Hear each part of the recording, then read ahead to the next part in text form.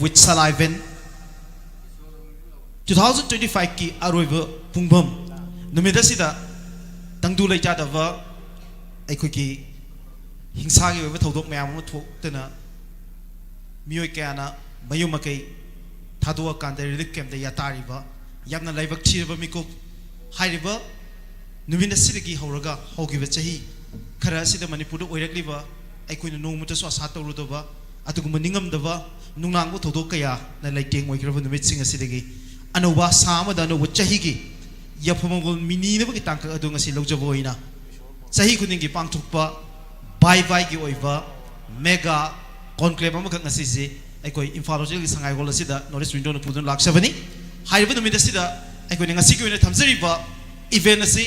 entertainment conclave ni aikoi entertainment conclave asi athu matam da hono bagi tanja do aikoi lojaragani loinana haiba entertainment conclave sig mari leina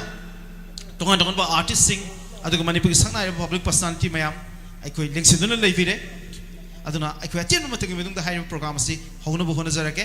hojiding mamangda ngasigi music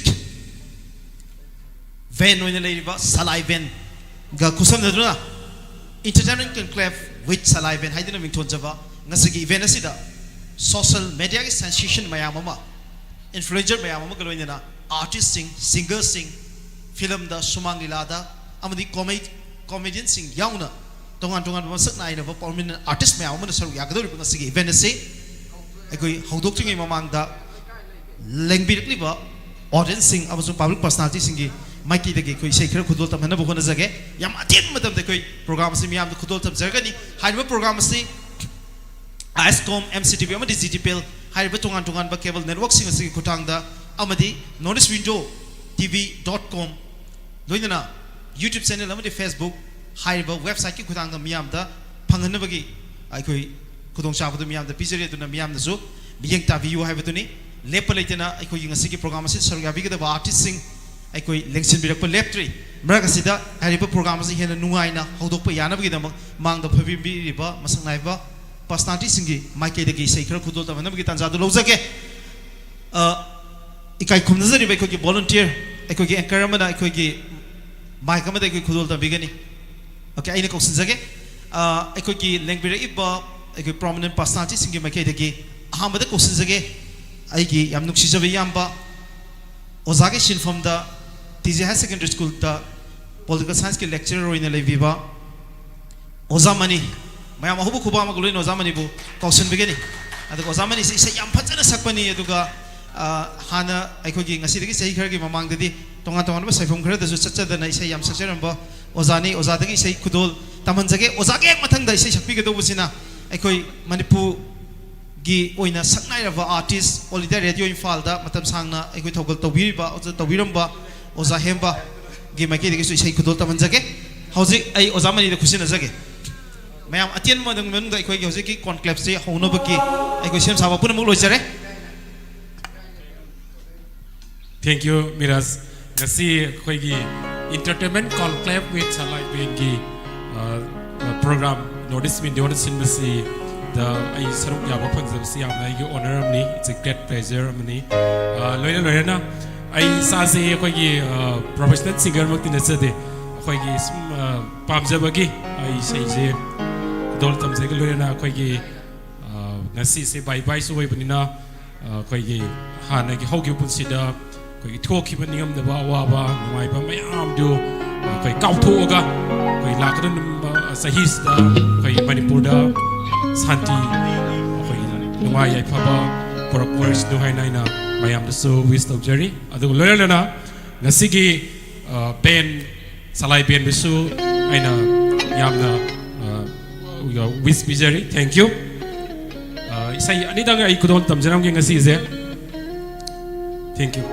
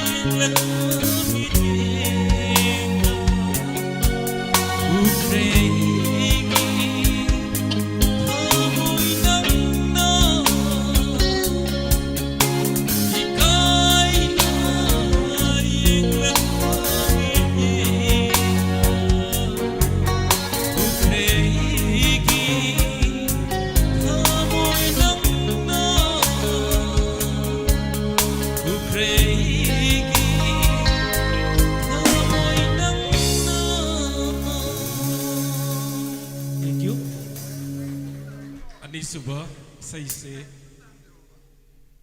मीमान अद्रबी पूर्णिमा है कोई की ओजा खुन जीवन की सही सुना ही तो उतना समझा के सो एक यावर समय हम नापी हो थैंक यू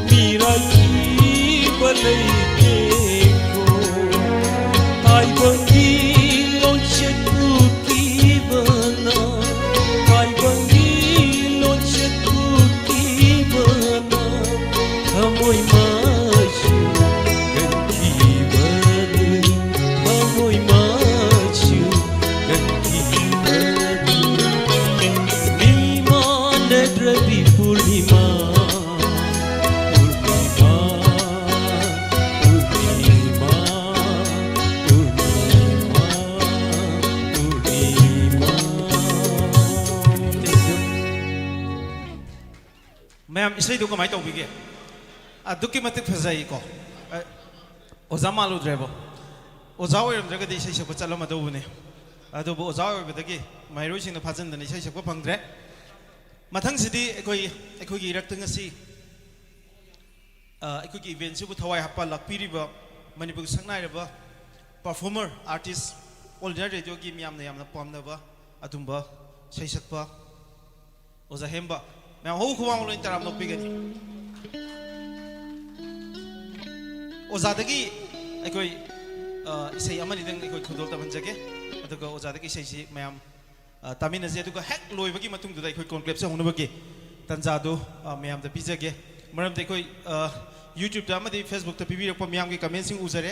ꯑꯩꯈꯣꯏ ꯌꯥꯝ ꯊꯨꯅ ꯍꯧꯅꯕꯒꯤ ꯍꯣꯠꯅꯖꯔꯒꯦ ꯑꯣꯖꯥ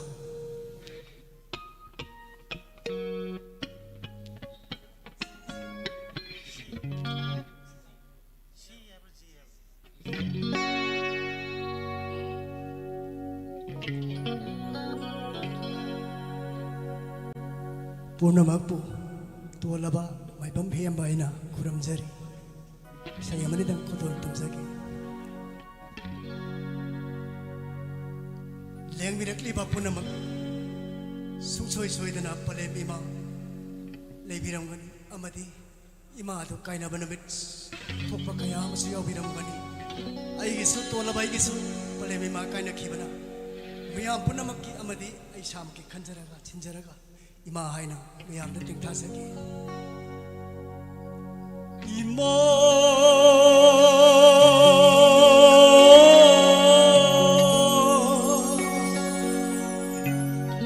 이마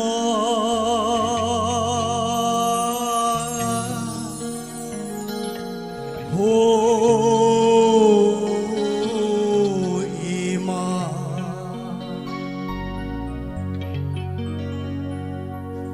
감동차와 아시랑 막위 싱진 바퀴바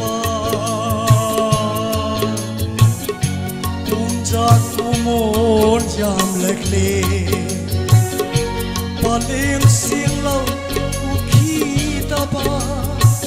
palim ki sing lo u khi ta ba halak ko palim bi ma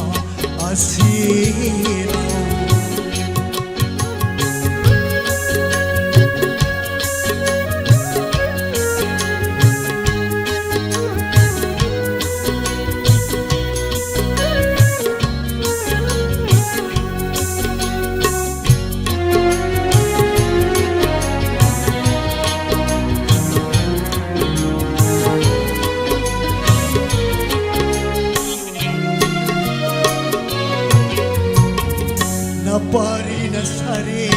padri mai Palem kalpa haitri mai Pan thau basa khangri mai Komla tipu bikham na hawe imo Komla tipu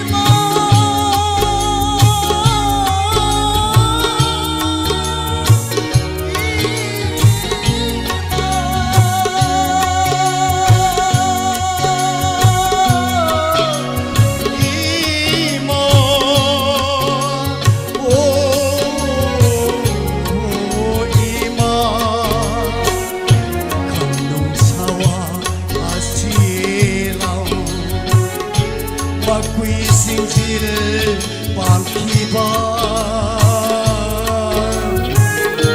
kung sa kumul dyan lagni imo oh iba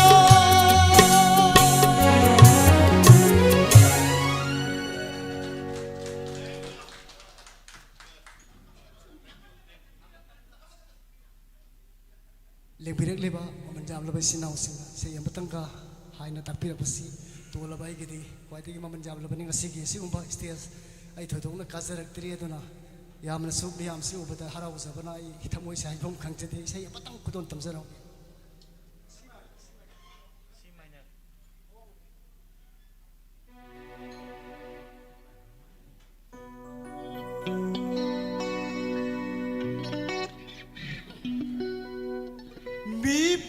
Sao bini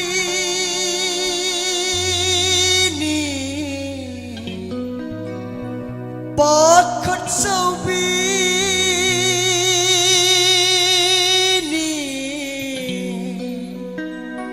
leng binu tulay do tap na pubiyo tap na pubiyo itu lamlal pemagi pada mayung yau naba lamlal pemagi mayung yau naba ipai sau bini bakat sau bini ipai sau bini bakat sau leng binu tulay do tap pubiyo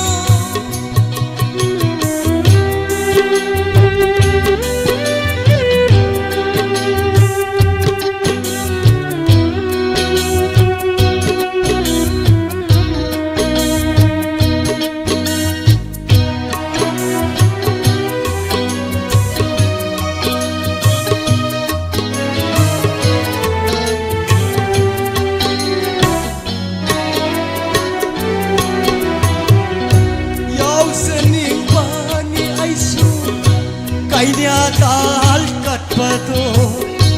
nang hodre maga unare lampida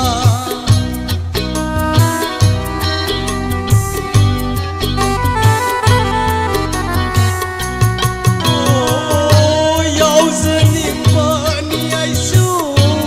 kainya tal kat pato nang hodre maga nari lampida laikay ginataroy nabung nawasing na purito ng bu tulay kahapto na minsim tuna kaplagano masinip kunsi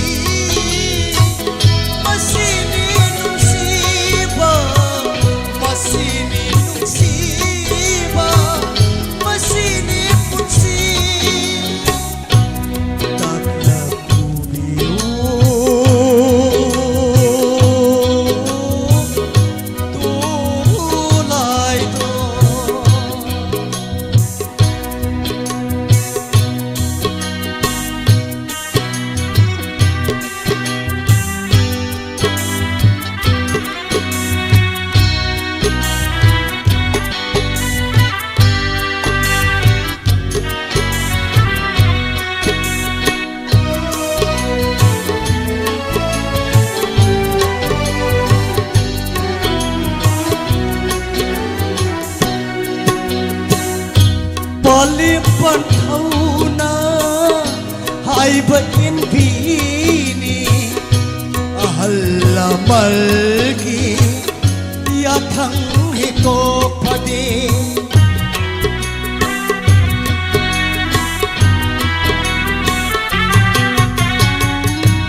Malim pathauna haiba inbini ahalla malgi yathang hitok phati khalurano amu aigi maramta kaina pasisu pathum nikhal lage kaina Patung nikhal lage ning sing tu na kaplaganu masini punsi masini nungsiba masini punsi masini nungsiba tabla ubiyo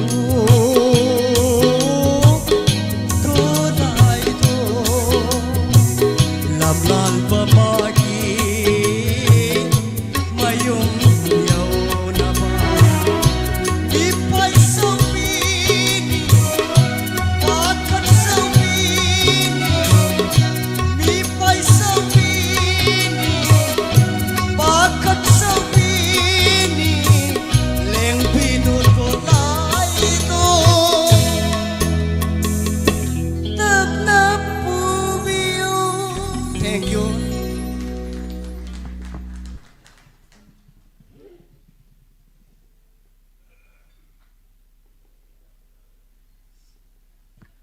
Thagachari kai khumnajari bo chai hamba aikogi ngasigi event asi hena mapung phan ba mikup amakak ozana lengpirak pa aduga ngasigi thorma sibu mapung phan bikibagi mikup sina oi haidana domaina thamjage ozabu thagachari kai khumnu buchari mamal yamlaba miyamgi nakongda singja yeiduna leiraba miyamna tabagi supian ba naidraba khoichumlaba khonjelna ima nuksibagi adugumba saithajaba shaihekta thabigi bai shaising thagachari kai khumnu buchari loina ngasigi event si miyamda thamjage khoi thubu matamda hunubu honajage ai khoi ki technical setup ta kitang awat pa leibagi ai khoi matam kitang logjabani masigi damakta mi yeng tabiriba maroina online da yeng tabiriba miyam ajugo television da yeng tabiriba pigani ngasiga artist khudingmak ai khoi ayamba yoksunun leibire social media ki sensation aduga influencer mayam so ai khoi director hojingmak loina yauduna laibire aduna ai khoi athubu matam da program se honabugi damak ai khoi shem saba punamak shilo shinjare aduga chawrapa program se ki framework tu miyam da thamjage handaki chahi gi oina hauki ba chahi gumna bai bai ki numidasida anuba shaga loina na anuba chahi ma hobagi tangkak tu punamak positive vibe amada longminabagi anuba yening hun nabagi tangkak amakhi logjabaduni yamna nungai bi ben mawang da su oiki matumak ngasimak su oigani habagi thajabadu aikoi miyam da thamjage aduga handaki chahi gi oina bai bai gi numichina koina entertainment program oina artist sing kaujaraga aikogi artist sing ga wari watai saba amasung isai gi kudol tamba adugi tangkak tune koina lojava je aduga hayeng gi oina new year numichida manipur conclave haidana manipur gi puwari da amuk fawo tawkhidriba adugumba conclave amuk koina sinjari haiba conclave sida youth conclave political conclave loinana business conclave haiba conclave ahumji ekoi tawjai loinana manipur gi sangnai rava politician member of parliament Oza Dr. Bimola Koijam Lengbirak Manipur University amasung Dhanamantri University Mairoi Singa Wari Sanaba amasung interview gi tangkak amasu lejagani tasengna mukti koina Manipur gi honorable MP sing approach tawjabani Rai Sabha gi honorable MP shodu tabudabu inconvenience ka degi saru yabidre adubu Lengbirak adu honorable MP sigal oina hayeng gi oina thamjari ba koina conclave se conclave marini masida sumi yamna saruk yabi amasung yeng tabiu haidana thamjari ngasigi yamna nungai ba event sigi tongan masak amana hanadi ekhoi ki TV da panelist oina spokesperson oina ekhoi television personality oina tongan ba masak nai ba miyo myam amna thola kan da wanga kan da miyam sine yeng bani adu ngasina panelist mayam sine mang da audience oina phamala kan da artist singna ngasi perform to buje mayam yeng minaba gi tangkak tuni adu yam nungai ba moment amakak ekhoi ohenna bagi dam motu gidam ka semja bani ekhoi yam thuna hona bu hona jage marak sida lengbirakli ba ekhoi ki personality mayam taki ekhoi wari watai sana bagi tangkak amakak sum chawrang na logjage volunteer amakak na ako'y mic amakak tang ako'y kusinabi kani chan sansan biya kani aduga ako'y ki mangda pambiriba link directly beto nganto nganto masak na ibang personality singo wari sana bagi takak sa ilog zake yes okay masi tamo ki design gutasin tam tapi kusinabi tamo okay yaragati ako'y ki music surety oy banina isay macam khaktang mati am khaktang khudol tam bibi abra Korean loisilakpada miras marak tang yaujage tamosi koi tamosi laigi thogon su thogo do len haiba Okay. na tamosi hanam tang haujin biraga okay tamogi mathang da koi yaujage tang tang leijagi ge hana sakto ga di yam thu chani ko su ye duna mi tang yam makan do toge koi ngasi program se ki chief guest se koi ai kaka no oja oi bi bane aduna ai koi kaka je matha ka tra ke di program je ho ya roi da ba adu kaka adu dang ai ne khoi ngai jari je tamo ai tamo chandra kumar ya ram la ya se ya tamo ai ko oking gi sin pham da lei bane ai tamo da kai no da hang se ge bo tamo ngasi di khitang khar nungai na tau je ba ko ngasi khai interesting oi ba hai da re adu ai personal khitang sang aju tamo waro bi roi tamo gi sin pham je advocate ne hau ki ba chahi ama si da oiram go do male hana tv di am kana thokpa thengna de tv de khara thokpa de ki tamo ji you became very popular among the people especially among the youths adui matung da di tamo hojik public function da yam toina wangang ba khot pu ure ai tamo gi sin pham je ne advocate ni tamo da hang je ni je itai ma ji just oye haidana okay ai na khangja bani tamo khangda ba sa bani ado tamo da hang ningi jina tamo ne advocate itai mana just who is leading the family family si lit to bese masidi judge haiba leite lawyer haiba leite or Miras ki family su lakini leram ba yai mayam le tin video mayam loi my family loi leram ngani ba ada aina thamjaning is di family di dum nupi na loi lit to ne nupi loi tit to ba si ai khaki natte ba Okay. it's not regardless of mana judge ni or mana judicial officer ni aduga aina lawyer ni haiba du na tongan thamraga masi generally adum mayam na yana bada imung khuding makse mandaba wane loina makse nupina lit toram gani okay loina maksi nupi na lit to we ba ne okay yam nuai tamo adui note su da ne tamo ngasai tamo ga ekoi tei maga ani je imung amada dum khana chaina ba dum khar yena ba khona ba se dum yawrum do mali tamo adu kan kana na yam bangam gali tamo kana ba chaina ba sauna ba nuaina da ba yaw da family so to le ram moya yes si su dum kaino ne pani am nuai re hai se nuai ai phare adigi Mukesh Ambani hoi imung ga je matai na dum sauna ram gane obviously su kaino lei ba digi dum ko aduna aina thamjaring is di adum akoi ju saunai okay conflict of interest adigi nuaina da ba mo chana da ba magi adum akoi su lei ado kana na yam bangam gali ado surrender tauba ngamba ji su adum yam nu pathokpa kaino ne ba okay ai adum surrender tauba jai su ngam gal le kara oh sai da to okay tamo sorry ji no da kaya kum bhai sorry si koi gi hana preconceived notion amada yamna wa se ta da bida bang saugal uraga kamai to ge da bang long saugal uraga ko na di gyan tarak pa ai soi le me ne aduga denial mode am nei mioi bagi okay sauning aina soi de khanga su aina soi de khanga su soi ha ya di ai ba mioi bagi denial mode am nei si mi loi ma killer no mali si su okay ai su dum sorry je hai di hai ninga ga an kitang amu saura ga hanak di hai rage ka ai ngai le ga hai rak tab su nyaw e ba hai tab se ye to hai ki na ready di or lei ai sorry di hai rage di ngai le ba tamo anta confirm to se tamo kita sendam to bibio tamo family je ite mena loi lit to we hai ko mayam je nupi loi lit to we nupa lit to bo man bai wane tamo kai hai ni Sidi generally chumba pot na moina ses hayeng mirasu ajiputi single weri ado soidana kha kheni matamda da miraj na question do hayeng อันนั้นมันห่างประสุยารีมิราสตัวก็ โอเค อันนั้นก็ต้อง experience แค่วัดปนีนะมิราสนะห่างนี้ตัวช่วยในหลักนี้ขันเลยมิรา โอเคตามยามหน่วยเจ๊ไอ้คุยโอซาตมซาโอซาใช่ทำวิดีโอฟังสิว่าปานทงตัวดีนุปานปังกัลยามกันบะอะตุกุมบะไอ้คุยมาสักมาแม่ยามนะตุ้มอุ้ยแต่ว่าตัวไอ้ยามบัตรเสียงนะมักที่ family ไอ้ยามบัจไอ้คุยนุปีนั่นลิตัวเฮฟนี่มันสิตาบดียามหน่วย and again นุปาทุกปก quality ให้เจนุปีเดสเฮนเดอร์ตัวบุ้งอันบัตุเนี่ยนะไอ้ดับบี้บาร์เรลให้แต่ไอ้คุยดัชชันตะกุมมานะว่าไฮบี้เกรไอ้คุยโอซากิหมดเกยเลย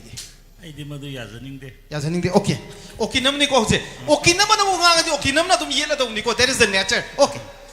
มาดูอะดูกี่วันนั่นเองก็ Okay. Oi phagi do. กันนู้นจะเสียงมื่อกี้นะให้เจ้ Oi. นุป้าเมื่อกี้โรลซีประธานนี่นุปีดูนะ prime minister นี่ Okay. คาริกุมบ้าประธานกี่โรลซีนุปีที่ตัวสินะกี่ตาตาระกี่ดีก็สักไอ้นาทีที่ปุ่มใจ Okay. ใช่ไหมไอ้กี่วัคซีนนี่ก็ไอ้กี่ experience นี่ Okay. ดูนะไอ้กี่ที่เฮ้ย prime minister กี่พูดตัวเดียวมวยตัวสินะตัวกับประธานกี่พูดตัวเดียวนี่ไปสิ Okay. Ai kaka do mo hang sage. Kaka hoje okay na ni ye na re yam kan ko. Ai kaka do mo. Kaka. Ai kaka. Okay. Ai kaka santa do mo lak sage. Kaka. Okay na ni gi khena ba mo da ma lai hoje tamo ki ta jen di okay ai koi tamo ai koi kai da Chandra Kumar da support wi gre. Kaka kana support wi ni. ไอ้มาบ้านเนี่ยมันจะสปอร์ตตกเตะไอ้ไลฟ์เสียไอ้มุ่งมันนุ่งเสียร้อยนายกินอยู่ปีเดียวร้อยชิ้นตัว Loish na thoya. ร้อยชิ้นตัวก็เห็นว่าเห็นเด้อมาเริ่มนี่เกินไอ้นั่นมาอย่างมีทับตกตาเดียบะมาขันมาช่วยเดียมันจะต้องอิมุ่งที่ทับใจนี่ปูระบะอะที่อิมุ่งใจนี่รันต้องน้องคนระบะไอ้นั่นต้องน้องมวยบะ Okay. อะตัวไหนนั่นตัวสิมังวันเดียวร้อยชิ้นตัวกว่าอะตัวไอ้นิ่งดำพังไง Oh, ato idi ning tam phangi. ไอ้นิ่งดำพัง Kakagi sina kwai phajapan saroi re yose. Ai mathang se ai yambara bidong lak sake. Another advocate ni ko. Hoje advocate yam yawe. Ai koi TV ki ko. Aduna advocate amada muk lakke. Advocate ani ki khena ba mo lai gre. Adu ki hen be extreme step amai koi. Kaka santana lo gre. Ai na rajniti tori ba myam ki thabuk tori myam se. Loi na ai koi dum sa ta loi sinaram bai ngam bani hari. Yamba ki di si kanana ngam lo we. मागे responsibility से मागे पूबंगम को double level तो द P K दोम लेबा Okay. Home minister ना प्राइम मिनिस्टर की responsibility पूरोय डिफेंस मिनिस्टर की responsibility तोंगान पुगनी Okay. अखोइना युम द होम मेकर अमददी पी के दोसे होम मेकर दुना तौगदब एरिया दुदा सिनबनी अदुगा डिफेंस की लाकपा अदुगा प्राइम मिनिस्टर की लेवल लाकपा नत्रगा सोसाइटी लीड तौको मतमदा अइन लेबा प्लेटफॉर्म दो होम मिनिस्टर द सिन दुगदि आई माइथी गनेबा ana ai question na tang sage ai ko itai masina kari gumba advocate chi oiram ma manipur high court ki ado ai ko yam basina kaim toram dra ba thabuk si ado itar ka di hauji itai mena lori ba rules ai yam na lobi ba ngam godra khar nok na ba mong du khomo ko phagi wena yam lui ado वही उधरम नीना फरक सुता बा दुगा अमका फरक सुता ही नहीं है camera सुने रे हाउस की तो आईडी उकिलो इधरसु सोशल वर्कर दे तुम वेर नहीं मरम दे अंगांग वेंगे दे वेरक पनीना ना सोशल वर्कर दे है ना साउब प्लेटफॉर्म अम्म फौलाई ते पिथरी बिदा yam nine na lai thui ko ngam moi hai bani seng na ko akal da upibiyo yes Uncle ki si sama na ba question jai mamang da hangre ai handak te hangjar roi ke uncle da moi laksan ni sina ai ko anti ki da makta uncle na tauki ba khwai de ki nungshi ba hai da uncle na anti ki da makta taubi ki ba thabak ta khwai de ki nungshi ba moment am ko ki wari le biro ama khaki haiwa taragadi khanbada khara wai madam di myamam tawkhimni na yes okay ana nongmagi akoina akoigi family da leiba akoigi kanosina akoigi partner sina toramba thabak sing si akoina khara appreciation tawuse madu appreciation tawaka na mana khara nungai bu uba kana akoida su nungai bam phawe numit kuding ye adum aphabadi adum tawe hai tare tawna bu hone hai tare nate yam romantic oiba moment ko share tawbiyo ai uncle na ga anti ki da makta tawgi ba hai tare yam romantic oiba anti na ga yam pen ki ba ado uncle na hai to yam particular roite ta ba yam nungai bu wale nata ga su taw dri bra hu phaw nang dri bra ai na delhi saluraga halak pada ko okay माना ख्वाइदगी पामजब फी अमखक लेरगा पुरखी अदो फी दु उबकान माना हराउबदो Okay. अदु आइनो उखिबदा याम नुंगाइखि Okay, ma'am, au kumama.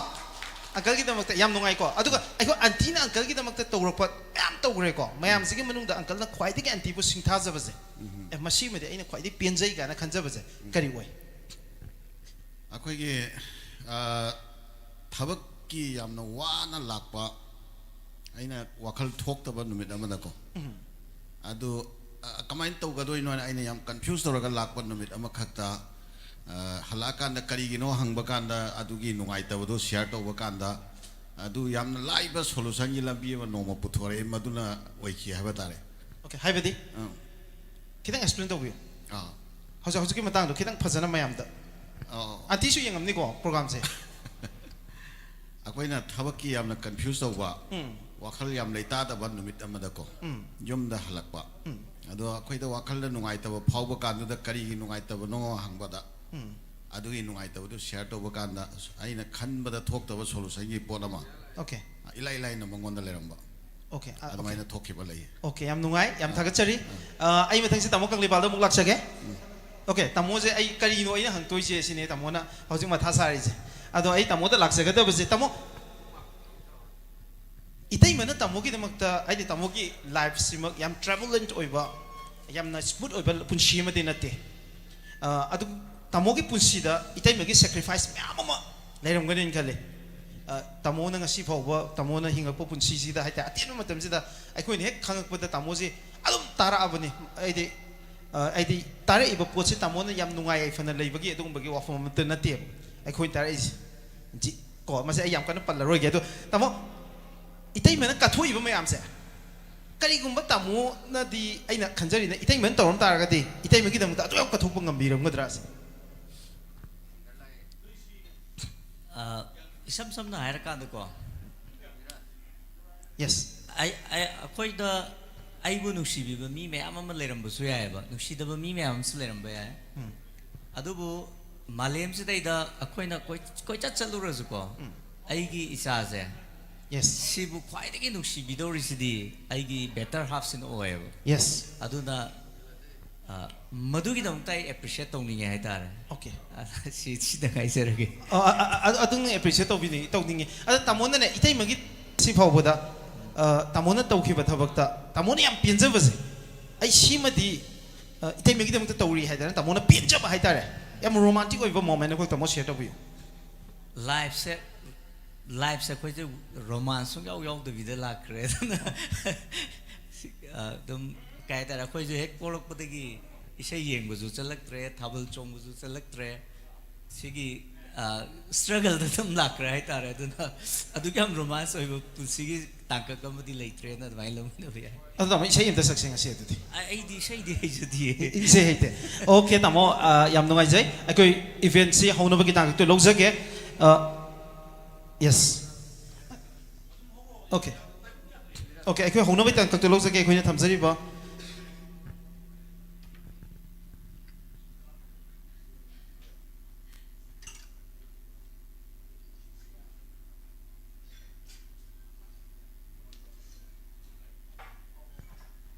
Thagachari aikogi warm up event asigi warm up aikogi opening am mayam lawjagrabagi matungda yamna ngasaidagi yam wana ngasigi program asi yengnabagi namakta aikoi lengbirak liba aikogi miyam sing maroina public personality mayam loinana aikogi technical staff mayam aduga aikogi music ki lakpiriba ikoi event puno pu amukana thagachari kai khunu chari ikoi program se hunu pu hona jage ikoi ngasi ki thamjari ba event ase entertainment conclave with sangalai event haidana mingthon jaba bye bye numit haidana ikoi mayamna harau te amna celebrate omina ba tu mikuba makaki tanza duni hairiba tanza asi hokiba chahi gumna mamang de koina classic grant de pangthuk khiba program ma de miyam na amna penbi khiba yamna nungai khiba tugumba program ma ngasi di khari hena chawba forum ma da koina Imphal hotel ki sangai hall da ngasi ki event se pudun laksabani hairiba event se mai pangna bo henba da chawna saruk yabiri base ai ko ki mang da thamjari bai ko ki sponsor partner mayam asini aduga ꯃꯥꯡꯗ ꯐꯝꯕꯤꯔꯤꯕ sponsor ꯄꯥꯔꯠꯅꯔꯁꯤꯡꯒꯤ representative ꯃꯌꯥꯝꯕꯨꯁꯨ ꯃꯁꯤꯒꯤꯗꯃꯛꯇ ꯊꯥꯒꯠꯆꯔꯤ ꯑꯃꯁꯨꯡ ꯏꯀꯥꯏ ꯈꯨꯝꯅꯕ ꯎꯠꯆꯔꯤ ꯃꯌꯥꯝ ꯄꯨꯝꯅꯃꯛ ꯉꯁꯥꯏꯗꯒꯤ ꯌꯥꯝꯅ ꯋꯥꯅ ꯂꯦꯡꯕꯤꯔꯛꯇꯨꯅ ꯍꯧꯔꯤ ꯑꯩꯈꯣꯏꯒꯤ ꯇꯦꯛꯅꯤꯀꯦꯜꯒꯤ problems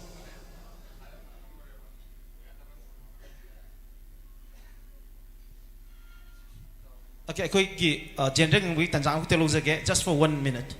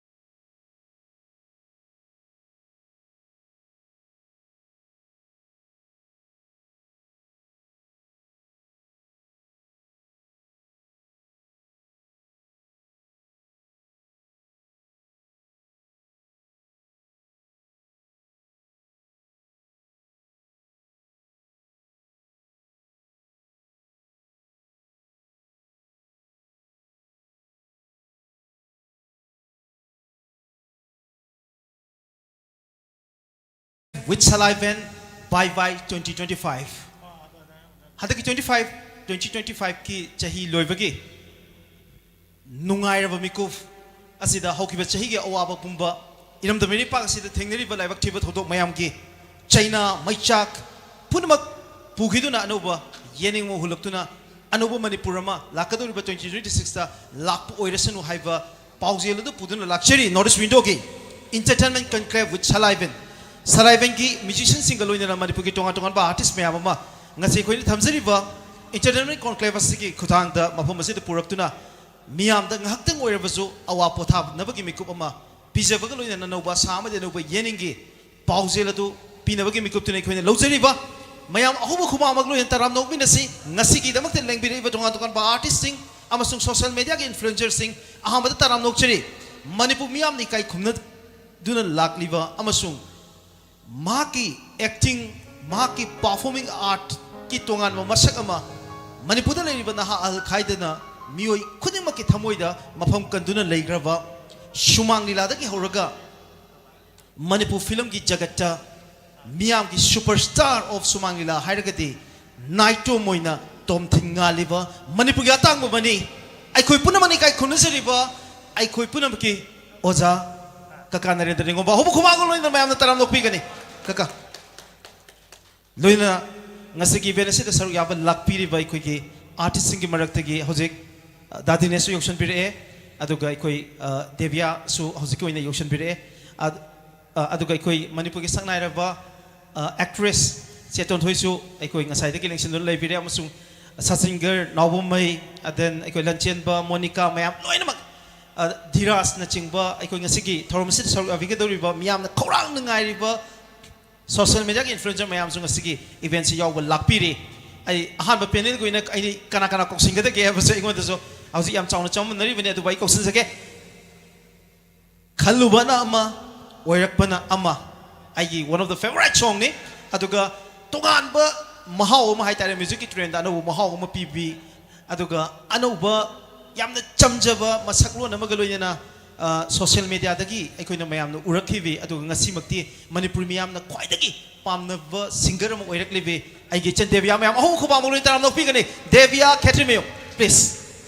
okay loina aina aikoi cheche tonthoi se aina yam nuksijaba aduga mangonda aina yam toina haibaze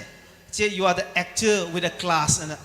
artist mayam actor mayam dagi putong tongan ba character ma masak ama magi wangang da magi wahai da magi acting da magi performing arts sing da uba phangba adugma yam atang ba aikoi iram namjigi mani ni so the queen of Manipur cinema che tonthoi awu khuma ko loin mayam taram nokpi gani thank you very much che once again you look amazingly beautiful today yam gorgeous oi yam nungai chegi elegance sima aikoi kingar masik ngasi ki thoram masik ki mapung phan bada thawai hapade yam mapung oi gani na kanjai and again social media ai sensation ani gak lokot chake ahan baze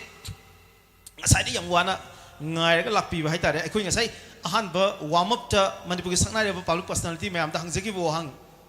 families in nupa na litto bra nupi na litto bra ga haibatu da makoi ani ki content je ayam ba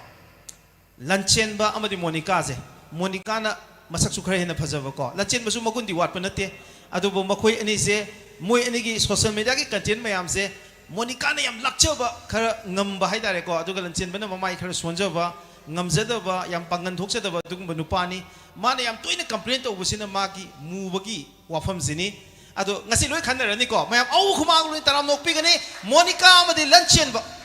please welcome Monica and Lanchen ba adu ahan panel je mapung phare na ilojage adu ahan ba jai okay aikoi ki technical team dagi mic amakhaktang ani suba table da thambina ba request tawjage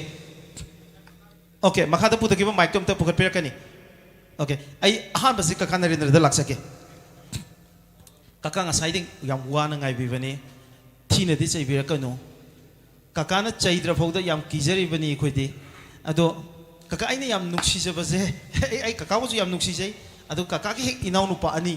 aiko oza projen amadi tamoji tendra ani se ai yam nakna na hena nakna na loina jai ado aina ngasi miyam gi mang da lep chaba ngamjari ba aikoi sida leiba tongan tongan ba media personality mayam amana mapungoina aikoi ne link jaba yam wana hona jaba yam humble oiba young journalist ngakta na mapungoi na pujaba ekoi North East Window high platform si makhong dagi zero dagi ai oza pojene sembirak pani punamak sina ina kakabu masak hena khangjena bagi tanja makak phangja ina kakada han bangjeningi je imung amada angang manga pokpada natraga ani pokpada ahum pokpada amatang miyam na masak khangadi mama mapa oiba singi mai pakpani haidana chawthok jeribani kakagi imung jidadi ekoina uzabada Manipur ki tongan field da haitare civil society ki field da art form sing da then adagi journalism da tom thin oina ngan ba myu hum thoglak pa je kamai to huno kaka Miraj yamna personally concern oi eiga marmaduna masi aina yamna hen na kare haiga dage hai ba targa di yamna masi iko lei haigani ai khudam amtak bijara haijage ko Thomas Edison na Prithvi punamak singsi ngalan na bagi damakta electric bulb puthui Prithvi gi mapam amadagi mapam amada satpa matamda aeroplane fire kanda madagi transportation gi phachapa yar way shamkala idna yes right machin manaw na telanka pai badagi magi wakal du khal kanda si tapna urei ni angaw loina hai hi Akoi gi lekai da ai warak kabi haidana mami yam chali na hawai se yes hawji ju kharga chali ber khangdi yam chali warak ki dinati adu warak ki kabi ai bawin di yam mami chali warak kabi har kanda maram de koi koi tan tan na ga aina saireng ma ba I ba aina kaino ma ga I ba ga chi mayam da koi pu pu ga pa da paning ba hai tare ni tahaning ba nang smai tor ka phajani adu ga na hai hanning ba do aduna ai he ur ga cm para lak pa se na tra afrika hum ga ila ga di ba ko ha na phajana lekha ta na phamam ba do hol chele yes soidana mai se kaino para ka dore adu tok dore yam taning da na satle ba ko ai yam na nungai khite ada aina haina ai koi adu maina angau apai don sum lak pani hai tai yes ngasai nungai haibudu manga popa matam da mama mapa duna nungai jaram gani haibudu ama katang yawada ahum yawe haibudu ai koi silina ahum si amana journalism da khara mapan daga su yam sang na tawrume ba ko Times of India gi associate editor ko oidani yam sang na lerami 13 years mapan da madugi experience lebani okay aigi inau nupa iton ton ba Jitendra ningom ba jisu akhoi leipaki oiba thabak question change dana yumda leiba suksang sang da ba misak ama oyeba yumda di masing thaba mi imta nati akhoi si ngasai Thomas Edison gu madu nati right machin nau natti ba akhoi di masing tha da ba sinu ne ba akhoi bindu phawba leitaba adu ma mi ngakta ne ba adu akhoi maga baba ka du lekhidre leiram taraga di hangam ba yabani nang na pokpa nasa singji mi na di kharga khangna re masi noi nungai bragai na hangning bani du hangna na bagi tanja leitaba sida pakum je khara luni en kali okay yam nungai anyway adubu kakana haibiri base yumda chamna leiba misak mayam se miyam gi damakta kathokpa loina thabak tawraga di makoi tomthingali lamjing mara oi habadune kaka da atupa wahang amda hangjage kaka sa ikuinu uzari je nupa da handak Damendra lekhidre Damendra se he man of India ga haine Bollywood kana masak phajaba da kwai phajaba nupa ni ga haine aikuinu Manipur da sak phajaba hairaga di kaka ikuinu uzari je kaka ni kidang hi mandra adu kaka adu da aigi inau se somda lanchen baje magun na di yomjaba adu magi video amaka video yam viral oi magi se yam chammi ro oi haisen bamta yaudi aseng bada hai adu mana ma mubagi damakta mana wakatcha ba haitare mana penje da ba mayam se phongdokpa magi punsi gi pandam se amuktang ngauraga hingbaje si mai punsi pandam ni sine mana haijari je adu gi damakta semba video amaka mai punsi wari mayam hapaga line khudingi mubuje dum panba mi lak kuntra khak leiba Manipur mi lak tara hina yengre ba madu video do adu mubagi damakta yam penje da ba inau se mangonda sak yam phajaba haitare the epitome of beauty male beauty ne koi uzari bai koi kaka hujik chahi 70 helabani 70 yogadore sida sukyam phajara bani kaka ado akoina thaina sumang lila da ai sa su kang da ni ko Miraj na hairi je ado ai kaka isa na accept on ge haitare ga di thaina wari am lai ado ningsing ga doine mathang da kaka thaina sak phajabagi wa ke ba mayam do sithi pirakpagi furit hannabai wari mayam sumi okay lei adu mo wari yam lai pai ge lei da padu mo wari mayam de ꯑꯩꯅ ꯍꯥꯏꯗꯣꯛꯇꯕꯒꯤ ꯋꯥꯅꯦꯕ ꯑꯝꯇꯪ ꯍꯥꯟꯅ ꯍꯥꯏꯁꯤ ꯉꯥꯏꯈꯣ ꯍꯥꯏꯔꯣꯏꯁꯤ ꯃꯨꯕꯒꯤ ꯖꯪꯇ ꯍꯥꯏꯔꯝꯒꯦ ꯃꯨꯕꯒꯤꯁꯦ ꯑꯩꯅ ꯀꯀꯥꯗ ꯑꯩꯅ ꯀꯀꯥꯒꯤ ꯃꯇꯦꯡ ꯑꯝꯇꯪ ꯂꯧꯖꯅꯤꯡꯉꯤꯁꯦ ꯏꯅꯥꯎꯁꯤꯗ ꯃꯨꯕꯁꯦ ꯀꯩꯁꯨ ꯀꯥꯏꯗꯦꯁꯦ ꯑꯩ ꯃꯇꯨꯡꯗ ꯍꯥꯏꯔꯝꯒꯦ ꯑꯝꯇ ꯍꯥꯏꯕꯤꯌꯣ ꯃꯨꯕꯁꯤ ꯈ꯭ꯋꯥꯏꯗꯒꯤ ꯃꯒꯨꯟ ꯂꯩꯕ ꯃꯤꯅꯦꯕ ꯈ꯭ꯋꯥꯏꯗꯒꯤ ꯃꯒꯨꯟ ꯂꯩꯕꯁꯤ ꯃꯨꯕꯁꯤꯅꯦꯕ ꯀꯔꯤꯒꯤꯅꯣꯕ ꯃꯨꯕ ꯃꯤꯅ ꯉꯧꯕ ꯇꯥꯟꯅꯩꯁꯤ ꯀꯩꯅꯣꯕ ꯃꯨꯕꯁꯦ ꯑꯩꯈꯣꯏ ꯈꯣꯏꯃꯨꯁꯤ ꯃꯨꯏꯌꯦ ꯃꯨꯗ꯭ꯔꯥ ꯂꯩꯔꯥꯡ ꯄꯨꯝꯅꯃꯛꯅ ꯈꯣꯏꯗꯥꯕꯗꯤ ꯈꯣꯏꯃꯨꯅꯦ ꯂꯩ ꯄꯨꯝꯅꯃꯛꯅ ꯈꯣꯏꯗꯥꯕꯗꯤ ꯈꯣꯏꯃꯨꯗꯒꯤ ꯍꯦꯟꯅ ꯈꯣꯏꯗꯥꯕ ꯎꯆꯦꯛ ꯑꯃꯠꯇ ꯂꯩꯇꯤꯌꯦ ꯀꯣ ꯃꯨꯕꯒꯤ ꯃꯒꯨꯟ ꯑꯃ ꯅꯝꯕꯔ 1 नंबर 2 श्री कृष्ण से कुशु से मुरंग तौई हाय सी पृथ्वी की मफम खुदिमक्त निंगनरिबनि लाइने लालिनी से अखोइ खुरुम याबनि मुबगी दमुक्त लंचेन अमना अरि इरोय लोबेदा आइन मागी से अमत थमजनिंग अमना अफ्रीका की लैरिब मफम सिंगसिद लैरिब मी पुनमुक सिंगसे मुरग लंगत्रक लंगब ngaktane yes natra mani madudaida africa gi leisabi amada hangseba mi nupi wina pobani na mayum di panda yadrabni ko miras yes ai tabiri be punamak singna ai ji na pu khar ta draga sumayam ngakpi na bagi dong ta hana haijaraga wari chima ka chata jage na pu ta na bo ai yarigi di semdok jage ko leisabi na yes pakhang pambasidi is haidin kande yam hadana pangrasani ko maramdi pakhangni yang nabagi damakta leisabi kiri natro pakhangni yang nabagi damakta man satkiba matamda mamai hut laina bagi damakta manam chai natro adu oiba tarabadi leisabi singsina pakhang bu yamna pami mugraba nupa afrika gi pakhang mayam sing adu da karmaina amuba tu ki manung da khwaidi phajaba su pamdu natra yes adu di leisabi negro nupi duna magi pakhang amuba mayam sing kamai khalam ngani who is the best muba kai su kaite muba kai kaite madu tap khali ni ne pakhang sing duna yes yes karai da no khangdi ne karai wai da no khangdi mu angubam da khande ba से अखोई ngौब जगह लेको अखोई India Sivok खरा अमुब तंखायम निको angौब से अखोई स्वाई खरा खतनेबा अदुबु north east ने दना से अखोई जी तोखाई नि इंथो थंबिरी से पंगौ ngौब जुनते पंगौ ngौब इ वासु नते पंगौ ngौब मयाम लेरी जापान लेरी अमल लेरी जापान की नुपा मदा अफ्रीका की अमुबी नुपी मन मयुम पाले सिबु ताबी ग्रबरो ताते अदु इतारगदी अफ्रीका की नुपा खल्ली बसिंगसे अदु करिंता पुंगिंग हंधनिंगाई लेते करिंता वारोनिंगाई लेते मुबगी साउथोक जगदबनी नसादा साउथोक सब फाउजो वैबजिम थमजै मुबन थीबगा मरी लेनदेबको औ मुब थीब नते ngौब फजब नते आई मोनिका दमता हंगेको मोनिका नंगना लंचेनबदा याम ताथी तवइने तोबिरिबा को नंगना खरा ngamtak satliba haitare yamna khitang nangna मंगोंदा ओटपीबगी नैबीबगी मौंग अमा हाइफेट हाइफेट लौरिसे माकी मुब ngौबगा मरी लेनदबरा कई खितंग हाइबी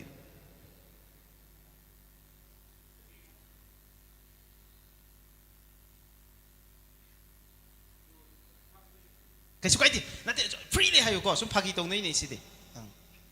लन सेट पा नंग मतें पांबिगनी आयो एनीथिंग नंग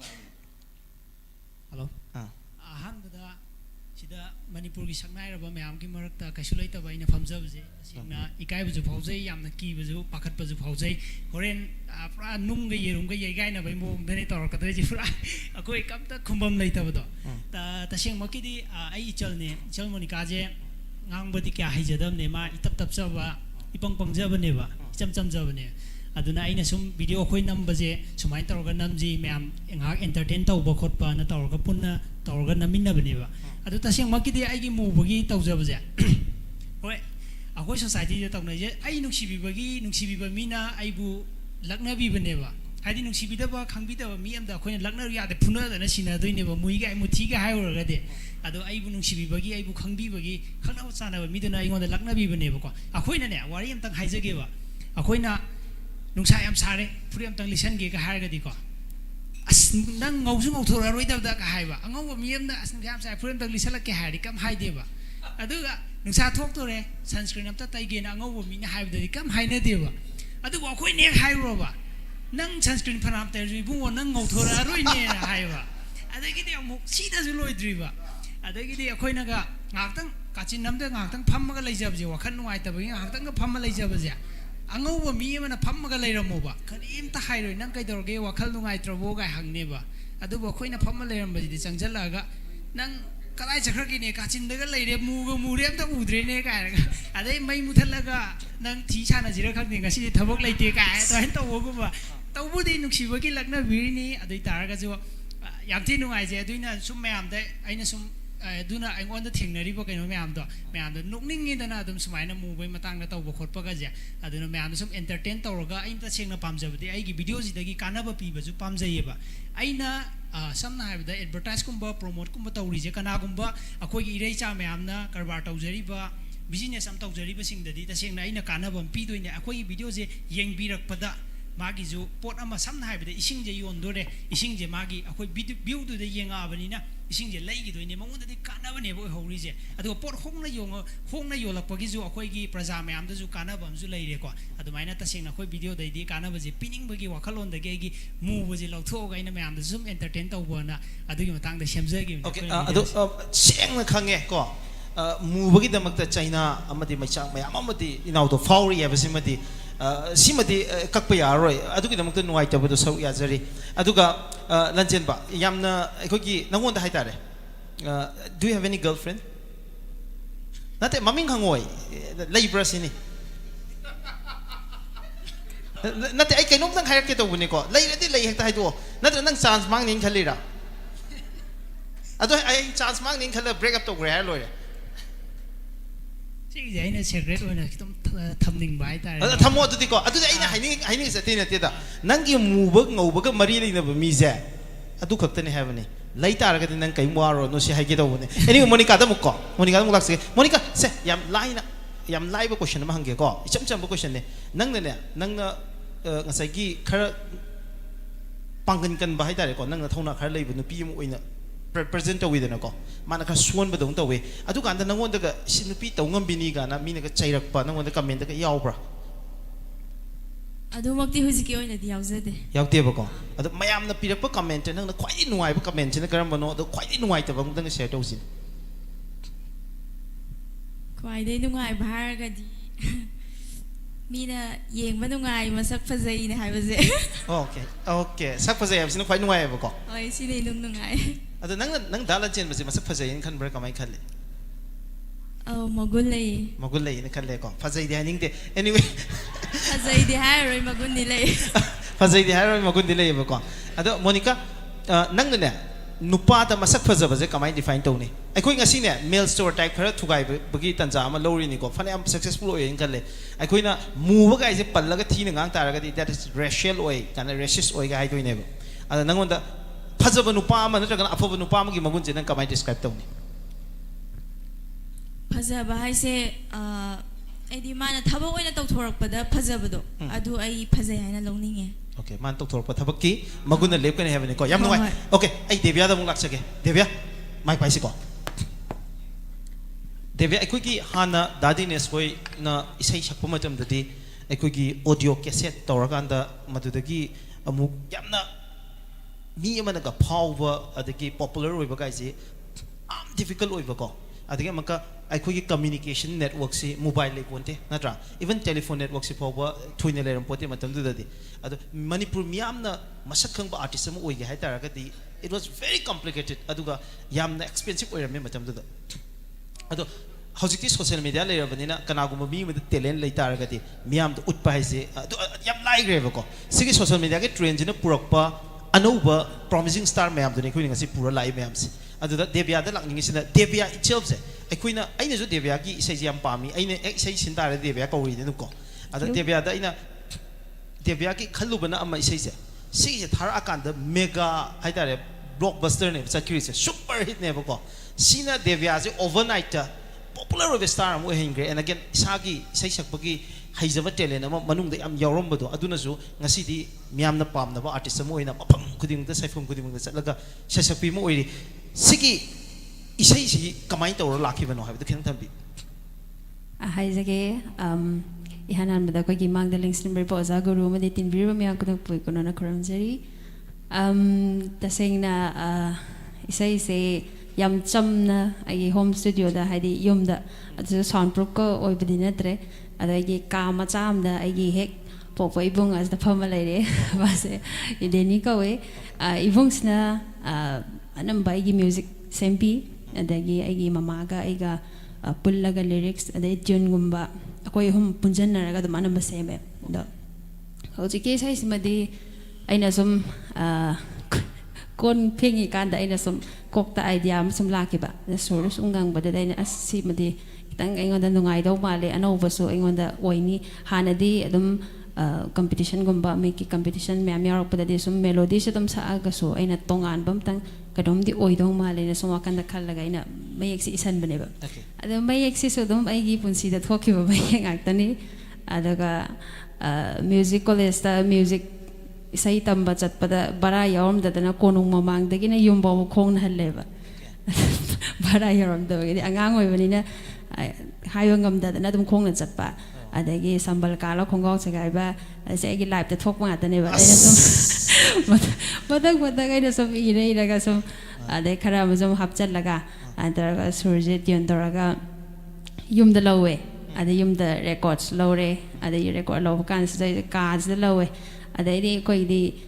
kitang muk lam hang oi bani khara budi phare noi sangdre ado koi sai ga sai kalubana ama kalor ka okto thokjal chang adagi uchi khongjal ka re tu bagi skena stawe adana ina pung homari chang ne record ka lo baje koi ma je tang amak ta nang kyam koi sak toi no thagon pur chang se kya koi record lo ai tar sai jam chamna namme de ko video so ai ibung ai bani na toraga ai video nam na ba phone nama Samsung gi phone nama lai re aduga yam affordable phone yam hongo phone nama lai raga dmaina toraga leibi aduso ai video nam na ba mina leibi rak pani ai ibung da boin thojan leibi rak pani da boin sana leibi rak kan da dmaina akoi gi hek yung gi mamang gi lobuk ta thoga ibung ai bani ne toraga yam chamna kai mi yaw tabida mobile phone da namaga adu edit toraga dmaina YouTube da thadok pani adama yam da nuksi bi bidagi matek some video thakalaga dmaina tau given journey is matang matang de sum la ke ba devya si sina devya je overnight star mo hingre ko ado devya overnight star oi bakan si da hanadi am chamna le mini devya je ko devya je power is kamai khangai ai ke music se ai kem phangzadri ai de kem tu tawzadri adum sam na dum mayam normal mayam liner smaina dum ai sudum hingi ai so dum mayam na Doris mai dum tawi yum da sudum yen nganu loi da na maroi le da na dum sam da dum lai de yum dong so yam pibam hadi ka hena koi family se dum middle class dum hai mai na ta ko yam cham na dum hingi dum kan so ho na jari bong koi tor pa yam ka hena music ke industry da ina budget thadaraga music video nambagi hojik phau se ngam ji pana tana yani ana wa igi leizaba duna sum tamna YouTube ki earning dagi studio kharka sum upgrade toraga mani sai chat pagi pisa duna kharka sum tungjan laga sum la sum chathare ichan yam nungai ko yam na achamba adui punchi dune glamour oina mayam na uli sidi loina aseng manate ko sidi mayam da appear to ba pretension amani aseng ba punchi dune ngasai lanchen bagi magi blog si ina yam nungai ba se mana thabuk suba mayam oina everything loina expose to ga semjaba yam roi ba aduna su mayam yam pamba adum ba ai uba phangi ko na chen bagi so nang na jom lirak pa kan nang aseng punchi gi masak to aduna nang gi nagun happy ni ko adu yam nungai adu taba so aduna muka asam yam ma ikho gi manipur da lei ba nahar mayam da ko oh aisu ade still have a chance devyana masik powdri and haitara gadi a powbusi kana no hangnarani marak sida devya gi aini yam pamba sei mayam zu khaidi pamba devya bu sunga si star mo erga mafam sida puraki be sei je am da kutol to bi thank you mayam da kuda tam jage sai ki ba yar sunga pe gani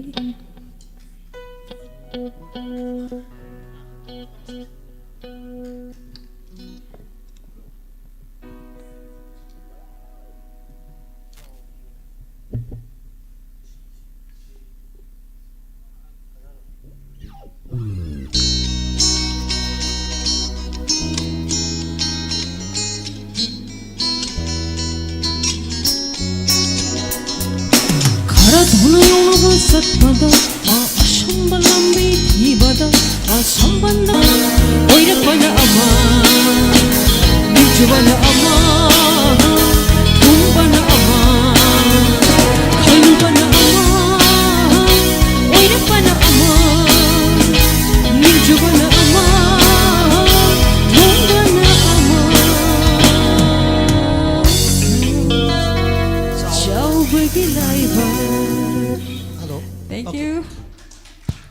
Okay. Chawbagi laibakse ekoi yam thongane khale ko aingon su thokpa khara de yaure ko ado ai lanchenba ga Monica ga da ko wrap up kidang to na bai tare ai question of the last ge chetun tui ta muk lak toini ado lanchenba chawbagi laibakse kari kari thokpa yawe isa da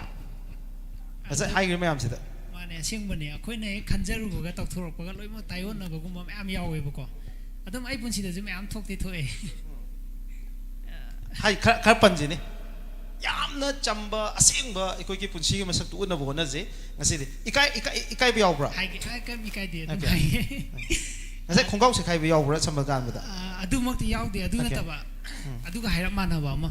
akoina samna hai ba ina pamjaba nu pi ga thingna bji ka sakka kitang masa ga nali ka na thingna ning ba yaw ba ko adu kadai de no ina ga thabak su ba wa na chatli ngai de go thingna ba gum ba adai delivery adum ai adum chatsai ba adum ai karbar macha macha khara tawjai ba ko aduga je aina loi ngamna ba tawjam ni na adumai ga chatlai mot ka moli ngai de tawba gum ba adai di aina litli ba furi che hobi hobi ga tawr lila kan je bazar da ga chatla kan da ko khanggaw ji shekar lem da na ko aduga adumai ga tawba ga mayam yawi adum khara ado chawbagi laibak se khoi Manipur da leba middle class ki pakhang macha mayam se da thokpa punchi gi saru amane ne khoi dum ube ko na chet ba last question and hangjage ko taibang da sumi ne am sidare hai ko ino ado ai ado da kai to pian ba pokte ino yam nuaite ado social media da di sida ba yawbra yawra ga di kamai handle to bi kari kari pian da ba thok sing yawi kamai ubi hoi social media da smai thokla bani na mayam je ai bu nungsi bi ba khara nungsi bi da ba khara loi mak yaw ne ba ko pana phari hari ba thabak tawri ba ai xyz maming di panjaroi ge afa ba lai ba ki afa ba thabak tawri ba ma ba ta haters tho ine ba nang de du taw do ata taw do na tho ine ba ado akhoi kaisu lai ta ba khoi da di kai do bo yaw roi do na mayam yaw do ine aduga samna hai ba da akhoi gi line haina ri ba jishu ba ta nungsi bi da ba mi khara yaw do na pang tinga hat khri do ni nungsi bi da ba mi hai ba ji di adum lai ba phana pha ba thabak tawr ju phatta ba thabak tawr ju haters si di adum lai ba ado akhoi kaisu lai ta ba khoi da di haters adum tholakani adi tar ga ju loina mak ichi naw ne loi khando ga kaimta ai kam khum de adum loi nungsi hai tare mayam loina mak okay lanchen ba da na kari gumba lanchen ba na yam masak phajaba mi ma hai tare da ku kul gumba mu oirama ba adu ai tar ga di lanchen ba kai toram ni ai adu gumba mi ma ga oiram tar ga ai sumai tawni gan khan ba je kai lei ge ai mu bai video sema moi okay okay thank you very much ngasigi event da saru ya bibagi da ai lanchen ba madi Monica ni ba thagat chari mayam lanchen ba di Monica gi da ta hu khuba ma khubi gani yes loina Manipur miyam na hauzik yamna pamna ba aikoi singer mek ta idabin jula hai hauzik mayam sigi merak ta hauzik artist am ta kausan jage mayam ahubu khuma ma loina taram nopi gani mayam nasai social media aina YouTube kang yeung kan da question khara leram me dadi ne si question je hang biyo na half century euro pho yorum dai pho na ore sum le ji kamai to buno na ado evergreen aduga one of the most handsome aduga Manipur miyam na yam nungsi jaba yam pam jaba isai da ju film da ju Manipur da tom thin nga laga lakhiba aduga hauji hauji ki viral trend da kwai de mangjin thana chaliba ai gi nungsi jarbe yam ba Manipur miyam ge tang mani da Dinesh ma'am ohu khumalo interam nokpi gani yes okay da Dinesh ai question jage ai mathang je ai cheton thui lakcharam ki che ai ko ngasai khanaram me ngasai ki fajabagi matang khanagre then aikoi mang da phambi prominent personality mayam sida nupi ge nupa ge leiriba aduki ngasai ki power ge dynamics mayam so koi khanagre chena kungi ba film amaka ai ningsing jaba da maming de khangjadre che chena aikoi ki yamna nupa dona haitare aikoi ki nupa na loriba patriarchal society me da nupa na kaliba mafam ki style da act over aduga nupi man bi amaga luhung ba haitare kitang feminine chatpa aikoi ki aikoi sana art ekhoi sumang lagi ko mana ekhoi gi haiba nu pa do saba male aduga chena mangoda yum pan bado aduda chegi du uga dai tar chegi acting du uga ekhoi bo ki ba ko chena ga to do yam adu film do che kamaina chegi chena kamai yenge aduga yam nungai gi bra kamai khan bi ahanba maktada ngasi lives bu yeng biriba khwaitara bu ikokno no khorum jari lehna lengchen biriba akoi panel da phambir ba punamak puso aina ikokno ne kai khumna bu jari miras ohusgi film do sana di sana ne haiba ko da sana ga do ai if role je choose to bakanda kitang ni dum chuji ore hana dagi adai du da huziki film je hairak bakanda kay haini ahan bada aise yam khanjane haitare ahinga makhalle si film ju kumba ta mayamna yam nok tu jara haibadi yam tawna da ba thaba am khakti oiri ni dana hai pangna thok ta badi oiri ne ba khandi khalle dagi sum khalla kanda film ji yare do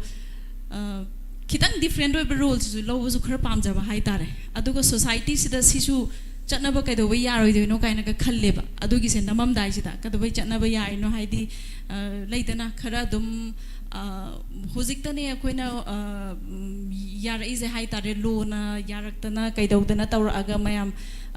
nupi manbi nupa sabi de sumba mayam se loina bak haidi yamna hojikti phong na loin yare dana matam de adugi du ayaba do leitringai du di sumaina su tawrga kharju utkadamni haidi discrimination tawbiba ade sugumba se yam nungai jada ba hai tare ne ko khar manaba amada thong manaba amda chatmina ningba hai tare ngasai ju question hangi badune ba aina ai ngoda hanga agadi kai khalle ba aina ngasai question do ngasai khumbi ki ba mayam lawyer mayam su yaure ngasai adu hai gi ba marriage na yamna adu gi do tasing na haradi ai di kaka dagi ga answer se ai di expect torom bane ba kari khumak toino kaka na khuma adi am forceful loiraga ai di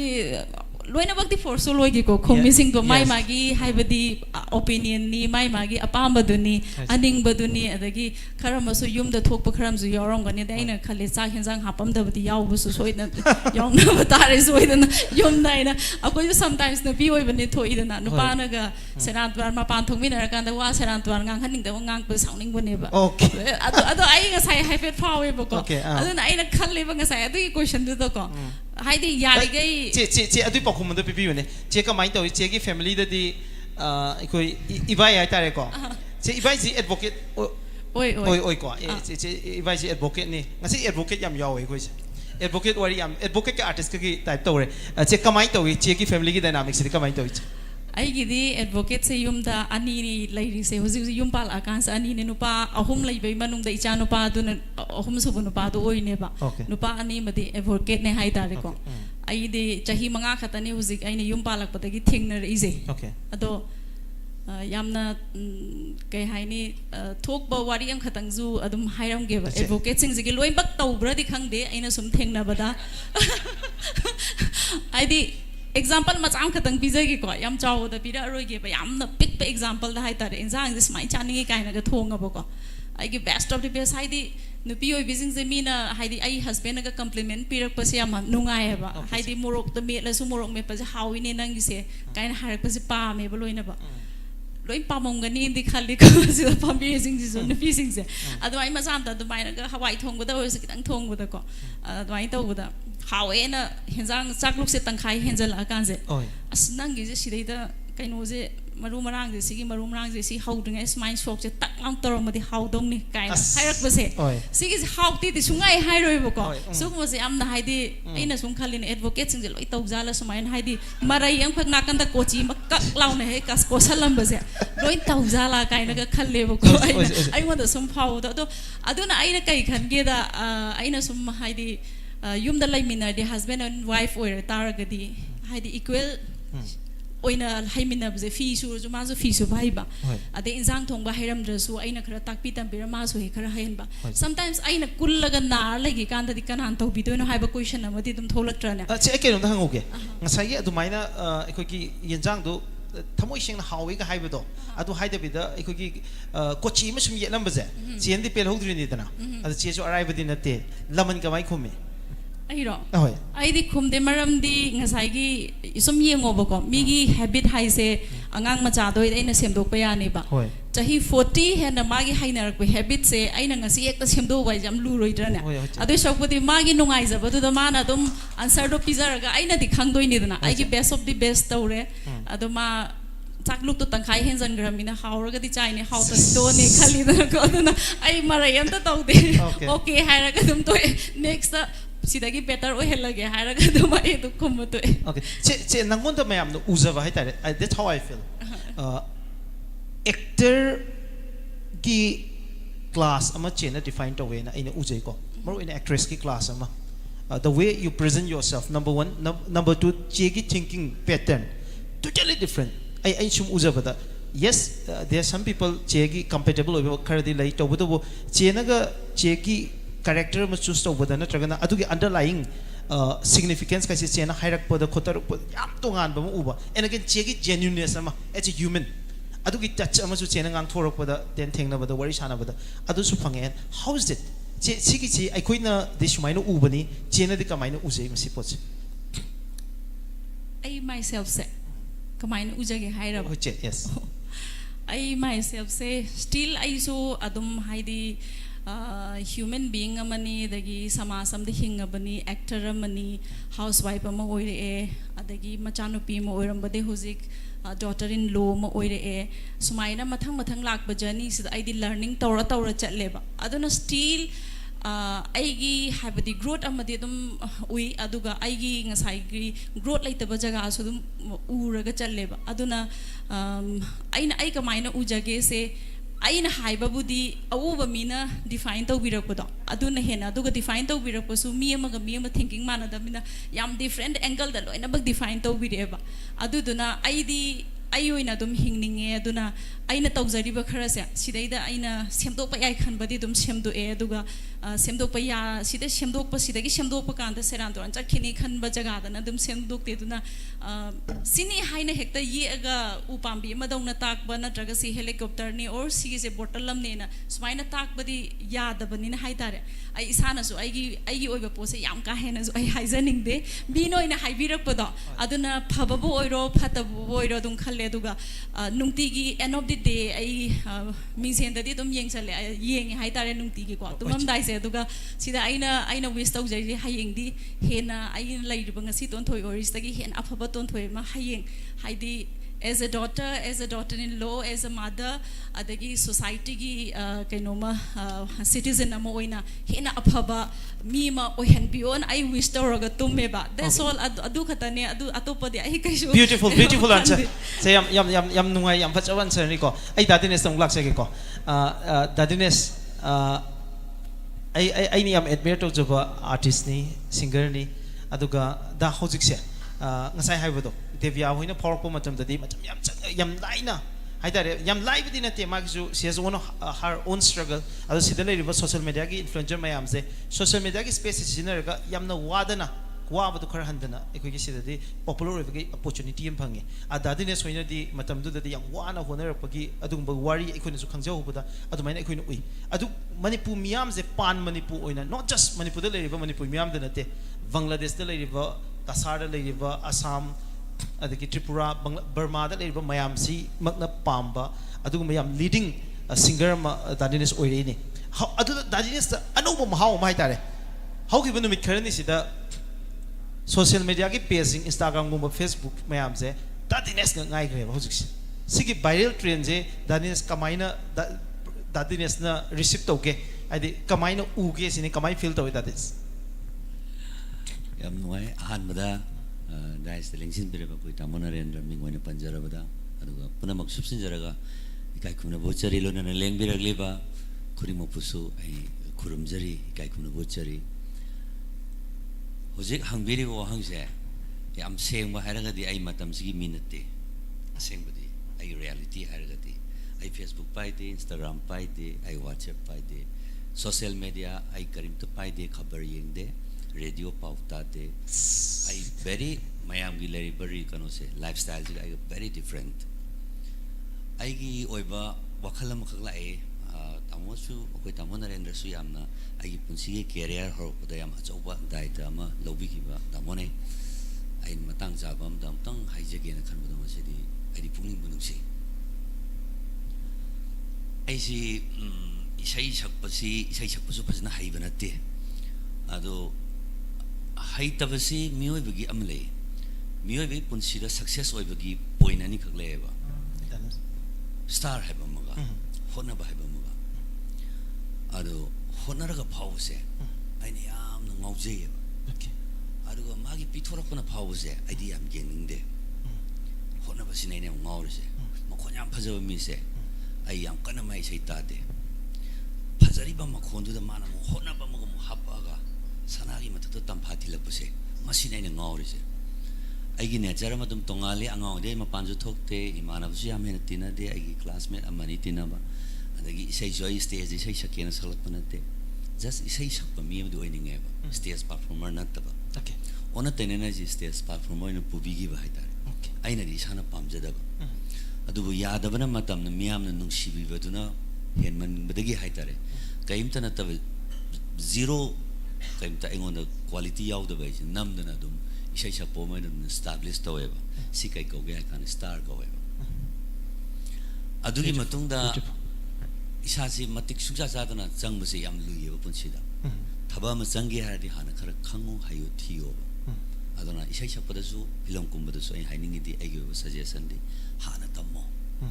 ꯍꯥꯟꯅ ꯐꯖꯅ ꯍꯩꯗꯣꯛꯑꯣ ꯑꯗꯨꯒ ꯆꯪꯉꯣ ꯑꯗꯨꯗꯤ ꯌꯥꯝ ꯅꯨꯡꯉꯥꯏꯅꯦꯕ ꯑꯩꯗꯧꯅ ꯀꯔꯤꯝ ꯍꯩꯇꯕꯤꯗ blind ꯁ꯭ꯇꯥꯔꯗ ꯆꯪꯉꯨꯅꯣꯕ ꯅꯪ ꯑꯋꯥꯕ ꯌꯥꯝ ꯃꯥꯌꯣꯛꯅꯔꯛꯀꯅꯦꯕ ꯑꯗꯨꯅꯤ ꯑꯩ ꯃꯥꯌꯣꯛꯅꯈ꯭ꯔꯤꯁꯦ ꯑꯗꯨꯅ ꯑꯩꯈꯣꯏ ꯇꯥꯃꯣ ꯀꯦꯟꯅ ꯇꯥꯃꯣ ꯅꯔꯦꯟꯗ꯭ꯔꯅ ꯃꯁꯤ ꯑꯉꯥꯡꯁꯤ ꯁꯦꯝꯒꯦꯅ ꯍꯦꯛꯇ ꯑꯩꯈꯣꯏꯒꯤ ꯋꯥꯁꯨ ꯋꯥꯔꯧꯔꯝꯒꯅꯤ ꯑꯩꯈꯣꯏ ꯇꯥꯃꯣ ꯅꯔꯦꯟꯅ ꯑꯩꯉꯣꯟꯗ ꯑꯩ ꯑꯗꯨꯝ ꯈꯪꯉꯤ ꯇꯥꯃꯣ ꯀꯦꯟꯅꯁꯨ ꯁꯣꯏꯅ ꯋꯥꯔꯧꯔꯝꯒꯅꯤ ꯃꯔꯝꯗꯤ ꯑꯩꯒꯤ ꯍꯩꯇꯕ ꯑꯩꯒꯤ ꯈꯪꯗꯕ ꯑꯩꯒꯤ ꯅꯦꯆꯔꯗꯣ ꯃꯗꯨꯗ ꯑꯩꯒꯤ ꯃꯑꯣꯡ ꯇꯧꯊꯣꯔꯛꯄꯗꯨꯅ ꯑꯗꯨꯝ ꯂꯥꯟꯅ ꯈꯟꯅꯅꯕꯒꯤ ꯃꯔꯝ ꯉꯥꯛꯇ ꯑꯣꯏꯌꯦꯕ ꯐꯤꯂꯝ ꯀꯨꯝꯃꯔ ꯆꯦꯜꯂꯤꯅꯤ ꯐꯤꯂꯝ ꯀꯨꯝꯃ ꯍꯥꯏꯕꯒꯤ ꯁꯥꯎꯔꯤꯕꯅꯤ ꯐꯤꯂꯝ ꯔꯤꯂꯤꯁ ꯇꯧꯕ ꯌꯥꯎꯔꯣꯏꯅ ꯁꯥꯎꯔ ꯏꯁꯩ ꯑꯩꯒꯤ ꯁꯤꯂꯣꯡ ꯆꯠꯊꯣꯛꯏꯕꯅꯤ ꯑꯗꯨꯕꯨ ꯇꯥꯃꯣꯅ ꯉꯁꯤꯐꯥꯎꯗ ꯇꯥꯃꯣ ꯅꯔꯦꯟꯒꯤ ꯑꯩ ꯋꯥꯔꯤꯗꯤ ꯈꯤꯇꯪ ꯁꯥꯡꯉꯦ ꯃꯇꯝ ꯈꯤꯇꯪ ꯂꯧꯖꯒꯦ ꯇꯥꯟꯖꯥꯁꯤ ꯌꯥꯝꯅ ꯑꯇꯥꯡꯕ ꯃꯇꯝꯅꯦꯅ ꯇꯥꯃꯣ ꯅꯔꯦꯟꯒꯤ ꯏꯁꯩ ꯑꯃ ꯑꯩꯅ ꯁꯛꯄ ꯐꯪꯕ ꯃꯇꯝꯗꯨꯗ ꯑꯩꯅ ꯏꯁꯥꯁꯨ ꯃꯁꯛ ꯈꯪꯗꯦ ꯀꯅꯥꯝ ꯃꯁꯛ ꯈꯪꯗꯦ ꯈꯪꯗꯕ ꯃꯤꯑꯣꯏꯕꯗꯨꯅ ꯑꯗꯨꯝ ꯑꯔꯦꯝꯕ ꯑꯣꯏꯅ ꯑꯗꯨꯝ ꯂꯩ ꯑꯗꯨꯕꯨ ꯉꯁꯤꯗꯤ ꯑꯩꯅ ꯈꯪꯉꯛꯄ ꯃꯇꯝꯗꯗꯤ ꯑꯩꯁꯤ ꯌꯥꯝꯅ ꯃꯒꯨꯟ ꯂꯩꯕ ꯃꯁꯛ ꯅꯥꯏꯕ ꯃꯤ ꯑꯃꯒꯤ ꯏꯁꯩ ꯃꯌꯦꯛ ꯑꯃꯒꯁꯨ ꯑꯩꯁꯦ ꯁꯛꯑꯝꯃꯤ ꯍꯥꯏꯕꯁꯦ ꯑꯩ ꯇꯝ ꯊꯦꯡꯅꯔꯛꯑꯦꯕ ꯁꯤꯁꯨ ꯑꯩꯅ ꯈꯪꯕ ꯅꯠꯇꯦ ꯑꯩ ꯅꯨꯡꯁꯤꯕ ꯑꯉꯥꯡꯁꯤꯡꯁꯤꯅ ꯑꯩꯉꯣꯟꯗ ꯈꯪꯍꯟꯕꯤꯕ ꯍꯥꯏꯇꯥꯔꯦ ꯑꯗꯨꯅ ꯑꯩꯅ ꯁꯛꯈꯤꯕ ꯏꯁꯩꯗ ꯑꯩꯃꯛꯅ ꯃꯔꯝ ꯑꯣꯏꯔꯒ ꯍꯥꯏꯔꯤꯕ ꯏꯁꯩꯁꯦ ꯍꯧꯖꯤꯛ ꯑꯩꯅ ꯁ꯭ꯇꯦꯖꯗ ꯁꯛꯇꯦꯕꯀꯣ ꯁꯤꯒꯤ ꯏꯁꯩꯁꯦ ꯑꯩꯒꯤ ꯀꯔꯤꯒꯨꯝꯕ ꯑꯃꯈꯛ ꯈꯤꯇꯪ ꯃꯑꯣꯡ ꯇꯥꯅ ꯃꯆꯨ ꯇꯥꯅ ꯄꯣꯠꯁꯤ ꯑꯩ ꯏꯟꯇ꯭ꯔꯣ ꯇꯧꯒꯦꯅ ꯈꯜꯂꯒ ꯃꯔꯛ ꯁꯔꯛꯇ ꯁꯛꯄꯁꯦ ꯁꯛꯑꯔꯣꯏꯒꯦ ꯁꯛꯀꯗꯧꯕ ꯃꯇꯝ ꯁꯛꯍꯧꯗ꯭ꯔꯦꯕ ꯑꯗꯨꯅ ꯍꯧꯖꯤꯛꯁꯦ ꯇꯥꯃꯣ ꯁꯤꯒꯤ ꯏꯁꯩꯁꯦ ꯃꯌꯥꯝꯅ ꯌꯥꯝ ꯄꯥꯝꯃꯦ ꯁꯤꯒꯤ ꯏꯁꯩ ꯁꯛꯇꯕꯒꯤ ꯑꯩꯉꯣꯟꯗ ꯋꯥꯔꯧꯔꯒ ꯁꯥꯎꯔꯒ ꯆꯠꯄ ꯃꯤꯁꯦ ꯃꯁꯤꯡ ꯈꯪꯗꯦꯕ ꯍꯧꯖꯤꯛꯁꯦ ꯑꯩ ꯑꯋꯥꯕ ꯏꯁꯩꯗꯤ ꯃꯌꯥꯝ ꯁꯛꯑꯦꯕ ꯁꯛꯑꯒꯁꯨ ꯁꯤꯒꯤ ꯏꯁꯩꯁꯤꯗ ꯌꯥꯝ ꯄꯣꯏꯟ ꯇꯧꯔꯤꯁꯤ ꯀꯔꯤꯒꯤꯅꯣ ꯊꯥꯖꯕꯒꯤ ꯋꯥꯡꯃꯗ ꯑꯩꯅ ꯀꯨꯝꯈꯤ ꯑꯦꯛꯇꯤꯡꯁꯨ ꯃꯑꯣꯡ ꯇꯥꯗ꯭ꯔꯕ ꯄꯣꯠꯇꯨꯗ ꯃꯤꯑꯣꯏꯕꯒꯤ ꯃꯤꯠꯁꯤꯗꯀꯣ ꯏꯁꯣꯔꯒꯤ ꯊꯧꯖꯥꯜ ꯍꯥꯏꯁꯤ ꯂꯥꯛꯑꯗꯤꯀꯣ ꯊꯤꯈ꯭ꯔꯕ ꯅꯨꯄꯥꯁꯤ ꯃꯁꯛ ꯐꯖꯕ ꯑꯣꯏꯅ ꯎꯍꯜꯂꯤ ꯄꯛꯈꯤꯗ꯭ꯔꯕ ꯅꯨꯄꯥ ꯑꯃꯁꯨ ꯑꯄꯛꯄ ꯑꯣꯏꯍꯜꯂꯤ ꯑꯉꯛꯄꯅꯤ ꯌꯨꯅꯤꯚꯔꯁꯦꯜ ꯂꯣꯗ ꯆꯠꯂꯤꯕ ꯄꯣꯠꯁꯤ ꯏꯁꯣꯔ ꯍꯥꯏꯒꯦꯔꯥ ꯌꯨꯅꯤꯚꯔꯁꯀꯤ ꯂꯣ ꯍꯥꯏꯒꯦꯔꯥ ꯃꯥꯒꯤ ꯃꯇꯝ ꯑꯃ ꯂꯩꯌꯦꯕ ꯁꯤꯒꯤ ꯃꯇꯝꯁꯤ ꯆꯥꯟꯅꯔꯨꯕ ꯄꯣꯠ ꯈꯨꯗꯤꯡꯃꯛꯁꯦ ꯃꯥ ꯃꯇꯤꯛ ꯆꯥꯕ ꯆꯥꯗꯕ ꯐꯖꯕ ꯊꯤꯕ ꯂꯩꯔꯣꯏꯕ ꯂꯣꯏꯅ ꯕ꯭ꯔꯥꯏꯠ ꯑꯣꯏꯅ ꯉꯥꯟꯒꯅꯦꯕ ꯁꯤꯃꯁꯨ ꯑꯩꯈꯣꯏ ꯑꯟꯗꯔꯁꯇꯦꯟ ꯇꯧꯃꯤꯟꯅꯕ ꯑꯃ ꯆꯪꯉꯦꯕꯀꯣ ꯑꯗꯨꯃꯥꯏꯅ ꯇꯧꯈꯤꯕꯅꯤ ꯑꯗꯣ ꯑꯩ ꯀꯔꯤꯝ ꯅꯠꯇꯦ ꯑꯩ ꯀꯔꯤꯝ ꯍꯩꯇꯦ ꯑꯩ ꯏꯁꯩꯗꯤ ꯌꯥꯝ ꯄꯥꯝꯃꯦ ꯑꯩ ꯏꯁꯩ ꯌꯥꯝ ꯇꯝꯃꯦ ꯑꯗꯨꯒ ꯑꯩꯗꯤ ꯏꯁꯩ ꯄꯥꯝꯕꯅꯤꯅ ꯏꯁꯩꯁꯦ ꯑꯩꯗꯤ ꯑꯗꯨꯝ ꯃꯔꯨꯞ ꯑꯣꯏꯔꯒ ꯂꯩ ꯃꯥꯒ ꯑꯗꯨꯝ ꯇꯤꯟꯅꯩꯑꯕ ꯂꯥꯞꯊꯣꯛꯅꯗꯦꯕ ꯂꯥꯞꯊꯣꯛꯅꯗꯕꯅꯤꯅ ꯑꯩ ꯁ꯭ꯇꯦꯖꯗ ꯁꯛꯄ ꯅꯠꯇ꯭ꯔꯒ ꯁꯛꯇꯕꯗꯣ ꯑꯩ ꯔꯤꯂꯦꯠ ꯑꯗꯨ ꯃꯔꯤ ꯂꯩꯅꯗꯦꯕ ꯑꯩ ꯃꯥꯒ ꯑꯗꯨꯝ ꯂꯣꯏꯅꯕꯅꯤꯅ ꯑꯩ ꯏꯁꯩꯒꯤ ꯒꯦꯟꯗꯤ ꯑꯗꯨꯝ ꯇꯧꯋꯦꯕ Beautiful, amazing answer. I have never seen Shigi humility as a miyoi ba amadagi, not from an artist, but miyoi ba amadagi shukyamna masi humility ki expression masi articulation se that is it's a lesson for all of us being tabiriba over social media ki through the website aduga cable tv ku tang yengbiriba mayam punamak ki paramani dadines sugumba masak ama dadines ki lerumgani habisi koin ujade maram de koin urijidi dadines na film da toba acting sing dadines ki isai sing ne do dadines amu ai ngasai question du amu lakchara kanda hojik se dadines ki last few days se all over the internet dadines ki isai perform to wagi stage performance ki sing aktene hojik se viral oirisi ada dadines itai mana natragana दादिनेसकी अकोइबदा लेबिरिबा मरुप मपांगसिंग इचिन नाउ मयामनगदि सिगी viral trend अमा सुमाइ लेगांदि मयामना हाइरप यावब्रा दादिनेस सि मतंगदि खंबिबा लेब्रा हौजे हौजे आई सै कुइना लेप्चरब तुंगदा सै खरा सक्चबा की तंजा अमा पिबिरिबसे सिमक्सु आई हान हानबदा हौजे लेरिबा म्यूजिक बैंड गी पारी बैंड न लेरिसे मयामसु खंबिरंगमनि सिदा कीबोर्ड खोंबांगा आई नाउ याम नुसिबा पोइरे न मले माना चाही तरेट निपान सुरे माना आई स्टेज अमतंग इसै सकना पुखलंगना होनबसे अदो आई माना हाइबा खुदिमक छे यारि मखै चत्तना बने अदु मागी वाहि वताज दai ngamdamni num chatle adu maina chatli adu ai yari mkhai nang hairkano tham amagum chasi adu ai kitang family problem su lei haidana targa ai son chatte kaina stage ga iga relation je leiu ya de ai ga chuna da ba haidar big stage se sa ko pa me ba record ta sa pa me ba as adu sai do film da man sakpani ga harga stage ri sakta badu चनारम बे चनारम दबे अदु दे खंदे चना bye मियो सेमने आइगी पामजबदो फोंदोक सबने होदा अदु mine तौबसिदा माना माइसुम तौरे तौकानसिदा कराइदगिनो खंगौदना आई इनौनुपा रणबीर मोइसे मयामनदी इसै सकप दिनेश सदानंद रणबीर ना दुमाइन उइ अदु आइनि इसै सकपसि लेपुरगा हंदक नौना चांगप आइगी अनिसुबि स्टेप हाइतारे को अनिसुबा आइगी इंट्रो सिददी कोइना सुम उनरोदबदि पक्कौदा नुसिबा सदानंद रे त पक्कौदा नुसिबा रणबीर रे पक्कौदा नुसिबा कलाकार मयाम ले लोइ नुसि अदु तारगसु मोय अनिसिदि आइगा हौमिनगिबा पोरम खनागिबा इबानी कोइ चाइनागिबा वामिनगिबा तुंगिदबा चागिदबा तौगिबा दशा मयाम अवाबा मायोकनगिबसे अखोय हम गतनेबा मीनदि अखोयसे स्मान हेली माना ताई अदु तौय ngangeबको आइदि नोकनिंगेबा अखोयगि मरंगदा लेरिबा लव बॉन्डिंग सिदि मोयन खंगदेबा यस याम तोंगान मपोने वामिनरक पाहेबसे लेमिनरिंगै खंगोयबा खाइदोकना थामो अदु मतमदु खंगनेबा नुसिबै मजाकसे यस दारन बीरना दादिनेसकी yes सदानंदना अइगोंदा अदुम नुसिना तवे अदगी रणबीरना सु अइगोंदा इवन स्टेज कोंदना खजाइदा बाउ चुपी हाइदि तौनदबा पोटनिको नुसिबै तौने अदा सकनिंगदबा सकपदा अइगोंदा कयनी सुम कुइना थादुबगी स्टेज जे इसे कितंजो हाइजदेबको अदो हाइजदबनिना तौबसिदा अइगोंदा थौना से रणबीरसना हेक्ता यामना थौना जे हापा हंदकसे सुम थोयदर मसी लाइबकनेबको लेरिबा मागी खोंचत्तो कुई सत्रंगी पो खोंथांगदो आइसी ओहेनगेरा यारोयबा सोमदा लाइयो पोतुदगी मतुनि लाक्सबा पोनेबा अदुगुम्बा फिबमदुदा तोरगा रणबीरना अइगोंदा अचौबा इनोरा मा हापेबा अदुगी मतुंगदा अहुम सुबदा आर्याना म्यूजिक की अरेंज तो अंगांग इनाउ अंगांग नुसिबम ले आई याम कन्ना मा नुसिरुबसु लेरुदे याम कन्नासु खंगुदे अदुबु रणबीरना माइ मरमदा नुसिबा वा हाइबा कानसिदा आइजि नुसिबा फावरे अदुगा इसेजे हाइदोपे यादबा खितंगदि लेको मनुंगा आई इसे चलहन्नबनबगी मोइना दुम पॉलिटिक्स खरिदि तवेबा अदुमाइन तौदना इसेजे आइजि मोइना इसेजे याम चन्ननबो होना बिरगा चले अदु चतपसिदगी आइसे चते याददन खरसुम चले अदु चतकानसिदा अतोपा बेन सिंगसु मयाम आइगोंदे इसे हाइबिरे हाइबिरको मतमदा आइदि दामो सेंगना आइदि इसेजो हाइजदबनिना आइने इसेंगो सक्सब मतमदा आइगी इसेदुगी म्यूजिक तो चप चानागा फजनागा खोंबिरगा आइजि मोइना म्यूजिशियन सिना खितंगा मु थांगपिबदो अदुमाइना थांगपिरगा आइजि मपुंग फादबजि मपुंग फाबोइना बाबोकसिना खितंग दोजि पेलहला मंगमबदो अदु खंजबा हाइतारे अदेदा मोइना म्यूजिक तो मेमान दादना तौरागदि अखोजु थांजु पोकपनि सावगले कोइनादि सावदे याम थुना फे अदु ngaktangi di brang सावगले बदामो अदुमाइना सावबनिना साइगी अखोइना मीदो याम लोइनारक्तबा अदगी सिगी मीओबा लोइनाबा इगानोसे कोइना खितंग सोनजबा हाइतारेको मसाइ मकोक्तु जाय आई मी याम तिनादे हाबदो अदुमाइना मी यानबा चटपा खोप सिमबजा आई क्या हाइतेबा आइगी प्रिंसिपल अम लै आई अपाम तौनी आई अपाम सिदा आइना सटकदबनी अपामदा नंबर 1 करिनो आइना पामी पोसे तौबा मतमदा मिओंदा डिस्टर्ब तौद्रबा मधु सेकेंड क्लास के अदुम असुंबा अफबा थबकनी आइना अपाम से तौबा मतमदा आइना तौरिबा अपाम सिना मरम मरगा मयामदा कानाबा अमदि नुंगाइबा फंगाबा मधु उत्तम ओइबा अथोइबा टॉपर अचुंबनी सिगी पॉइंट अनि सिकक्ता आई लंबी चबने आई मी यानबसु सते अदो आई मी संगसु तौरोय आइगी तौगदबा थबक तौनी माना आई फै हरसु आई थोदोन हराउदे माना आई फत्ते हरगसु आई थोदोन साउदे मरमदि माना आई मरमदा क्याम खंगदे आई इसाजे आइना खंगदि कनां खंगदे अदुना आई मरमदा आई याम फजना खंगे अदुना आई असोरमसु खंगी ꯑꯐꯕꯁꯨ ꯈꯪꯉꯤ ꯑꯗꯨꯅ ꯑꯩ ꯑꯗꯨꯒꯤꯗ ꯑꯩ ꯏꯁꯥꯁꯦ ꯌꯥꯝ ꯐ꯭ꯔꯤ ꯑꯣꯏꯅ ꯂꯩꯖꯩꯑꯕꯀꯣ ꯍꯥꯏꯗꯤ ꯃꯤꯉꯣꯟꯗ ꯑꯩꯒꯤ ꯅꯨꯡꯉꯥꯏꯕꯁꯦ ꯑꯩꯒꯤ ꯊꯧꯔꯤ ꯃꯆꯤꯟꯁꯦ ꯃꯤꯉꯣꯟꯗ ꯄꯤꯊꯣꯛꯇꯦꯕ ꯊꯥꯏꯅꯗꯤ ꯑꯗꯨꯃꯥꯏꯅ ꯇꯧꯔꯝꯗꯦꯕ ꯃꯤꯉꯣꯟꯗ ꯂꯣꯏ ꯗꯤꯄꯦꯟ ꯇꯧꯕ ꯑꯩꯁꯦ ꯃꯤꯅ ꯈꯤꯇꯪ ꯀꯩꯅꯣ ꯍꯥꯏꯔꯁꯨ ꯈꯤꯇꯪ ꯇꯧꯕ ꯑꯗꯨ ꯇꯧꯕ ꯁꯤꯒꯨꯝꯕꯒꯤ ꯌꯥꯝꯅ ꯏꯁꯥꯁꯦ ꯑꯩꯈꯣꯏꯒꯤ ꯀꯩ ꯍꯥꯏꯗꯣꯏꯅꯣ ꯃꯄꯨꯡ ꯌꯥꯝ ꯐꯗꯕ ꯏꯟꯃꯦꯆꯣꯔ ꯑꯣꯏꯕ ꯇꯥꯃꯣꯅꯁꯨ ꯈꯪꯕꯤꯔꯤꯗꯣ ꯁꯤꯒꯨꯝꯕ ꯃꯌꯥꯝꯁꯦ ꯌꯥꯝꯅ ꯁꯥꯡꯅ ꯆꯍꯤ 10-30ꯁꯦ ꯑꯩ 마요나라 라쁘도는수 가면 시기게 안지 기땅 락서버를 칼레버고 아도나 분치자 달칼레지 experience 팡드르디 knowledge 라오에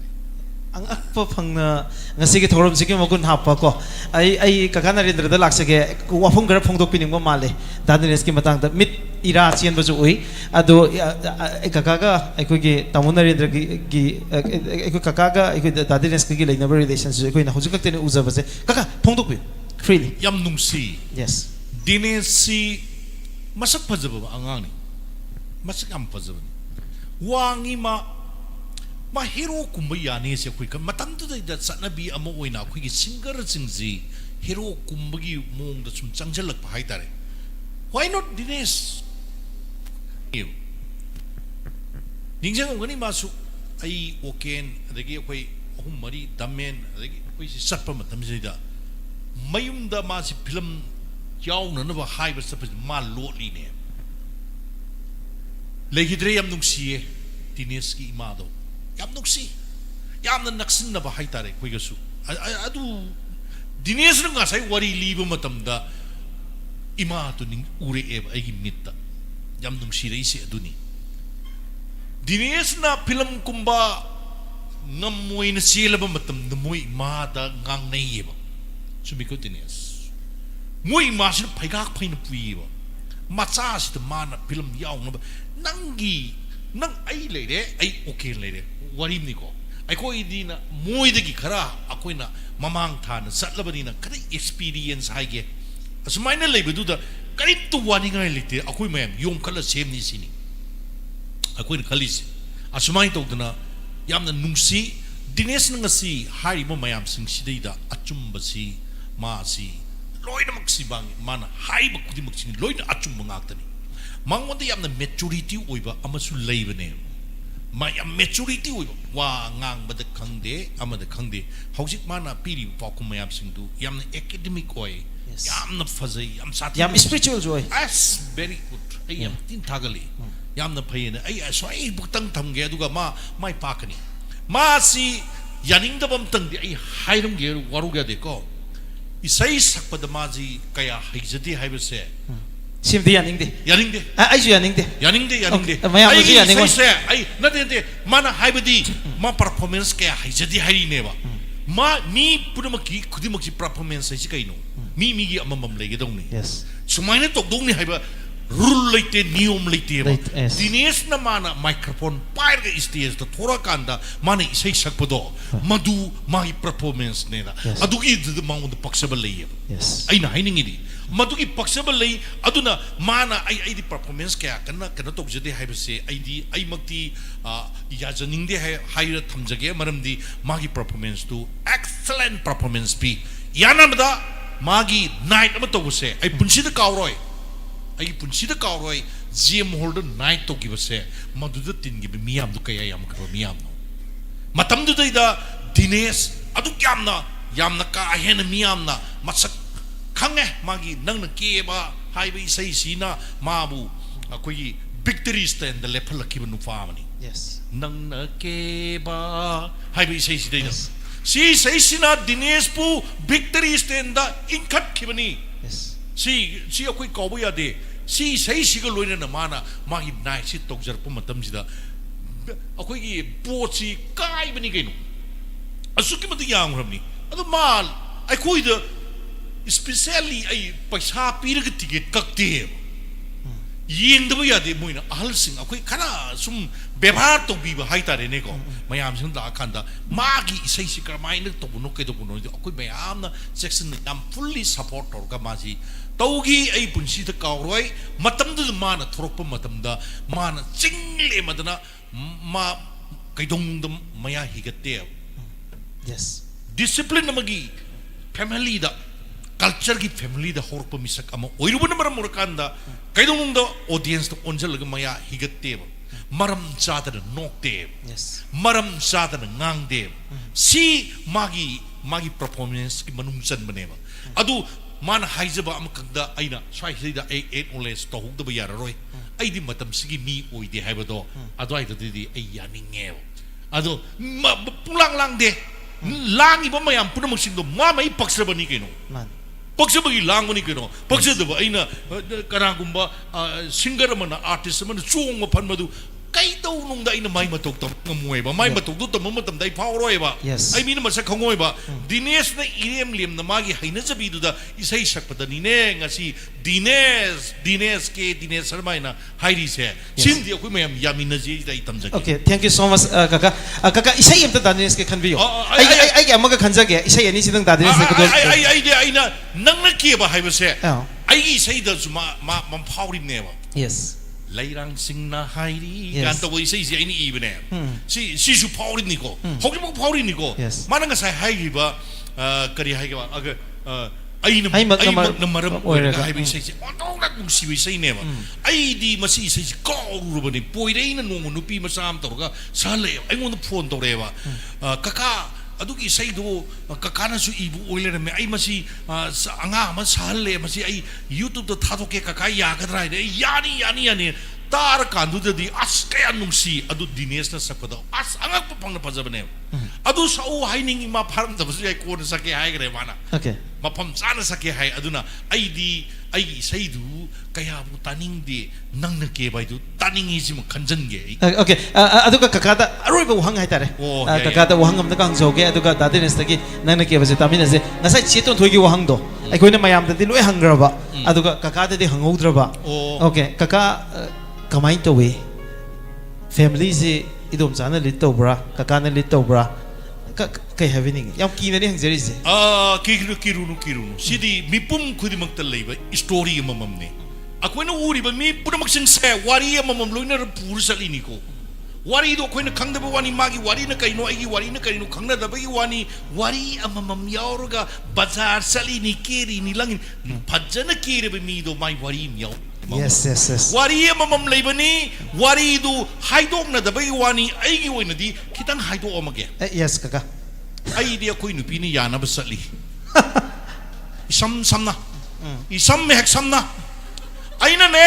oida ba aran ba tawru ba adu numitu da khara hena nungsi be hek sai si mi na acting ni haigadra natti ai nupi ya nu tsam di kai do yes sibu ka si di asing mane kai no mai hek hairu matam da da aina mu awat pa sadana ai nupa ne hai sadana patriarchal society da leibani ka kai dana ego to da salu tar ga di adum numitu da larai ma thok ta lan do thengna ningdar ga di aina handara kanda se kari leiroge ha kitang thengna lakadrom niko halak dhandrom niko ai lani ai samda ya kena tok dure ada kari leiro ba hai ru raga diko adum kaure aduna aina lal ba leiraga june adu kari hapa ko ge na adum phamata si khangna raga loire da o kaka adu ngasai sitha so ba mana kaka na sak phajaru ki bagi namak ta ke bada sasing do amatang lebiramo is masi adu ko lotion jage sim ju bai join jalani mayam tana da wari tang haido mage ko yes aina lija dori si mi amadi sap sana khangani do ses khanga dori ba mi edu ai maming su panjaroi aduga lam area am tang di hairam ba sungani na khali wari nuai na ba yam chumni aduna masi lam dugi mi sing na su ai bu lana lobi da na ba ai haijari ai cycle thorga office he exactly okay ai 1977 gi February gi tarik nipan da government ni service ai join to howi okay aduna matam stay da ai khogi matam da scooter thoba ka kai leiti masi yam sathina atang ba amani cycle ga tani yes far doctor nungtar adi loi na magsi cycle ga tani ai cycle da sali ai na cycle da sat pasi kana gumbi amadi yingjaning da na tawri bara naksan na ning da na tawri bara nung tigi ngai da leiram ba ꯑꯩꯈꯣꯏꯒꯤ ꯕꯥꯃꯣꯟ ꯂꯩꯀꯥꯏꯒꯤ ꯊꯣꯡꯁꯤ ꯀꯥꯈꯠꯂꯝꯗꯥꯏꯒꯤ ꯑꯁꯣꯝꯒꯤꯗꯨꯅ ꯇꯦꯀꯣ ꯊꯨꯝꯕꯨ ꯊꯣꯡ ꯑꯅꯧꯕ ꯍꯥꯏꯅ ꯈꯪꯅꯩꯌꯦ ꯑꯩꯈꯣꯏꯅ ꯃꯁꯤꯒꯤ ꯀꯥꯈꯠꯂꯝꯗꯥꯏꯒꯤ ꯉꯝꯕ ꯈꯔ ꯍꯧꯒꯠꯂꯛꯄ ꯃꯇꯝ ꯍꯧꯖꯤꯛꯇꯤ ꯀꯣꯏꯂꯥ ꯊꯥꯗꯅ ꯌꯥꯝ ꯅꯥꯜꯂꯦ ꯌꯥꯝꯅ ꯁꯤꯠ ꯁꯥ ꯑꯗꯨꯝ ꯆꯠꯄ ꯌꯥꯔꯦꯀꯣ ꯃꯇꯝꯗꯨꯗꯗꯤ ꯃꯗꯨꯒꯤꯗꯨ ꯑꯩꯈꯣꯏ ꯁꯥꯏꯀꯜ ꯊꯧꯕ ꯉꯝꯗꯦꯕ khởi ngâm mi khởi ngâm mi inkhaleeba ꯑꯩꯈꯣꯏ inkhꯠꯄꯁꯤꯗꯅꯦ ꯇꯥꯟꯖꯥꯁꯤ ꯂꯧꯔꯒ ꯍꯦꯛ ꯉꯥꯏꯔꯝꯕ ꯅꯨꯡꯁꯤꯖꯔꯕꯤ ꯃꯃꯤꯡ ꯄꯟꯖꯅꯤꯡꯗ꯭ꯔꯕꯤ ꯑꯃꯈꯛ ꯂꯩꯌꯦ lei okay ꯍꯥꯏꯔꯤꯕꯁꯤꯅꯁꯦ ꯅꯨꯡꯇꯤꯒꯤ ꯑꯗꯨꯝ ꯉꯥꯏꯕ ꯅꯨꯡꯇꯤꯒꯤ ꯑꯗꯨꯝ mana ngai bese kaka sum ui ai ui ui ai khangi kainomdi khalle se kainomdi haininge se di maramdi mathanda leramdi mamanabi bu lepam meba okay lepam badu da khange ba kanano kaino aise hyped misina akoi su misina si khara dum yengjan ba mini dana ko adana misina hyped yengi matamda kainom ingit tongna bado kaino kananom na ingonda kainom haininge se dum khange yes adubu khangjan na da ba sarga satli hek satli thengna wadim ta haidaba ko adagi nomadi aingonda warobi no haidok sarge ko ai sum ka kabida left right moi hari ni lagna ri ba ai cycle do i sa ba do hoi adu de moi hari lagna ri ba lagna hore sum kharga hore ne left right hai le sabi jina adagi ai si song ning de no su yam nong ning ga no podi asmasi no ru ga yam parak tani maram di no de yam usit la roi hai sadana khangjan na da ba sar sali no mana mu kamai do ge de si thi bir pai wari da okay ngairam badagi le sabi na pakhang da si thi pisalami okay si satna da ba thabak ni ga na khanaram ga ni ko sanai aingon da sana gra yam thoi kaka nupi na nupa da city ahan ba pi ba fast letter pi ba se nupa na ayam ba pinai adubu nupi ne pirak pa se maduna aingon da ahan ba ne aduna ai sanare adu dagi city si aina na kanagi no hai ani lepam madu karam mano sine adu aina hai ba du da mama na biduna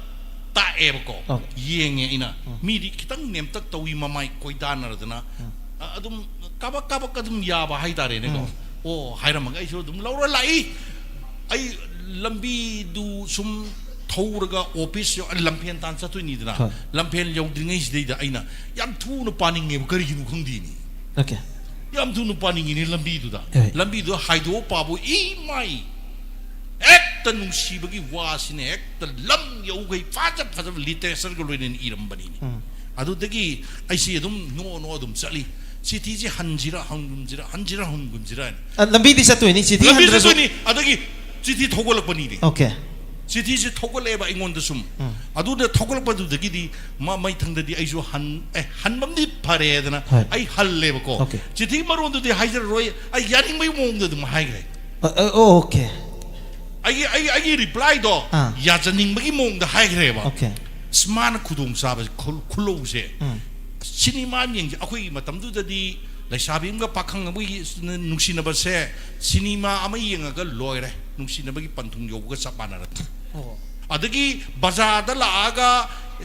photo studio ama da sangaga scenery phajaba khallaga photo ba namin na ba loire okay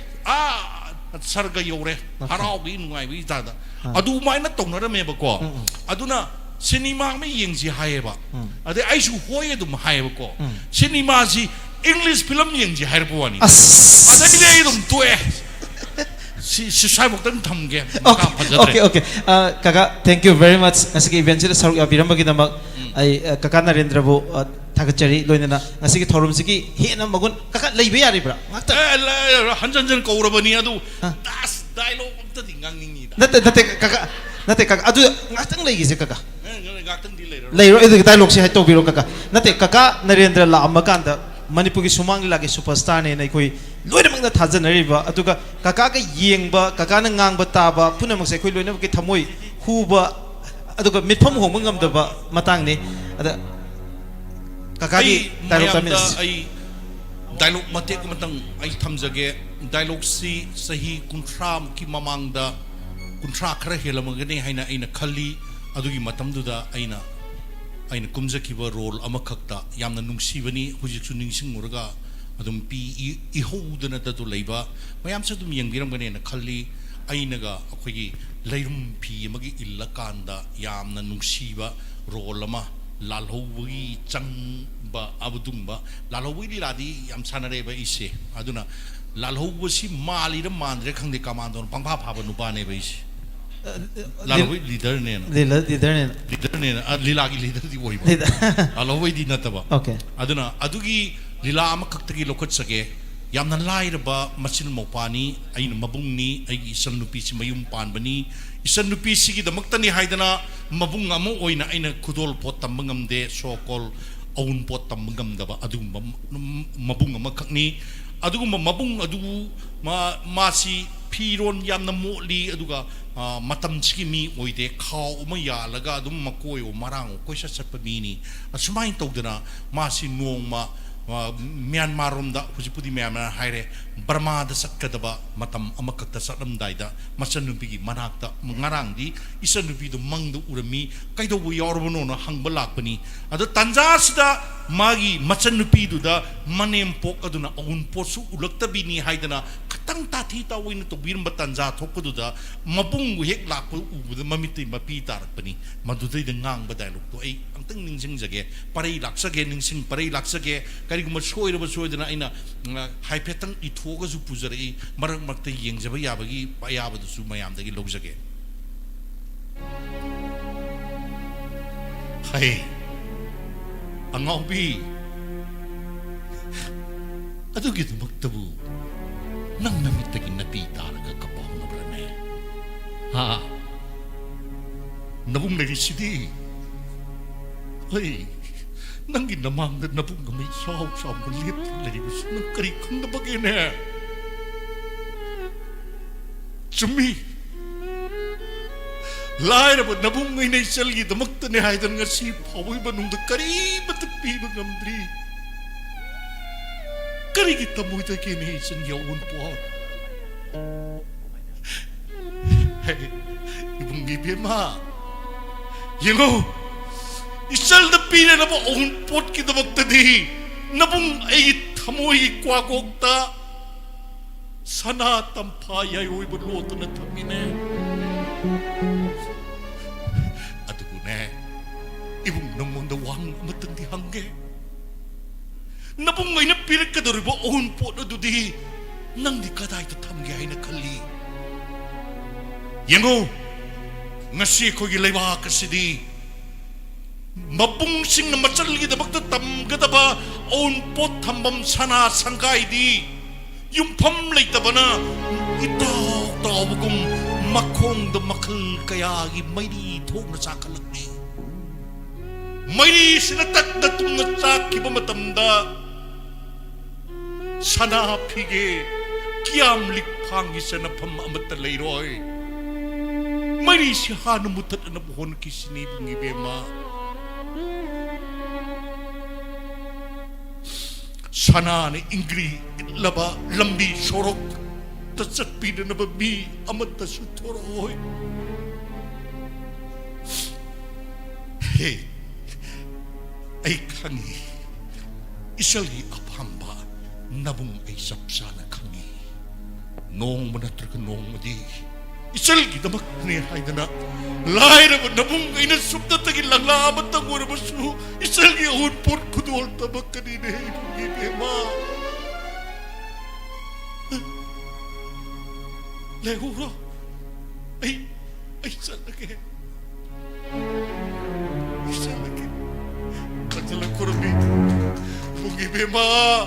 nang nakok pawat sikta mo ayo ko ibema Sima ay tamjarangge amazu tamning mani kaka please ha amazu tambiyo ping te dogi nate kaka na huzik ki dialogue to tawu matamda ai chetun thoi degi just line ma khakting lawjoge chetun thoi national award ni kaka ikoi manipur miyam na chena pur iba laurels to ki damakta madugi chauthok chabadoi khoi ngasi chu leiribani Shahrukh Khan national award fangke basi handak jawan da fangke basi ahan bane adu boy ko cheton thoina Shahrukh Khan dagi hana national film award se fangi adu gumba actress mani che kapi kakaki acting si ubo matam da adu aina acting do the tragedy ki chongan ba yam powerful magundu natana kakaki mai thong da ta ba trembling face adugi makha thangbagi chin hai tare English ta sigi saruk sida si nik bagi sigi trembling to bagi tongan ba yam nai khoi da goosebump ka ba tu chung ba ma phawun ba ngam ba dung ba acting ki kai hai du no ai khangde bakun na ma quality ma ka u phange che how kamaina hojiki do u ba kai phawbe artist moina ai di ngam kakagi hojiki spirit hai tare ko acting gi hojik hai di yam koiraba aina kham sumang lila ma khakini sumang lila zai di am pe ngai dagi sumang lila gi kaino da hai tare sumang je chauri e puk ai thangna bada mamo ama lei ado na mamo na gi sor gi sumang sida adum sumang lila tammas dagi hore aina acting gi adugi kaino ma khai tare aingonda yaure ise moi adum ma am da su uraga aina hana film sidi khanbo khalude acting si hana dum khalle acting yam tongning ba adagi adum kai haini hindi film gi urasu sumang lila da taw acting do ina chingjalaga adum maina tawre aduna sumang lila sam yeng e ba ad kakana hujik taw baduda kai hai tare akhoi da thamoi sa thai boziki am acting du su kaka ai yam adum yeng akan da ngasai gi dialogue mayam se hum makan da hena hai tare ne akhoi gi thawai thamoi jam na ba mak aduga sum mari sum ning sangak pa ko hojik leiriba yamna materialistic world hai tare sidai da kaka gi sigi phachara ba wahai sing sigi dialogue sing se haibadi marak ta yawba dialogue line khradi आथ्र खंगदबसु यारंगनी को हुजिक लेरिबा नहा सिंगसिना दुबु सिगी चमजरबा मतम दुगी फजरबा दुगु society सिदा हुजिक सिगी dialogue जे हुजिक यामरु ओइरे हाबा यामरु ओइरे बसिदा इरिबा dialogue मक्से हुजिक society सिदा हुजिक अदु तौरिनी अदा तौरिबा मयाम सिदा ngasai अगुन pot की अदगिदी हुजिक लेरिबा हाइदी हुजिक लेदना पैसा की सना की हिदानबा फी फजबा सेटपगी हिदानबा येउने सिंस अखोइना हुजिक कनो दगी 2000 दगी हुजिक कोविड लाए कोविड की मतुंग दगी मी मयाम दी लोइ शांति फंगनगरे कोविड फगिदना अखोइ दि हुजिक लान हाइबा म लेदना मुक्सु लेइने अदुइ मथक्ता मु सिगी आई लोइने एक्सप्लेन तौद्रसुना सिगी डायलॉग सिंजे मते हजन ताबियो सोइदना की हुजिक लेइबा नहा मयाम अदुदगी लेबाक निंगिबा मयाम अदुदगी लेइबा लेबाक किनेना चोंथोइबा नुपी मयाम नुपी की सोसाइटी मयाम करिकरा मयाम से सिगी डायलॉग सिंजे ताहन निंगे ककागी एक्टिंग दुना फजाबन बदुना सु हेना कय हाय तारे लोइ वाखन सिदा थोकले ए हाय तारे अखोइ लेबाक की अदगिदी लेइरिबा मयाम सिगी याम आथ चेन बने दो ककाना एक तौबीबदो अदुना सु हेना ngasai मान पंच तो अदुना लोइना कई हाइबोंग खंगरे यामना चे याम नुंगाइ जे याम चे दगी अदुगी रिएक्शन तो मयाम लोइ पिनिंगे अदु चेना पिरपदुना हेना मगुल लई तादिनेस सु याम थुबिरमनी अदो मरक सिदा आई ककादगी डायलॉग सिंतन तामिनेस मिनिट अवनी दनी को याम सागोय डिफरेंट कनो मखतंग आई आइडिया मियाम पिजनिंग दना आई निंजिंग जरप डायलॉग अमतंग मयाम द थमजगे आई लालहु वगी लीडर म साबनी आई लाइक लाइसु याम साथी ना हिवा मामा मापा सिनगा याम ना चौब थबक तो हुनबा पवार जु लेबा अदुगुंबा अदुम नुपा मगी मसा नुपानी अदुना पुनबक्सिंग दु थादो कांदा लालहु गबना चुम्मी लालहु गदबनी हाइबा वाखलोन दना लालहु अदुगुंबा नुपा अमकंगी माची लालहु बसिदा मागी मखादा लेरिबा हौजी अनि थोपी अम लेरिबसे यानदबा चप मानदबा ये चप मानबा पार्टी सिदा नहा अनि थोरा कान खनरपनी खनबदा आइडिया सिंदा मागी कनोसी वाथोक्सी वारी खनरप मतम खनरमबदुदगी या कन्नंबर इसी अरोइब थाद तोरप मतमदा माना नोंमै इसी सटलकाना मथक्ता अमा पांग कापगा माना ngang डायलॉग तोंग आई थमजरमगे यस म्यूजिक हफ्सी ओ थ्रिलिंग कर बिबी yes Shut up! Kaino? Noin kali wakil si kaino? Ayaw! Noin kali wakil si kaino? Ima laibak kita magda. Atawa tabakar bangket si hay doon na. Wasak pari siya laga. Laki mo na tala na ko eh. Ayaw! Noin kali wakil si kaino? ngasi koi bu halakliba tan thalakliba thabak suninga halakliba kauri charam phawa mechal lakliba se masi marudi number 1 ai koi khutta lainga khurji leite ai koi wakat tamin makanam to leite dalina ai koi gi damakta ni haidana ai koi gi shanthok lambi phanabik damakta kari thorang lokot pire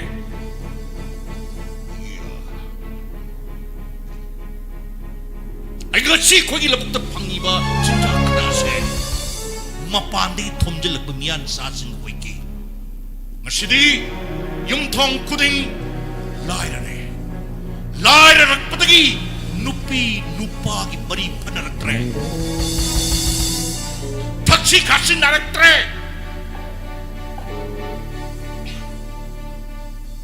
ai koi kunai sigi niti niyom ngak na sak pagamaktre masigi da bakta natro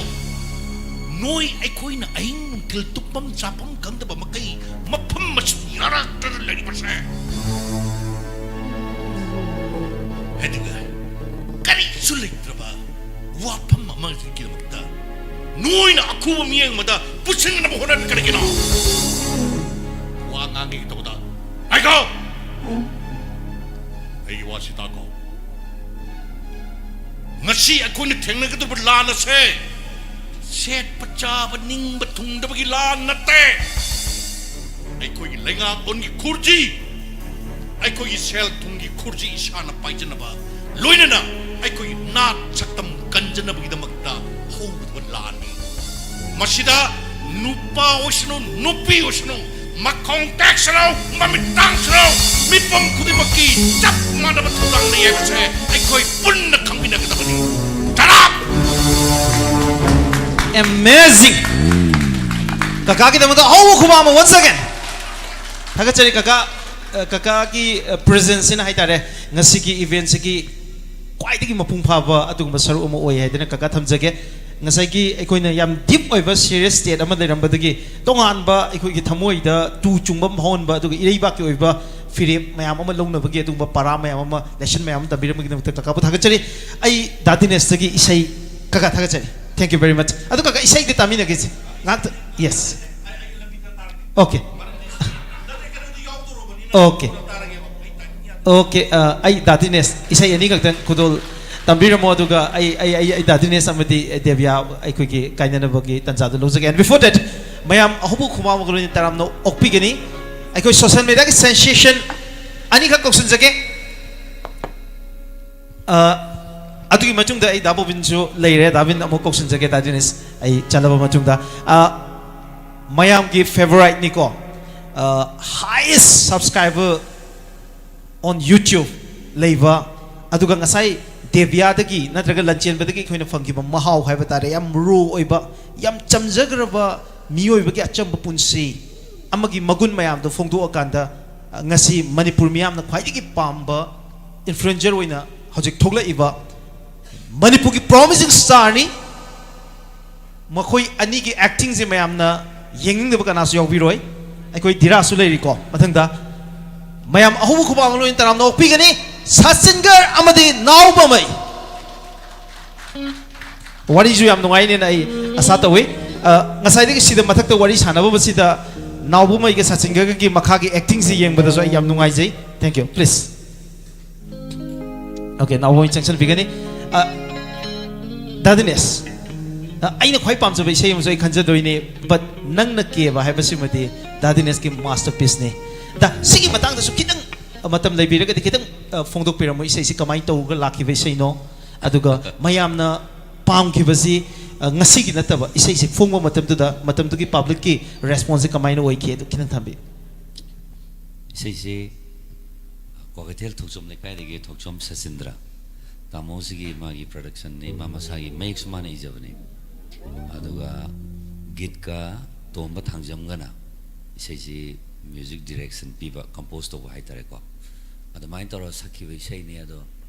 adum aina engoda sa o aina tamma sa aina habado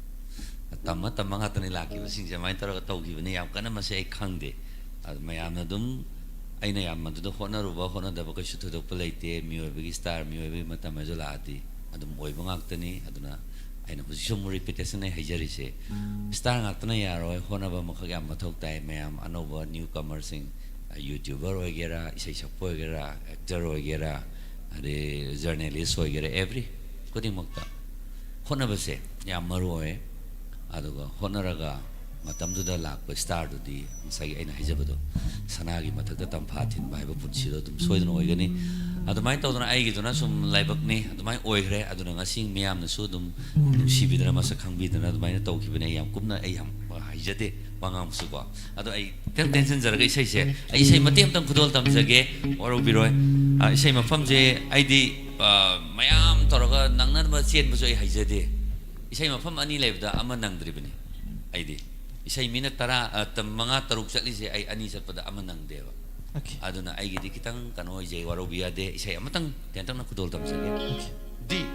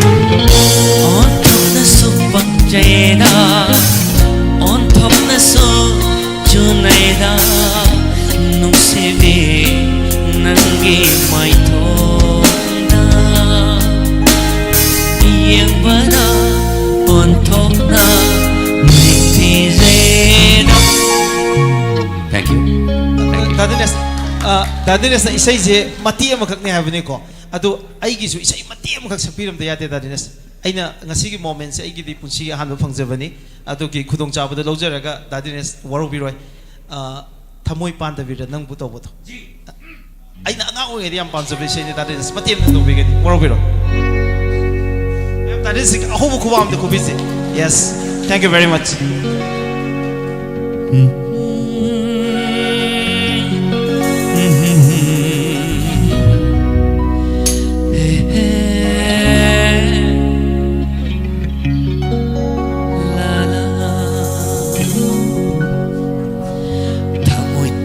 Veranambo,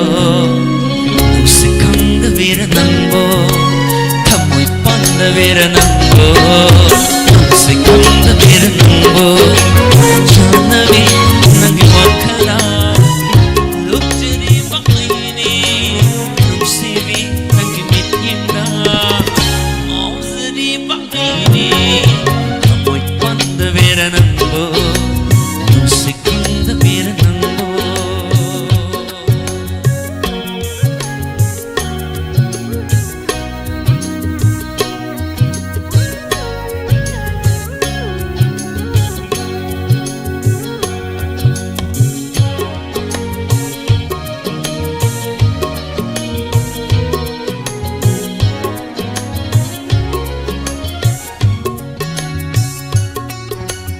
Punsigi kong loy moy jage kan klavani ai githa moina kari githa dok pege kan dire ai din nang nung se je kang libni rangi moina so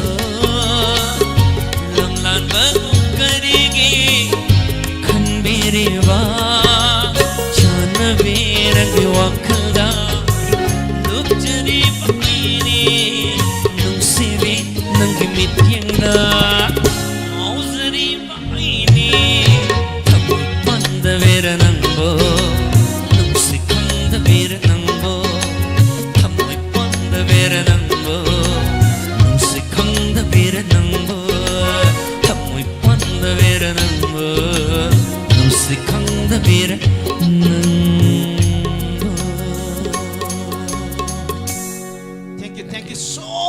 Dadiness from the bottom of my heart thamoi gi ikai khumna bamadi thagat padu phongdok chari dadiness matam kuina udrabagi matung na ngasi ubo phangzaba ja aikoi loina makki it's a pleasure to all of us. Thank you so much dadiness loina ngasi ki thorom je hobudagi loi foba saruk ya bigani na ina sato bune cheton doisi ngasai dagi haibani miras ai gi je pung kya yaudoi no na ado cheton doiso ai thagat chari kai khunu bo chari yes loina na ai devya dagi sai amdang oi 제가 분나 타도게 아도 아이 제도 도에 한 타독서게고 제 제부 타gat자리 가이 kuno gut자리 데비야 just one song 아두거네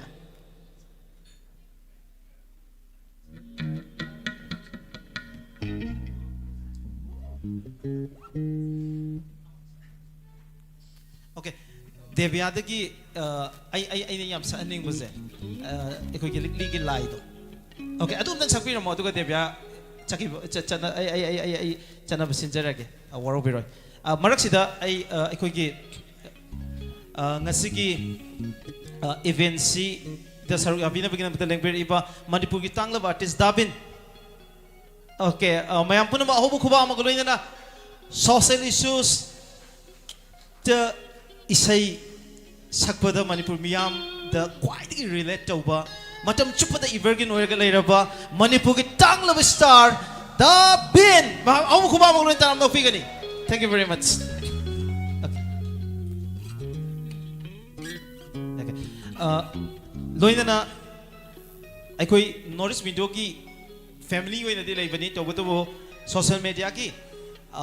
sensation loina na influencer mo so oiba aigi inau Diras kaya lagi koi Diras, okay. Oh Diras laga, okay. Mapan ting thoki ba mali. Anyway, once again, ay lanchen ba nang kakot sige, please.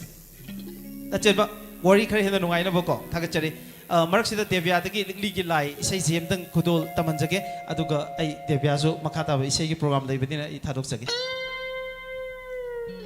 Hello check. Isay simadi. Legendary singer Oza Sanaton Sarmana sakpe ki bai sai ni koina matau tam duna sakcha bagi tiktina chade Ozagi matau tam jaraga pap saman bagi sakcha bani ada soi ki bai yaraga so live ting biriba laman amadi next year me akudimang nangakpi gani tentak namati ama kudo tam jage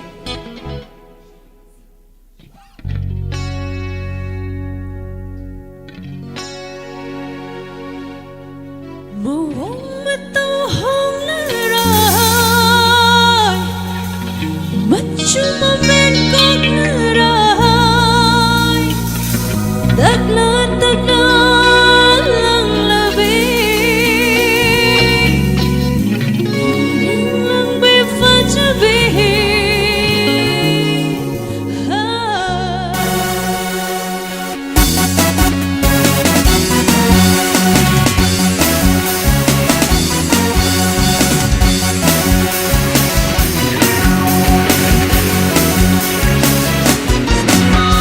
Fajabata shahangani Hirangana tambigani Munadana tambigani Miyambangalana gani Rigi halori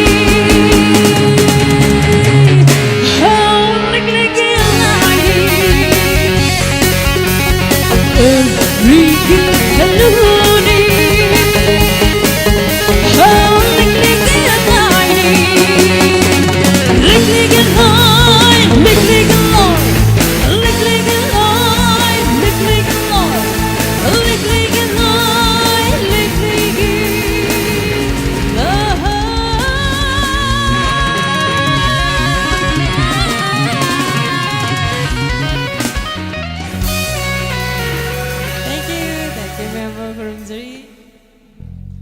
Thank you so much.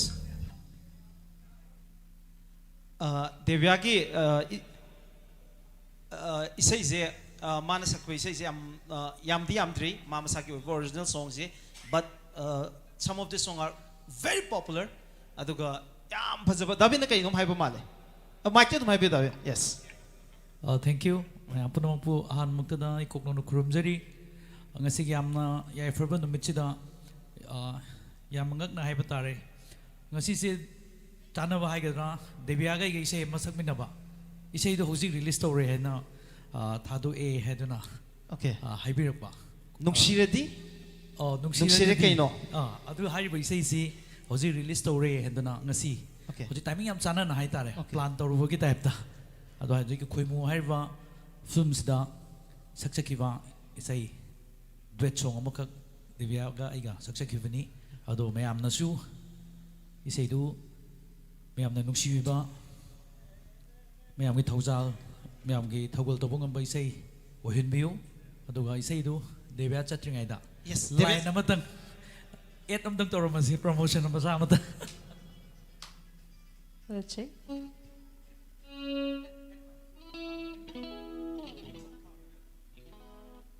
Isai si I maming nungsiragadi, nungsire kaino, pamziragadi. Pamzere kaino. Hai na. Mington may say ni mati amtang kudol tanjing.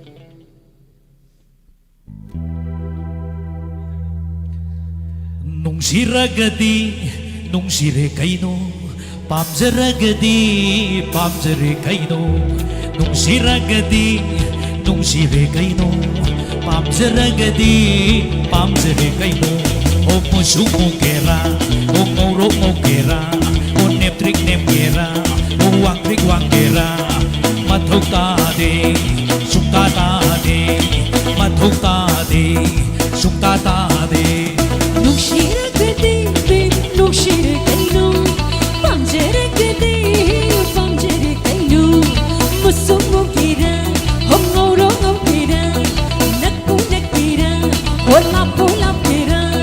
Mathau de o sukta de mathau de o sukta de Iragadi nungsire kaino pamzeragadi pamzere kaino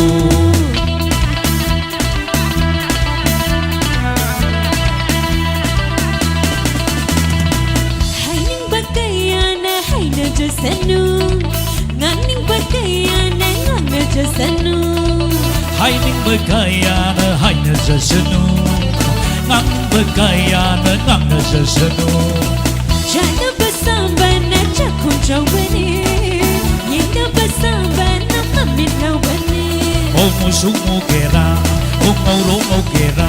o neptrik nem kera, o wangrik wangkera. O musumo kira, o mauro kira, o nakpu nakira, o lapu lapira O mathau de, sungta de, mathau de, o sungta de. Ragadi ragadi, ragadi ragadi, ragadi ragadi, mamja ragadi, ragadi ragadi, nungsi ragadi. Thank you, ma'am. Matik sudam, ma'am da kasi, ma'am nagisu koi mo hire film masi, ma'am na su support of you, loy na hire base si soren ma'am, o yam gi hozik YouTube ta dum mayam thengna biragani ngasi yamna yaifraba numit sigi khudol doina mayam da tamjari. Thank you. Thank you. Thank you so much, Devya. Ngasai diki auju phawo matam yam sangna saruk ya biram bagi namta Devya thagachari kai khunu buchari Devya gi sumakha taba saifam leibani na ai Devya ma pun ma hobu khuba magloine thagachagan yagat bigane thagachari David master stroke ogere ko isai ji ai de hojika release to bune je David na haira khang bune ngasai aduga isai ji already it went so viral Facebook the reels ma'am same great dance cover to great aduga isai ji ki matek sakpa mayam am thagan rakre Facebook ta David si ma yam tin popular re hojik se Sachingar ne nawbo mai ne aduga nachen mane khoi lere karan khar ngang tare David waru biroi khoi ko khitang mayam enjoy to no ba ngai ngasai dadines yam serious note yam spiritual over part yaugre ado handak te khar lang tare Sachingar kai haige nairadong yes ado Sachingar ngasai khoi gi Kanarendra Ningombana Magi Masak Pazavagi Haitarico, Taki Dasa, Karagi Wari Likan, the Ping Chong by Uivoco, Kamana by your work of my toe. I did Karim Tarakted. I did Atugumba the Sataractive. No pin now is a kind of whatever. Okay. None of Pamzeruba Matamda, Moinaga, Yarakta the over, come I do. Yakta the Masin Kayame. Kai phawi thamoi da mase kusu muru da bai ne haitai ngasai la chemena kuchu mu bai da sa do hoi amu bu nu pan koi khira ka bai toi khang de da sung pam bek te nupi ni ya gan da nu pa wei ai je yama da ai na hairu jing je na bu mi tam ta hangi ne chumbra mat hello bu kurum jari thamoi da salam bijabani no lukcharaga tin bi bu khudimok boi kai khunu bu chari Now, Sachingar has a massive Nupina palm, the Nupa, guys, the Piniam Yagat with Chumberg, I don't. I put me never not Vanina Aduma, I know hybriding of Zade, Adu, I my tongue seeing a guy. Haragati Mazu, me wang Zawi, me Dumgawi, Dum Setok Satrok, the smart way by Marup Amakatani Hajabatai. Okay. Adum Karadi Mangon the Palm, later I'm going to have the Asata Nedu. Magi oina laiti habani na agi kumbam je muk laitaba okay now begin yam nungai va video nga ina thing nagi ai exactly interview du makte yeng jadri but interview du gi ai su share dog jagi bane interview du gi mati am haidare now bana leave wari se ko Justin angang oring e gi dream haidare ko ko Justin Bieber tin bai wari haidare Justin Bieber ni yum daga la ga hek lekai mamang daga chau thuk bagi adum bagi kamai da wari no mati wari du kitang libiram yabra Sigi wari is saying Akogi Inkalaiva Angang Maza Haitarico, Inkalakoti Pakang Pavanataba, Haiti Tabakamo Mapumpana Tawungam Driva, Yum da Kogi Imavana, Jackakoma Pizaraga, Sanaroga Halakpa, Punsi, Agi Punsi, Tabak Sudragati, I just might have got Nungabanga Moiko, Habigi Wakan Kanbangam Ding, Agi Matamda, Kalamba Wakan never. Haiti Wakans the Miuiva have a loin or VI. Habisi Aina to the Utpaywana. Hadi Aina Kalibu Wakanje, I America, the Satki, the Wakanda thing of Mebo. Kanam the Wakan Timbangamba, me Tolok Taragadi, I Sidala Ibama, you know, Wakan Timbanga may high Taragadi, I want the Lanum to move. I Wakalonico. I am the Ganota having at the Wakan Timbangam way Heisabuki Pramane. I know Wakanje Timbangam the Poramoko even I am Sakatabo. I am the Wakan Kogi Yamna Pasha Pai the board you walk under the Pasha Pai, but you walk and consider no eyes about me cooked anyways. I don't know, I know Kogi. I know how you do them high hair. I don't have you cake. I do the him, but what can give a hand but Harake? Mother, what if they Haramido? I see some Tabak Masapumatam, the Koikanum, the Yamna Tangan, the me manage. I did. Kanomta Torgasum Tabak late talk about what I can Hazel Lagamayamda, Adum Ishazi Potana Honazaba, Adum Meme Nebaze, Ado Masiam Patabanina, which you put in a Kangze, the Matam to the Wat, the Nabanina sing any am Lozagiba, Potamne. Adaina Wakanje, some Saga Lego, I come my Saga together, I say, Kogi, yeah, Pisak Patti Horotini Potsi, some South Rocotine. Koi laikai gi meeting jina sum ai je nungsi bi ba ko kai gi no hakanda ꯑꯩꯈꯣꯏꯒꯤ ꯅꯣꯡꯄꯣꯛ ꯁꯦꯛꯃꯥꯏ ꯇꯕꯨꯜ ꯍꯥꯏꯔꯤꯕ ꯖꯒꯥꯁꯤ ꯆꯤꯡꯌꯥ ꯑꯣꯏꯕꯅꯤꯅ ꯑꯩꯈꯣꯏꯒꯤ ꯃꯌꯥꯝ ꯂꯥꯟꯅ ꯈꯟꯕꯤꯒꯅꯨꯀꯣ ꯇꯣꯏꯂꯦꯠꯁꯤ ꯂꯥꯏꯔꯕꯅꯤꯅ toilet ꯌꯥꯝ ꯂꯩꯅꯗꯦꯕ ꯆꯤꯡꯌꯥꯅꯤꯅ ꯑꯩꯈꯣꯏ ꯆꯤꯡꯗꯨ ꯌꯥꯝ ꯆꯥꯎꯕꯅꯤꯅ ꯆꯤꯡꯗꯨꯅ ꯑꯩꯈꯣꯏꯒꯤ ꯇꯣꯏꯂꯦꯠ ꯑꯣꯏꯌꯦꯕ ꯑꯗꯨ ꯁꯨꯝ ꯑꯩꯅ ꯈꯟꯕꯗ ꯑꯩꯅ ꯁꯨꯝ ꯂꯩꯀꯥꯏꯒꯤ ꯇꯣꯏꯂꯦꯠ ꯑꯃ ꯍꯦꯛ ꯁꯥꯔꯛꯄ ꯑꯗꯒꯤꯗꯤ ꯂꯩꯀꯥꯏꯒꯤ ꯇꯣꯏꯂꯦꯠꯁꯦ ꯑꯩꯅ ꯂꯣꯏꯅ ꯁꯥꯔꯛꯄ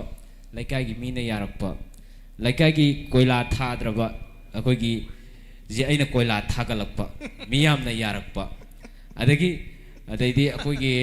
ꯑꯦꯔꯤꯌꯥꯁꯤꯡꯁꯦ ꯑꯩ ꯅꯨꯡꯁꯤꯕꯤꯗꯅ ꯍꯦꯛꯇ ꯕꯣꯠꯀ ꯂꯦꯞꯍꯜꯂꯛꯄ ꯕꯣꯠꯁꯦ ꯑꯩꯅ ꯀꯥꯔꯛꯄ ꯕꯣꯠꯁꯦ ꯀꯥꯔꯒ ꯃꯊꯪ ꯃꯤꯅ ꯈꯪꯅꯔꯛꯄꯗꯒꯤ ꯑꯇꯣꯞꯄ ꯈꯨꯟ ꯃꯊꯪ ꯑꯩꯅ ꯄꯥꯡꯉꯛꯄꯗꯒꯤ ꯑꯩꯁꯦ ꯅꯥꯎꯕꯁꯦ ꯍꯦꯛꯇ ꯂꯣꯏ ꯆꯠꯈꯤꯗꯅ ꯃꯅꯤꯄꯨꯔꯒꯤ MLAꯁꯦ ꯑꯩꯅ ꯍꯦꯛ ꯑꯣꯏꯔꯛꯄ ꯋꯥꯈꯟꯁꯤ ꯄꯨꯕ ꯋꯥꯈꯟꯗꯨꯅꯤꯀꯣ ꯑꯩꯅ ꯍꯥꯏꯖꯔꯤꯁꯦ CMꯁꯦ ꯑꯩꯅ ꯍꯦꯛ ꯄꯥꯏꯔꯛꯄ CM ꯄꯥꯏꯔꯛꯄꯗꯒꯤ ꯗꯣꯅꯥꯜꯗ ꯇ꯭ꯔꯝꯞꯅ ꯑꯩꯒꯤ ꯋꯥꯔꯤꯒꯤ ꯍꯦꯛ ꯈꯪꯖꯤꯜꯂꯛꯄ ꯑꯥꯗꯒꯤꯀꯣ ꯅꯥꯎꯃꯩꯗꯨꯗꯤ ꯃꯥꯏ ꯊꯕꯛ ꯐꯖꯩꯅꯦꯒ ꯗꯣꯅꯥꯜꯗ ꯇ꯭ꯔꯝꯞꯀ ꯍꯦꯛ ꯎꯅꯕꯀꯣ ꯑꯗꯨ ꯃꯌꯥꯝꯁꯤꯡꯁꯤꯅ ꯍꯦꯛ ꯎꯕ ꯁꯤ ꯋꯥꯈꯟꯗꯨꯅꯤꯀꯣ ꯑꯩꯅ ꯍꯥꯏꯖꯩꯁꯦ ꯑꯁꯦꯡꯕ ꯅꯠꯇꯦ ꯋꯥꯈꯟꯗꯨꯅꯤꯀꯣ ꯑꯗ Donald Trump ji ware potharage nawo nangonda sinaramage prithivigi CMJ gana aingonde hairappa wakhanduni ko aina haijarije asengba nateba admai tawraga sum prithivigi makok se aina oirappa adai Justin Bieber ga je hek ai khangna laikai da korgo mayam angang macha jinga sanajaba bonga sanajaba adumai khanba wakhanduni da oibudi ngamdaba wakhanne ne yam kana sengdok se nawo mai na but asumba wakhalama sachinga ge di karamba wakhallai sachinga na khanba extreme fantasy am hai tare Kayle, share it. Extreme fantasy je, I je Mr. Beast se. Am tak hian giga dikhal. Ado ya wakini. Jiri langam dri. Jiri langam dri. Oh, Mr. Beast je mayam YouTube ki king ni ko. Ado mangon di hian gen khalle ba. Jiri landing dri. Jiri landing dri. Sachinga nang se subscriber khwai di masing yamba Manipur YouTuber ni ga haiba se. Sigi se da thamoi de kari fawi chakpa da sum khan bra ai je Manipur ki ekhogi highest subscriber level mi yamani gana irujabada ka sum feel to wa yawbra kamai to adu dumade ai sukan khande okay subscribers di number katani ba subscribers di number ne magi magun je yaudi yawi tawdabu ai di maruina ngasi ai thakakadaba content heng thakakadaba content je sida main focus to ba kaino da content du na yaudra subscriber du na kedo go subscriber also ba channel me am lay million lay basu me am lay content do namak tabadagi fazrak tabadagi hangiba aduna id content je da wena adum focus to lay ba content je mu phajana focus to lay ba aina gyan tar pakanta subscribers wang lem gani revenue su wang lem gani mina zu masakang na gani exactly ngasai nawo mai gi fantasy da CM oi bagi wafam am yawre ad CM chumna gi Manipur gi CM nate prithvi gi CM bo yawre ko ad sajinga nangna Manipur gi CM oi taraba adudi nangna khwai dagi nangna pamjana tawgen khan thabak se gai ai di khoi koila han thani khoi yum wangi koila do koila gi si mamang da su video am lei graba mal lei ko lei okay adagi koila si imphal dagi de thobal ne thai na tawbagi viral am so leiba mal lei am thi lei adu koila matang je okay mayam di am yen ai adu lana khanbi gano akhoi gi lelong thongbok se yam teina nungai sauthok pai wadin na chade adu akhoi dai du di yadri ko highway gi wai ni highway gi lambi koila je suk thai ire pu heli khol ga kibudo suk kai de kaido ma ke tak hek kai ra phoga aina be chari je hantaki koila ji kana pai bano di ai khangje de akhoi si gi khongjom paring gi akhoi lelong bok ki kaino je koila je company ni pai ga jo hai nei bu ko adu kainom kairapagi hekta lambi masa ma dagla ka thinjala tokhai khudak ta dagla sembagi adumba facilities ma yauriba tongan yam sathiba ima bo bai urakti bai ta adumati yam kalakse hoji company du yam thaganing bai ta baming di khangdai company du di thaganing hai bani ko Sachinga ki ekhoina yamna nungai base ekoi well exposed to ko Sachinga ki family ima then Sachinga ki wife mayam je su well exposed to and again Sachinga bu public na su Manipur miyam yam phajana pame na lowe Sachinga ki ekoi content nawo mai any of your team hai tare yam strong team am je lei adu da yamna rural gi oi vai ku Manipur khunga gi asek masak mayam ma adagi ekoi na ga puthok pada natraga haidok pada ikai ga da put mayam se puthok ga khangan bagi suku me nature ma soi masi ꯀꯔꯤ ꯋꯥꯈꯟꯗꯒꯤꯅꯣ ꯉꯁꯤ ꯁꯦꯠꯂꯤꯕ ꯁꯨꯃꯥꯏꯅ dress ꯁꯦꯠꯂꯒ ꯍꯥꯏꯇꯥꯔꯦ hero ꯁꯥꯔꯒ ꯇꯧꯕ ꯀꯟꯇꯦꯟꯇꯤ ꯁꯦꯝꯗꯦꯕ ꯁꯦꯝꯗꯦ ꯋꯥꯏ ꯃꯔꯝꯁꯦ ꯑꯩꯈꯣꯏ ꯂꯝꯁꯦ ꯍꯥꯏꯕꯗꯤ ꯁꯝꯅ ꯍꯥꯏꯕꯗ ꯏꯁꯦꯡ ꯁꯦꯡꯅ ꯍꯥꯏꯒꯦ ꯏꯝꯐꯥꯜꯗ ꯀꯟꯇꯦꯟ ꯂꯩꯇꯦ ꯑꯩꯒꯤ ꯑꯣꯏꯕ ꯃꯣꯠꯇꯀꯣ ꯑꯩ ꯌꯦꯡꯉꯝꯃꯦ ꯏꯝꯐꯥꯜꯗ ꯂꯩꯔꯒ ꯀꯟꯇꯦꯟꯁꯦ ꯁꯦꯝꯕ ꯇ꯭ꯔꯥꯏ ꯇꯧꯋꯦꯕꯀꯣ ꯚ꯭ꯌꯨ ꯌꯥꯗꯦꯕ ꯃꯁꯤ ꯃꯌꯥꯝꯅ ꯎꯅꯤꯡꯉꯤꯕ ꯄꯣꯠꯁꯦ ꯃꯌꯥꯝꯅ ꯎꯕ ꯋꯥꯠꯄ ꯖꯒꯥꯁꯤꯡꯁꯦ ꯎꯠꯂꯒꯗꯤ ꯃꯈꯣꯏꯅꯁꯨ ꯍꯦꯟꯅ ꯄꯥꯝꯕꯤ ꯅꯨꯡꯁꯤꯌꯦꯕꯀꯣ ꯑꯗꯣ ꯑꯩꯅ ꯏꯝꯐꯥꯜꯗ ꯀꯟꯇꯦꯟ ꯂꯩꯇꯦ ꯁꯨꯡꯂꯩ ꯂꯩꯇꯕꯃꯛꯇꯤ ꯅꯠꯇꯦ ꯇꯧꯕꯇꯕꯨ ꯁꯝꯅ ꯍꯥꯏꯔꯕꯗ ꯐꯣꯔ ꯑꯦꯛꯖꯥꯝꯄꯜ ꯈꯨꯗꯝ ꯑꯃꯇꯪ ꯄꯤꯖꯒꯦꯕ ꯁꯤꯡꯖꯃꯩ ꯂꯝꯕꯤꯁꯦ ꯑꯩꯅ ꯌꯧꯔꯛꯄ ꯃꯇꯝꯗ ꯃꯌꯥꯝ ꯁꯤꯡꯖꯃꯩ ꯌꯧꯔꯛꯑꯦ ꯍꯥꯏꯕ ꯋꯥꯍꯩꯁꯦ ꯀꯅꯥꯝꯇꯅ ꯑꯦꯛꯁꯥꯏꯠꯃꯦꯟꯒꯤ ꯐꯤꯜꯗꯣ ꯐꯪꯉꯣꯏꯕ ꯐꯥꯎꯗꯦ ꯌꯦꯁ ꯍꯥꯏꯕꯗꯤ ꯃꯤ ꯂꯣꯏꯅ ꯑꯗꯨ ꯂꯝꯕꯤꯗ ꯐꯥꯎꯔ ꯂꯥꯛꯄꯅꯤꯅ ꯑꯗꯨꯅ ꯁꯝꯅ ꯍꯥꯏꯔꯕꯗ ꯑꯩꯈꯣꯏꯒꯤ ꯃꯌꯥꯝ ꯑꯩꯈꯣꯏ ꯂꯝꯁꯦ ꯆꯥꯔꯥꯡꯄꯥꯠꯅꯦ ꯑꯩꯈꯣꯏ ꯁꯨꯃꯥꯏꯅ ꯁꯨꯃꯥꯏꯅ ꯇꯧꯏ ꯈꯣꯠꯂꯦ ꯁꯤꯗ ꯁꯤ ꯂꯩ ꯅꯥꯎꯃꯩꯁꯦ ꯑꯩꯈꯣꯏ ꯇꯧꯕꯨꯜꯅꯦ ꯈꯣꯠꯄꯅꯦ ꯅꯣꯡꯄꯣꯛ ꯁꯦꯛꯃꯥꯏꯗ ꯇꯧꯕꯨꯜ ꯀꯧꯕ ꯂꯝ ꯑꯃ ꯂꯩ ꯍꯥꯏꯕꯁꯦ ꯅꯥꯎꯃꯩꯅ ꯎꯠꯂꯦꯕ ꯑꯗꯨꯒ ꯑꯩꯗꯤ ꯂꯝ ꯔꯤꯄ꯭ꯔꯖꯦꯟ ꯇꯧꯕꯁꯦ ꯁꯨꯃꯥꯏꯅ ꯑꯌꯥꯝꯕ ꯇꯧꯒꯜꯂꯦ ꯏꯕꯣ ꯅꯪ ꯀꯩ ꯂꯝꯗꯩꯅꯣ ꯍꯥꯏ ꯑꯩ ꯆꯥꯔꯥꯡꯄꯥꯠꯇꯩꯅꯦ ꯆꯥꯔꯥꯡꯄꯥꯠ ꯈꯪꯕ ꯃꯤꯅ ꯈꯪꯉꯝꯃꯦ ꯈꯪꯗꯕ ꯃꯤꯅ ꯆꯥꯔꯥꯡꯄꯥꯠꯁꯦ ꯀꯥꯏ ꯂꯩꯒꯦ ꯊꯧꯕꯥꯜ ꯂꯣꯝꯗ ꯂꯩ ꯑꯩ ꯀꯥꯏꯗꯩꯅꯣ ꯑꯩ ꯊꯧꯕꯥꯜꯗꯩꯅꯦ ꯍꯥꯏꯗꯦꯕ ꯑꯍꯥꯟꯕꯗ ꯆꯥꯔꯥꯡꯄꯥꯠ ꯑꯃ ꯍꯥꯟꯅ ꯄꯜꯂꯦꯕ ꯑꯗꯨ ꯃꯇꯨꯡꯗ ꯈꯪꯗꯕꯗꯩ ꯊꯧꯕꯥꯜ ꯑꯃꯨꯛ ꯇꯞꯄꯦꯕ ꯑꯗꯨꯃꯥꯏꯅ ꯇꯧꯔꯒ ꯃꯔꯤ ꯇꯞꯄꯒꯀꯣ ꯔꯤꯄ꯭ꯔꯖꯦꯟ ꯇꯧꯋꯦ ꯍꯥꯏꯇꯥꯔꯦ ꯑꯗꯨꯅ ꯑꯩꯗꯤ ꯔꯨꯔꯦꯜꯒꯤ ꯑꯣꯏꯕ ꯄꯣꯠꯁꯦ ꯌꯥꯝꯅ ꯅꯨꯡꯉꯥꯏꯖꯩ ꯑꯩꯅ ꯀꯟꯇꯦꯟ ꯁꯦꯝꯕ ꯃꯇꯝꯗ ꯀꯟꯇꯦꯟꯁꯦ ꯈꯨꯠꯂꯩꯇꯤ ꯂꯩ ꯔꯨꯔꯦꯜꯒꯤꯗꯤ ꯑꯗꯨ ꯃꯤꯅꯁꯨ ꯎꯕ ꯋꯥꯠꯄꯅꯤꯅ ꯍꯥꯏꯗꯤ ꯍꯧꯖꯤꯛꯐꯥꯎꯒꯤ ꯑꯣꯏꯅꯗꯤ ꯌꯥꯝꯅ ꯅꯨꯡꯉꯥꯏꯅ ꯆꯠꯂꯤ ꯑꯗꯨꯅꯅꯦ ꯃꯌꯥꯝꯅ ꯅꯨꯡꯁꯤꯕꯤꯁꯦ ꯌꯥꯝ ꯅꯨꯡꯉꯥꯏꯖꯩ ꯑꯩꯅ ꯆꯦꯟꯕꯗ ꯑꯃꯨꯛ ꯂꯥꯛꯆꯒꯦ ꯆꯞ ꯃꯥꯟꯅꯕ ꯋꯥꯍꯪꯅꯦ ꯑꯩ ꯅꯥꯎꯕꯅꯦ ꯗꯦꯟ ꯑꯩꯈꯣꯏꯒꯤ ꯁꯆꯤꯟꯒꯔ ꯑꯍꯨꯝꯃꯛꯇ ꯍꯪꯖꯒꯦꯀꯣ ꯅꯆꯦꯟꯕ ꯍꯧꯖꯤꯛ ꯃꯅꯤꯄꯨꯔꯗ CSO ꯑꯣꯏꯔꯣ ꯅꯠꯇ꯭ꯔꯒ ꯂꯨꯞ ꯑꯃ ꯑꯣꯏꯔꯣ ꯑꯦꯅꯤ ꯂꯨꯞ ꯑꯃ ꯑꯣꯏꯔꯒꯗꯤ ꯊꯤꯡꯖꯤꯟꯕꯁꯤ ꯌꯥꯝ ꯆꯠꯅꯩꯌꯦꯕ ꯅꯪ ꯊꯤꯡꯖꯤꯜꯂꯦ ꯁꯤ ꯁꯦꯠꯄ ꯌꯥꯔꯣꯏ ꯆꯥꯕ ꯌꯥꯔꯣꯏ ꯇꯧꯕ ꯌꯥꯔꯣꯏ ꯑꯦꯅꯤꯊꯤꯡ ꯊꯤꯡꯖꯤꯟꯕ ꯌꯥꯏ ꯀꯣ ꯑꯦꯅꯤ ꯀꯩꯅꯣꯝꯃ ꯇꯧꯔꯒꯗꯤ ꯌꯥꯝ ꯊꯤꯡꯖꯤꯟꯕꯁꯤ ꯆꯠꯅꯩꯌꯦꯕ ꯅꯪꯅ ꯊꯤꯡꯖꯤꯟꯅꯤꯡꯕ ꯃꯅꯤꯄꯨꯔꯗ ꯆꯠꯅꯕ ꯑꯃ ꯍꯥꯏꯇꯥꯔꯦ ꯀꯩꯅꯣꯝꯃ ꯂꯩ ꯅꯪꯉꯣꯟꯗ ꯊꯤꯡꯖꯤꯟꯕꯒꯤ ꯄꯋꯥꯔꯁꯤ ꯄꯤ ꯇꯥꯔꯒꯗꯤ ꯀꯔꯤ ꯊꯤꯡꯖꯤꯟꯒꯅꯤ ꯅꯨꯄꯤ ꯑꯅꯤ ꯂꯣꯟꯕ ꯌꯥꯔꯣꯏꯅ ꯊꯤꯡꯖꯟꯅꯤ ꯑꯩꯗꯤ ꯑꯣꯀꯦ ꯅꯨꯄꯤ ꯑꯅꯤ ꯂꯣꯟꯕ ꯌꯥꯔꯣꯏ ꯀꯔꯤ ꯃꯔꯝꯒꯤꯅꯣ ꯍꯥꯏꯔꯣ ꯈꯤꯇꯪ ꯅꯪꯅ ꯄꯦꯟꯖꯗꯕꯗꯣ ꯍꯥꯏꯕꯗꯤ ꯑꯩꯈꯣꯏ ꯅꯨꯄꯤꯁꯤꯡꯁꯤꯁꯨ ꯀꯣ ꯀꯩ ꯍꯥꯏꯗꯣꯏꯅꯣ ꯈꯪꯗ꯭ꯔꯦꯅꯦ ꯄꯥꯈꯠꯂꯦ ꯑꯣꯀꯦ ꯐꯔꯦ ꯉꯁꯥꯏ ꯁꯆꯤꯟꯒꯔꯒꯤ ꯄꯥꯎꯈꯨꯝꯗꯣ ꯅꯪꯉꯣꯟꯗ ꯑꯃꯨꯛ ꯂꯪꯁꯜꯂꯛꯀꯦꯀꯣ ꯅꯪ ꯃꯨꯕꯒꯤꯅꯦꯅ ꯌꯥꯝ ꯄꯦꯟꯖꯗꯕꯗꯣ ꯁꯆꯤꯟꯒꯔꯅ ꯃꯥꯅ ꯍꯥꯏꯖꯔꯨꯕ ꯃꯇꯝꯗ ꯅꯨꯄꯤ ꯃꯌꯥꯝ ꯌꯥꯔꯛꯇꯕꯁꯦ ꯃꯥꯅ ꯉꯧꯔꯨꯕꯒꯤꯅꯦꯅ ꯀꯔꯤ ꯍꯥꯏꯅꯤꯡꯉꯤ ꯇꯧꯁꯟꯅꯕ ꯃꯥꯜꯂꯦ ꯑꯩꯅ ꯇꯧꯁꯟꯅꯕ ꯃꯥꯜꯂꯦ ꯃꯌꯥꯝ ꯃꯃꯥꯡ ꯊꯣꯛꯂꯛꯄꯩ ꯈꯔ ꯇꯧꯁꯟꯅꯕ ꯃꯥꯜꯂꯦ ꯑꯩꯁꯨ ꯃꯥꯜꯂꯦ ꯑꯗꯨ ꯁꯆꯤꯟꯒꯔ ꯅꯪꯉꯣꯟꯗ ꯊꯤꯡꯖꯜꯂꯣ ꯍꯥꯏꯔꯒꯗꯤ ꯀꯩ ꯊꯤꯡꯖꯟꯒꯅꯤ ꯑꯩꯉꯣꯟꯗ ꯊꯤꯡꯖꯜꯂꯣ ꯍꯥꯏꯔꯗꯤ ꯑꯣꯔꯒꯅꯥꯏꯖꯦꯁꯟ ꯁꯦꯝꯕꯁꯦ ꯊꯤꯡꯖꯟꯕꯤꯔꯣꯅ ꯍꯥꯏꯔꯅꯤ ꯑꯣꯀꯦ ꯌꯥꯝꯃꯜꯂꯦꯕ ꯑꯩ ꯍꯥꯏꯗꯤ ꯍꯧꯖꯤꯛ ꯃꯅꯤꯄꯨꯔ ꯌꯥꯝ ꯊꯤꯅ ꯕꯣꯔꯤꯡ ꯑꯣꯏ ꯑꯩ ꯑꯞꯒ꯭ꯔꯦꯗ ꯇꯧꯅꯤꯡꯗꯦ ꯂꯥꯏꯐꯁꯦ ꯑꯩ ꯍꯧꯖꯤꯛ ꯂꯩꯔꯤꯕ ꯆꯥꯡꯁꯦ ꯁꯤꯅ ꯕꯦꯁ ꯑꯣꯏꯌꯦꯅ ꯌꯥꯝ ꯊꯤꯅ ꯈꯟꯖꯕ ꯃꯤ ꯑꯃꯅꯦꯕ ꯀꯩꯒꯤꯅꯣꯗ ꯑꯩ ꯑꯦꯛꯁꯄꯥꯟ ꯁꯨꯡꯇꯧ ꯇꯧꯅꯤꯡꯗꯦ ꯁꯤꯗꯩ ꯍꯦꯟꯅꯁꯨ ꯀꯔꯤꯝꯇ ꯇꯧꯅꯤꯡꯗꯦ ꯀꯩꯒꯤꯅꯣꯗ ꯌꯦꯠꯇ ꯆꯠꯂꯦ ꯑꯗꯨꯒꯤ ꯑꯣꯔꯒꯅꯥꯏꯖꯦꯁꯟ ꯑꯣꯏꯗ ꯆꯠꯂꯦ ꯑꯗꯨꯒꯤ ꯑꯣꯔꯒꯅꯥꯏꯖꯦꯁꯟ ꯌꯦꯠꯇ ꯊꯥꯡꯕꯒꯤꯁꯨ ꯌꯦꯠ ꯈꯣꯡꯊꯥꯡ ꯊꯤꯡꯕ ꯑꯣꯔꯒꯅꯥꯏꯖꯦꯁꯟ ꯑꯣꯏꯗ ꯊꯥꯡꯕꯒꯤꯁꯨ ꯑꯣꯏ ꯈꯣꯡꯊꯥꯡ ꯊꯤꯡꯕ ꯑꯣꯔꯒꯅꯥꯏꯖꯦꯁꯟ ꯃꯌꯥꯝꯁꯦ ꯌꯥꯝꯃꯟꯗꯅ ꯉꯥꯎꯔꯦ ꯑꯗꯨꯅ ꯑꯣꯔꯒꯅꯥꯏꯖꯦꯁꯟ ꯑꯅꯧꯕ ꯐꯣꯝ ꯇꯧꯕꯤꯔꯅꯣꯅ ꯑꯩ ꯍꯥꯏꯅꯤꯡꯉꯦ ꯑꯣꯀꯦ ꯅꯥꯎꯕꯃꯩꯒꯤꯗꯤ ꯀꯔꯤ ꯊꯤꯡꯖꯟꯒꯅꯤ ꯈꯔ ꯁꯥꯊꯤꯕ ꯑꯃ ꯍꯥꯏꯔꯛꯇꯧ ꯃꯥꯜꯂꯦ ꯄꯥꯎꯈꯨꯝ ꯑꯅꯤꯃꯛ ꯌꯥꯝ ꯐꯖꯔꯤ ꯁꯤꯗꯤ ꯌꯥꯝ ꯂꯨꯕ ꯋꯥꯅꯤꯍꯦ ꯀꯩꯅꯣ ꯄꯨꯔꯥ ꯁꯣꯔ ꯊꯤꯡꯕꯒꯤ ꯋꯥꯐꯝꯅꯦ ꯍꯥꯏꯗꯤ ꯌꯥꯝ ꯂꯨꯏ ꯍꯥꯏꯇꯥꯔꯦ ꯁꯤ ꯃꯅꯤꯄꯨꯔꯁꯤ ꯌꯥꯝꯅ ꯅꯨꯡꯁꯤꯕ ꯍꯥꯏꯗꯤ ꯌꯥꯝꯅ ꯐꯖꯕ ꯌꯥꯝꯅ ꯂꯨꯕ ꯌꯥꯝꯅ ꯊꯤꯡꯕ ꯌꯥꯝꯃꯦ ꯃꯅꯤꯄꯨꯔꯁꯦ ꯌꯥꯝꯅꯅꯦ ꯑꯗꯣ ꯑꯩꯒꯤ ꯑꯣꯏꯅꯗꯤ ꯀꯩꯁꯨ ꯊꯣꯏꯗꯣꯛꯅ ꯍꯥꯏꯅꯤꯡꯗꯦ ꯁꯤꯁꯦ ꯂꯨꯏꯅ ꯑꯗꯨꯝ ꯍꯥꯏꯅꯤꯡꯉꯦ ꯂꯨꯏ ꯅꯠꯇꯦ ꯅꯪꯅ ꯊꯤꯡꯅꯕ ꯑꯝꯇ ꯂꯩꯇ꯭ꯔꯕ ꯅꯪꯅ ꯊꯤꯡꯅꯤꯡꯕ ꯑꯝꯇ ꯂꯩꯇꯕ꯭ꯔꯣ ꯑꯩꯅ ꯊꯤꯡꯅꯤꯡꯕꯁꯦꯀꯣ ꯑꯩ ꯁꯤ ꯄꯔꯁꯅꯦꯜꯗꯤ ꯑꯩꯒꯤ ꯑꯣꯏꯗꯣꯏꯅꯤ ꯑꯗꯨꯒ ꯑꯩꯒꯤ ꯄꯔꯁꯅꯦꯜꯁꯦ ꯃꯌꯥꯝꯒꯤꯁꯨ ꯄꯔꯁꯅꯦꯜ ꯑꯣꯏꯗꯣꯏꯅꯤ ꯑꯣꯀꯦ ꯅꯨꯄꯤ ꯑꯉꯥꯡ ꯏꯁꯧ ꯂꯥꯡꯅꯕꯁꯤ ꯃꯁꯤꯃ ꯂꯩꯇ꯭ꯔꯒꯗꯤ ꯐꯖꯅꯗꯤ ꯅꯨꯡꯉꯥꯏꯅꯤ ꯈꯜꯂꯦ ꯑꯦꯅꯤ ꯁꯤꯗ ꯂꯩꯔꯤꯕ ꯅꯨꯄꯥ ꯑꯣꯏꯒ ꯌꯨꯝ ꯄꯥꯜꯕꯁꯤꯡꯒꯤ ꯈꯛꯇ ꯍꯥꯏꯕꯅꯤꯀꯣ ꯅꯨꯡꯁꯤꯅꯔꯤꯕꯁꯨ ꯀꯥꯏꯗꯦ ꯑꯗ ꯁꯥꯎꯅꯗꯅ ꯂꯩꯕꯁꯤꯃꯇꯪ ꯊꯤꯡꯖꯤꯟꯕꯤꯔꯒꯗꯤ ꯃꯁꯤꯃꯗꯤ ꯑꯩꯒꯤ ꯅꯨꯄꯤꯒꯁꯦ ꯁꯨꯛꯈꯟ ꯈꯟꯅꯔꯣꯏꯅ ꯑꯩ ꯊꯥꯖꯕ ꯊꯝꯖꯩ ꯑꯣꯀꯦ ꯅꯨꯄꯤꯅ ꯏꯁꯧ ꯂꯥꯡꯕꯁꯦ ꯃꯁꯤ ꯅꯨꯄꯥꯗ ꯈ꯭ꯋꯥꯏꯗꯒꯤ ꯆꯩꯅꯥ ꯐꯥꯎꯕ ꯄꯣꯠ ꯑꯃꯅꯤ ꯍꯥꯏ ꯑꯩ ꯗꯥꯕꯤꯟꯗ ꯑꯃꯨꯛ ꯂꯥꯛꯀꯦꯀꯣ ꯗꯥꯕꯤꯟ ꯑꯩ ꯁꯆꯤꯟꯒꯔ ꯈꯣꯏꯒ ꯃꯔꯤ ꯂꯩꯅꯕ ꯋꯥꯍꯪ ꯑꯃꯈꯛ ꯂꯥꯛꯀꯦ ꯗꯥꯕꯤꯟ ꯁꯆꯤꯟꯒꯔ ꯍꯣꯏ ꯅꯥꯎꯕ ꯍꯣꯏ ꯂꯟꯆꯦꯟꯕ ꯍꯣꯏ ꯃꯣꯏ ꯃꯌꯥꯝ ꯃꯣꯅꯤꯀꯥꯁꯨ ꯐꯝꯃꯤ अद मोई मैम द वायरल चट है मोई नुमित खुदिंग पांदम ने अगी वीडियो से वायरल चले है मोदी अहिंग तुम यादोनी अदे कनागुम खरना वही सोरुबदगे वायरल चलगना तुम यारोइदोनी जेल चंगदोनी मिमांग थोप फंगोइदोनी मथंगदगी अदो वायरल चटपसी ngarang वायरल चटप यावरी अखोई सचिंगर चटली अदो सचिंगर न चटप वायरल सिना पैसा फंगी पॉपुलर ओय मा वखन नुआई अदगे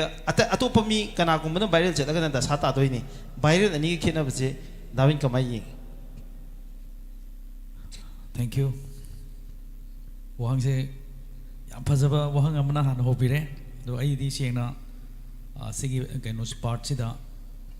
कितंग सोंजबनी मरमदे अखोई जेनरेशन सि कितंग एक्टिव ओइदबा हाइगदरा सिगी वायरल की ट्रेडिशन सिदा अदुबु अनी से सिगी एग्जैक्ट मीनिंग दुमक्ते आइना इंटरप्रेट तोबदा नमजद्रगसु अफब कोच अमगिदमक्ता चटप वायरल सिदी आई मसिमदी एप्रिशिएट तौजनिंगी अदुगा मीगी करिबा पार्ट खरा एरिया मा मकक अमकगा मतेक अमदा वायरल चलन बगी मागी टोटल लाइन सेंटेंस तुमा नत्रगा मागी माना ngangiba wahi dugi mapung phaba ideas tu natbida kakthalaga late oina thengna jaba hai bitare social media ki support chi koi di yam thengna phangje aduduna young generation ma'am ना लाइबा अनोबा कनो से अखोई ma'am polish तौबीरगा सिदगी अमु another अमु लापसु याय हजिकी सिगी viral trend से अमु लोहिबसु याय another अमु लापसु याय अदो हजि की दमक तो वेने दी चिनाव मैम ना एनी कंटेंट सेंबी दना कॉपी ना टीवी दना साइडगी वकल फजबा व्यूअर्स कमाइन अट्रैक्ट तौनी व्यूअर्स मैम ना कई कमाइन कमाइन हुक तौनी सिंग मैम अमा चिनाव मैम ना कोक थादबी बसे मसी यामना is a advance generation and I appreciate those. Thank you. David,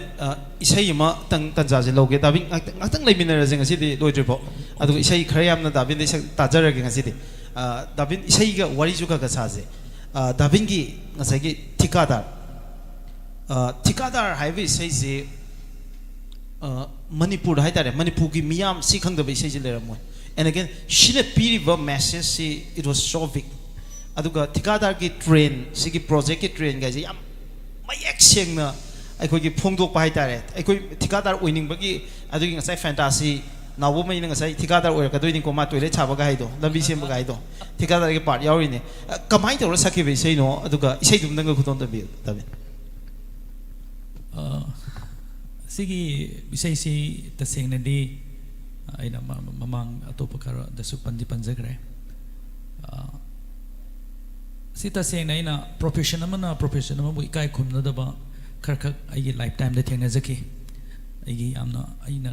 इकाय खुमनजबा आई ओजा अकोइबो ताकपिरबा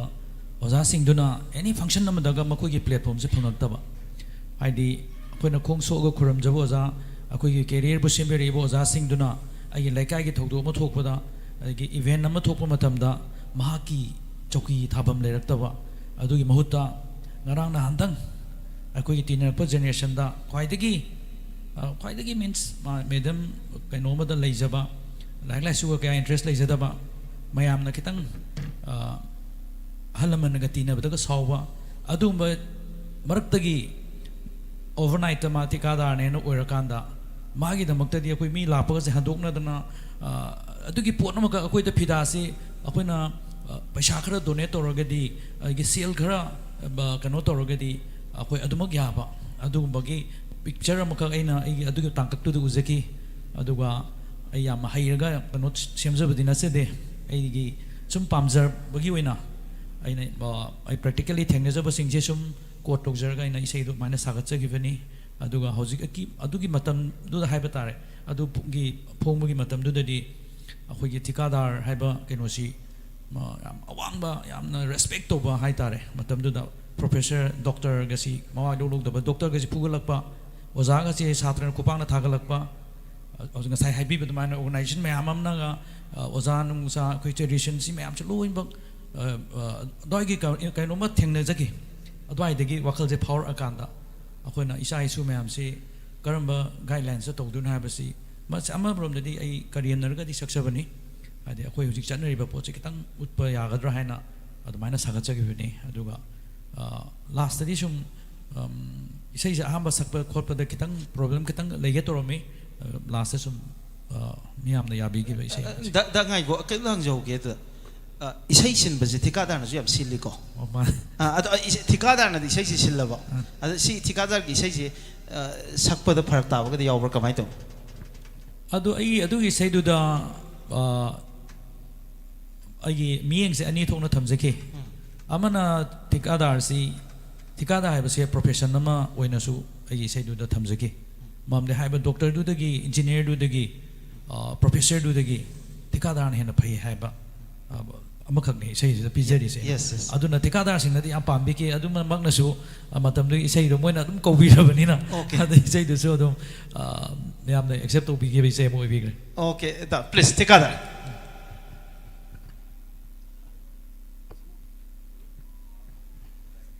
okay musician sing ready oi jeng da question tang hang jake ai ki da je mayam na di sida lei biri ba mayam khangbi basing na di khange aduga khangda basing da makta da je professional ai ki player amasuni da je ki Ranji Trophy ke sanaba yamna atang ba Manipur masak nai ba creator amani hojik Manipur na cricket ta mangjin tha ba gi stage ma hojik lai ba Ranji Trophy की different platform में आमा संगा कांदा होजिक मणिपुर की फचा फचा का player में आम थोड़ा कांदा India A दे का यूरोप पा अदे foreign tour दे का India की represent और का मणिपुर player में आम पुथों ना बहुत नरक पते आम चावना थोड़ा दांग लोवी रिबे मिसक ने दा की पुंसी दा करी गुम्बा दाना retire और बा मचुंग दा जे दाविंचे दाना ऐसे कनानो गाना मैं आमना खंगनिंग बसे ऐसे singer मनी है दाना मैं आमना remember तो हनिंग बरा नत्रगना ऐसे क्रिकेटर हम ओइरमी का है बसे सी रिमेंबर तो हनिंग बर काय having asidi yamna nuksiba wahang so ibire mamdi ai cricket si ai isai saktringai de hana sanajare ai class 8 tagi ai isai class 8 ka ba matam dagi 9 karam dai sida I senior da sanabo hore ai traw hai ba tijim road athletic union traugi ai youngest player oina traugi history da sanajare adu ai 2018 da ai retirement logjabani aduna ai haiba si yamna amarom da ni isona pibibani maramde aina adu cricket sana la kanda ai isona isai gi lambi se mo pibire ani mak ai khanjake ngami makai di aina society ki damda kari mo khra tawwa adigi haidi atopa da dingam da banina aina ngamjaba pamjaba khra sida dum adu maina lakhibani na sanaba amasung isai se music and sports city ai animak city thadok padi ngamgadaba mande aduna hojik su ai matam du su nuksiba wari mayam lai renga si su ai gi brother masulengsen biri ai manipur gi cricket ki coach amoina ai gi brother ibo bi sulengsen biri yamna nuai re si question hang birak pasi su ichina khoi sanamin rak pani aduna nungdang da isai chalure isai sakpai level da de mati am da haijage akhoi isai du di matam du da hana canter gu mama da pulap chat pasi ai khara thengna jawi audio cassette na isai khoi phong yan matam da adumana isai je chaluraga ai akhoi angang oi basina khoi last ta thille mayam du ki junior artist ina mayam matang ahan mayam ja thadaraga aina yum da yorok matum da pung ani ama makhai ani dum tai nonga lagana cricket sandoi ne nonga lagana play leba dum yawba semi final gum leba final gum leba adumana leba matum du da aina tum da bagi koksik pase lampak yoro de ta phai lampak ta lepa ga nuksa yaira kan da di tumsit phada ba pochin lampak ta thog di dum pha ba gi type ama aduna ai ani makse ai sports and music city say two side of a single coin adumana okay adumana dum thank you very much am fasa vocal ni thikadar yes miyam gi damak ai ko gi viewers sing gi damak David da amuk once again request ojari David gi song thikadar yes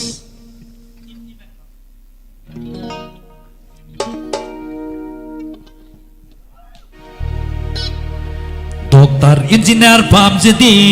oja nungza oi halloi oi hanne bana hichare Thikada Thikada Thikada Thikada Thikada Thikada ꯄꯥꯝꯖꯗꯤ ꯑꯣꯖꯥ ꯅꯨꯡꯖꯥ ꯑꯣꯏꯍꯜꯂꯣꯏ doctor engineer ꯄꯥꯝꯖꯗꯤ tuition centre ꯆꯠꯍꯜꯂꯣꯏ ꯑꯣꯏꯍꯟꯅꯤ ꯄꯥꯅ ꯍꯤꯠꯆꯥꯗꯦ ꯊꯤꯀꯥꯗꯥ ꯊꯤꯀꯥꯗꯥ ꯊꯤꯀꯥꯗꯥ ꯊꯤꯀꯥꯗꯥ ꯊꯤꯀꯥꯗꯥ ꯊꯤꯀꯥꯗꯥ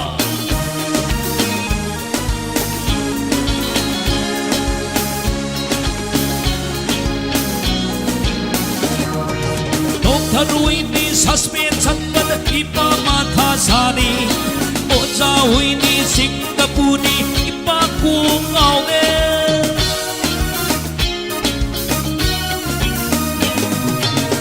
Haruini suspension bal ipa matha sani oja huini singapuni ipa ku ngauge khata hu da bau ni kupna isa da sa ta badu Yenga ngamoy ipana Aduna Wengani ipana isade Thikada Thikada Thikada Thikada Thikada Thikada Thikada Thikada sir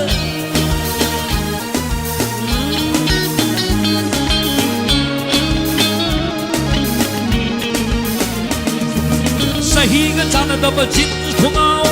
Shelly Thikadar, Shelly Thikadar, ayuku dingam ni sindur, ho ho Thikadar, ho ho Thikadar, tupi angam ni sanong sa,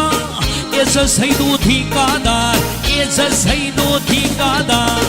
numa thupa thamang ni, siba ki dabasin phamne, numa thupa thamang ni, siba ki dabasin phamne. Hot kalipe soidana kabayaba sinphamne kabayaba sinphamne samada asumagi samada asumoige samada asumagi samada asumoige pibayaba pikhraga manu mapat anige wahikani itsagi ngaka im amatad layhan gani Oihanne pala ichade Thikada Thikada Thikada Thikada Thikada Thikada Thikada Thikada sir Thank you David rapid fire round ama lakke lakni mamang da David da wahang amdang hangjage aina di ite mese masa khangjabani na ai tare ite mese university gi assistant professor oibani ado David ngasai question mayam hangre ba mayam sida ko sorry ke am haige na kha khana ba launa ba yena ba dum yawbani na ado yam kanna di adum ba torom dodi mande ado David sorry si kana na hai Sorry se ai family dadi aina cry Okay David no ma da kya ku bai adudi am di leite ado adbai di leite nong phadok ke bani oh nong phadok ke hai tar ga di David hai ko oh mathang se ai naw mai dei haujar ge rapid fire se ko rapid fire se naw mai ngasai CM gi wafam do Manipur gi CM se naw mai dam dang pi ra ba US ki nate ko only Manipur gi hoi tawning ba thabang ga hai biu tawning ba thabak sida adugi uina dil aina loi ngamdoira ngamdoini question jai na mo hang jai CM ni kaino CM ne bako oh ya jam thing amni aina tawning ba post sida kudak tu da aina ngamdoi taragati yes amatang aina haijaning bum lai prajaju ade bot le piba aiju chap manana nungsibiba adu khak adu pame adu khak atai pamte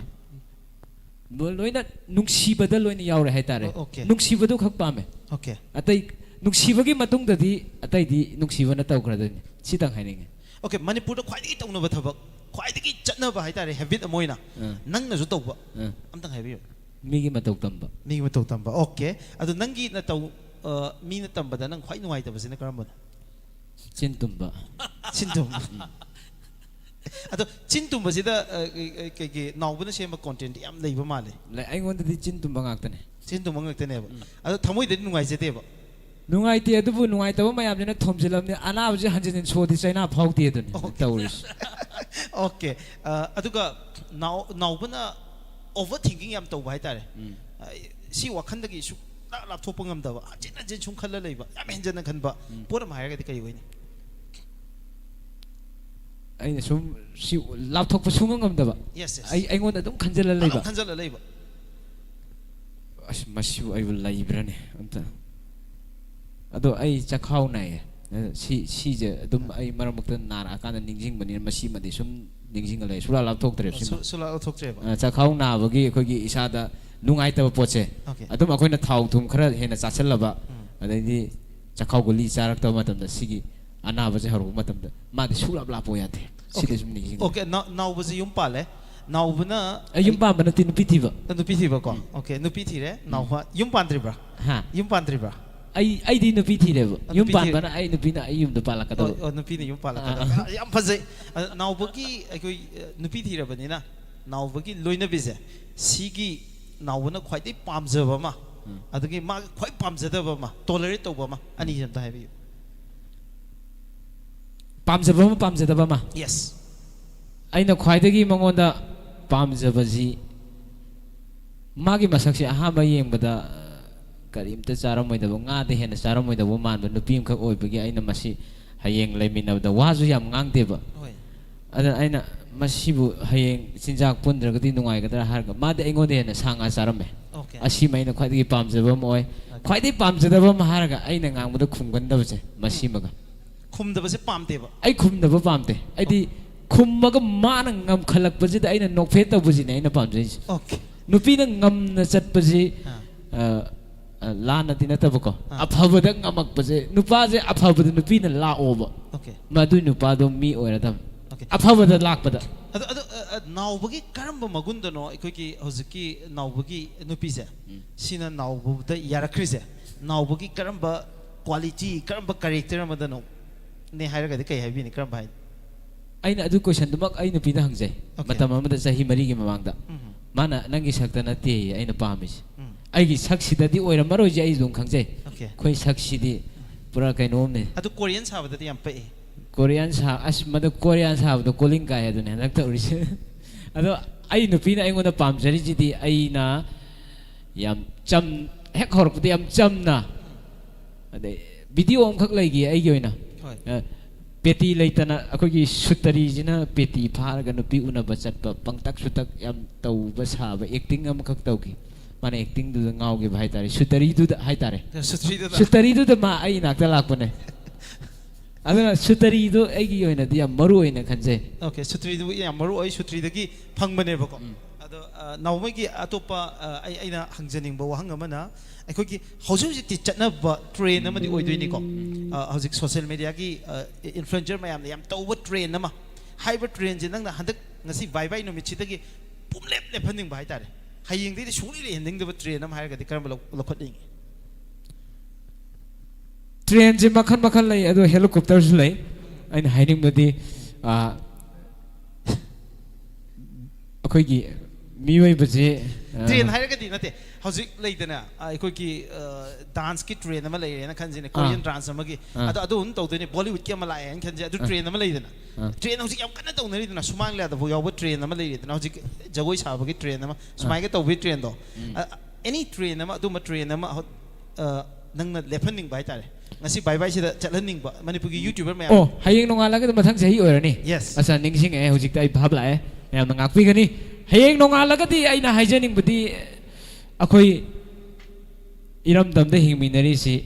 nuksi chanani isini na umatane na hingminabani na punna manipur sida laiminabani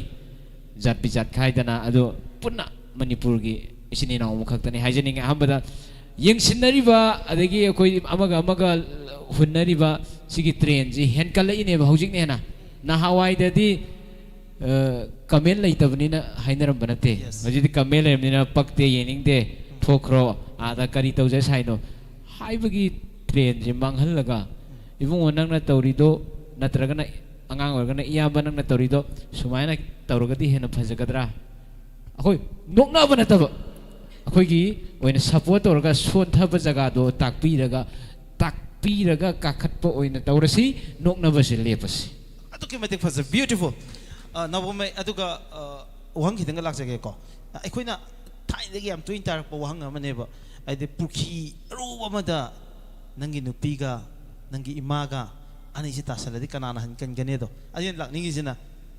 nangi nupiga amadi nangi imaga ani si kimerata kananong khalo ha ga kana khanni program si ani mag yeng duini ko kana gono yum da punaru dise simuju khanda ya da ne adubu ai han hai ke aduga ai acha du pirake ko yam lui ko ai nupiga ai imaga ne ba harija yes ai nupi oina kallage na khal ai nupi oina kallage kalle okay kai maram se kai gino maram adu ne yam thuna maram se kai no do aina hanghaningi je okay kaina to ba ima bu nungsi de habagi nati ko si aina ima bu hena nungsi bagi ni aina haris okay ai nupi oina kalani ngai ima do ma sigraga kari gino ima ne hena nungsi hai ji mayam na kok ta lairam gani si ai wakhani chumena khanbi ganu chumdena khanbi mi wakhalon ni ko ado ai wakhalon je mayam da tamjage ima di ai bu pesak pikna ngang oi ngai dagi ai pok ter ngai di ima hana laira bune ima na sangsar je akhoi bu uhan bire kari no phajaba khanghan bire ima ge kano dagi koi ge ima dagi thola ga hai tare ko aduna phajaba mayam se ima na loina khanghan bire ima na awana kaya ama thengna ga pur ga lai ko adumaina ima gi punsi di sahi tangkhai chanjile ebu ko yes ima gi punsi sahi tangkhai chanjile ai gi nupi di lemina ba hubda ngai ri icha amakha yawe icha amakha yawda ngai jari ado imagine pukchen chawri ji ko sinai nusi ba haide je ima na haide ni ibungo ai di noidigi hana sangna leire e aduna ai di pothabagi matam su naksil e ima hoina hana chalam ke imong nupi ga nanga punsigi sintha mayam ama leiri aduna imong nupi ga nanga isa nupa je singar phawbam to uhen biro harakani ba aduna ima hana siu has okay yamna haina ima themi aduga nupi ne hena ninge haibadu su phajana phongdo e yam nungai haitare ado ai mathang sachinga dong laksage sachinga gi loina bi gi haitare sachinga je ai ga maga chamana be school ma da puna tamina bo erame ado gap ti yam lai ma nei ngonde yam halle chahi manga muko ado phagi to mane ain han bane mongonde ko sachinga nangonde laksening baje nangi loina bi gi haitare yum pala bani na nangi loina bi gi nangna khwai dagi pamjaba magi ko quality ma matau ma aduga nangna sung pam hek pam do quality ma ga ani si kai ai kwai pam je ma je ai toi ta bok full support tawe ba okay ai na minus ta lai ngai dagi okay hoji budi me amna sungan main ne masa khangri hadi film gi line daga ai ne kumba ga phangjagi je magi line dagi pusala ga magi hadi mai colleague se khara samba art kumba ta wai je man khara leiram me adun man ga pusam bi dana ga film ga kumma khi ai aduga amai to ga lambi je mathang lakhibne ba ai YouTube ho pu matam da ma je am tina support tawre aduga hoji ma lai up dana ai gi nupi oina low phange okay ai na kwai pamje da bahai ga ti khod jak ti ha pa mo he okay ai na kwai pamje da bahai ga ti ko ma na tum mi kan mai than ba gi sau pa sau ma lei okay adi ya pam di mai than ba ya da ba man tum mi kan mai than ba je kai nom tau cái to hình cho bị a chau ko tong no ol le ba adu mat ai su pam de okay ado horen preparation ti tawra chat pam change kidang kai nom tawra thagat pam su change adu mamang thagat khiu do na di pele ne na khale ai no je hai wa do sorry video jing bir ma gati adu ka hauski nawo mai gi do pukhi da ta bai wari do kana khanni pukhi da ta bai wari je ka lui ne ai oi ni Iraq na si do ma le ai iroi bai ti ai iroi bai ti adu kan ai na kai gumu upai ma tor kan lo hai ga ai tip ahum pai song da ga ne ba okay akoi ma ga akoi sai ga ma tak lang jang ga ne ba akoi hum pun na hinga ka khala ne tip phang de adang iroi bai hauski condition si da ado de ai oi na hauski condition de ai iroi bai mi ama khakta ne nang kan doi je imagi nungsibaga ai nupi nungsibaga nungsiba ni je manade yam thina khenaba nungsiba amani amana aigi imaga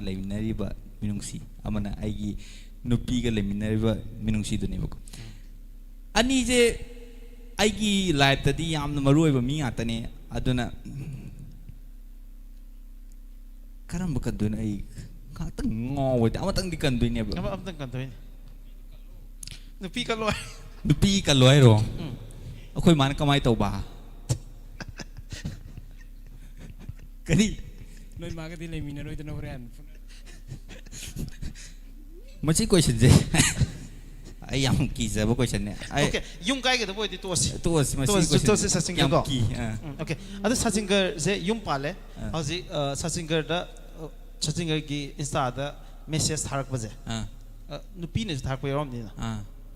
sasingar ngasi chele ibum sima yam phajai look sima yam pa e thank you yam phajai hair kani ko asina aina as a brother moina haibani adu nangonda pamjabagi ngaujabagi kanaguma man hairakpasu yae adu adu da noi saina hai dare message pabra kamai tawi da hanbagadi yawbra message ai social media pai da ba kuire akhoi saina loina hanbani okay adu mayam tam sing to adu kanana kai message sai kai khangde ai kai khangde pau su tamde pau tamme adum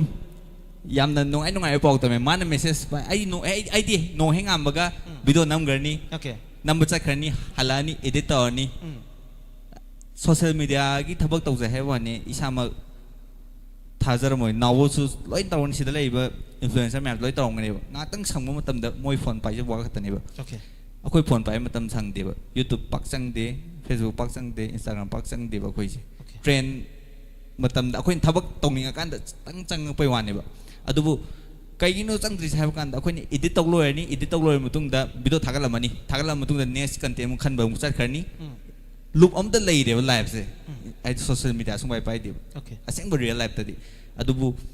ngasai gi client mayam lakpa adagi subscriber mayam pelan na ba message hambadudi ai gi nupi na tawe okay adu da wari nungai bam da liyu ne mana message han gibagi tharakpa message ka han giba message ka ki wari do ai na di message se ai gi wahi wata khar lei jai ba ko ai yam samna halle ba mingon da mi ne message ha ko je mana ketang mana halam ba jina khajik tang ketang nga khajik tang hai ka lap tai tau ge tau ba yaw ma yaw ba ko loina mang na ta ba mar mak ta yaw ki tau pai tar adum kan da mu he khana ba yaw okay ma ga khana ba yaw e ba message mingon da swai message han ba ya bra okay ado sachingar da di talent lei ba ko hai ba talent si na pham da shung khang da kai karam ba talent oi ai je kenone dance ki talent je yam kan sin nadri na haide be yam saning ba amadi tan di khange okay adubu aseng bai ai di dancer amagum feel tok jai bi isa je aduga tau si ji madi mai ma thok sin nadri okay aduga isana yam pam ki bai tare sachinga gi matang da mina sandok pa tonga se tonga yam chani dine khoi sida tonga sida ekhoi gi sachinga si tonga sim di yai he gana khan bai tare la le di khang ba aduga mi ina di sachinga gi matang da ngang na gra ba aduga thamoi de nungai se ba tonga gu ma yaw bro oh mi na di la na khan ba na sachinga da di thok ta ba thodo ma mi na tonga oi ni sandok gra ba ba tonga oi sachinga na di pam ba tonga oi ba oh lei yamna nongning ba tonga ma ikui kui david am chatki okay akhoi gi lusing pure akhoi yam ba korong am khuman je ama akhoi gi film release tom dai da ama tong na gim ne sachingar do akhoi yam ba korong am na ko khat kre kai taw ge bhai ma chakhi ba lai kai sin thung na hoi hoi chatki bam yaw gi ba ko tasin ma ki di oi yam ba jiga nonga laga di ai ga thengna ra ba ne ba thengna ba di akhoi adum kan ta ningol chakau ba gi wangkhaida punna hek thengna gi ba ko adu matung da bodum tonga chat pai tare as khucha se ibung nang korong ama ko khulai do nang kamai toino ni nambu pura pura khol ai ne masi matang da ai no hai je kari no mi noi bo yam bo korong am bu yam na sathi ba mi oi na khalla bra ni noi bo sini ong hai je moi da noi adu mai ni mak siam khan ga no ta se ma ki di kaim ko khana ba leite mayam ba amna manau pa da advice pi gi ba po ni na mai na clarification tau gi ba ko adu bu tong adu di as lore facebook page screenshot ka pung chai ai je lore barbecue tau re okay aduga Sachingar somdadi miyamna yabadunu bo popular oyini ko Sachingar no honoriba mayam do mayam appreciate tawgi bo subscriber yamini video bam viral setini but yam ting ang kusu yawdoine troll tawrage na mi khana manner tor kusu yawdoine ba adu kanda yamna deeply affect over kamai handle the way the situation sung tau tau de ai di han de hona ai zero de ai car ki bam na pra fully preparation amda loina lakre troll gi jima ai karim khan gidre troll tawri se maram khara le thangai seng na thamoi seng na ngang pa mi de masana na macha khai na ngang ka ne ba aduka ama mathom khang dan ngang pa ma lei bane ba aduduna mo kamai tawge da yamana makhoi comment ju uzana ba makhoi bu highlight tong na ba maina pirak bet comment gum ba khara su yawe ba aduga kana gum khara ma dum bet comment dum pirake khan ma kangu khara ma su lei adu ai ngon da pirak bet comment ai kaisu phatana kaisu khan gi ba amata leite ngasi ba ba haidi loksan ba abdon loksan le adubu makhoi na ai gi video ju chang comment pirei do ai bu pam ning bi ba mi pirak ta ba yawe ba comment ma gi comment duna ai comment ma hengali ne ba aduna maze mana ai support taw ai video yeng bi na tro mana yes mana ai video yeng bi ram daga de ai revenue ko ai generate taw godin mana aduna mazu ai yamna maru ba mi amane nam khalle okay Sachingar ki favorite song hairaga de karamba wakhal gi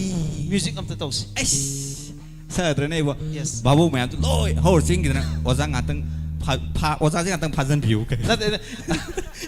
da bin on dai doi yes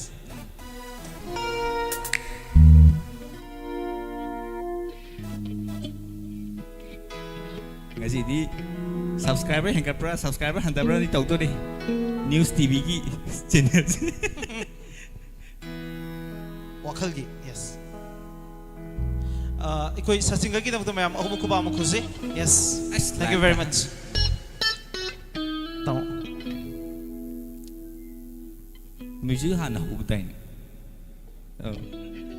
music kitang help to bayo kitang yes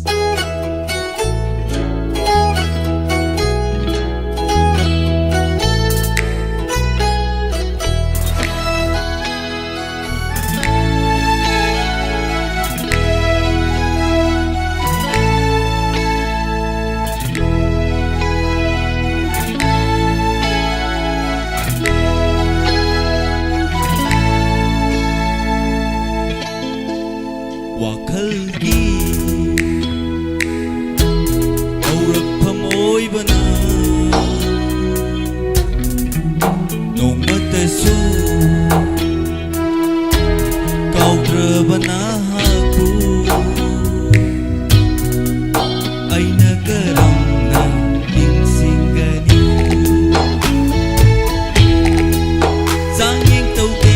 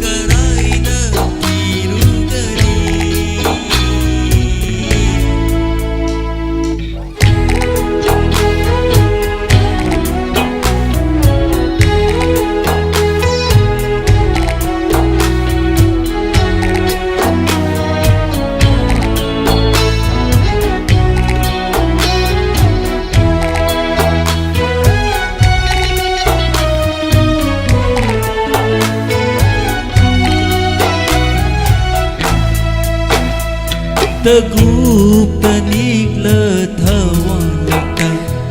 Nong madol mabe mathazani Mukin warat bilay chirna Amoy gi satam singye klari Tegup tanik le thawaka Nong madol mabe mathazani Mukin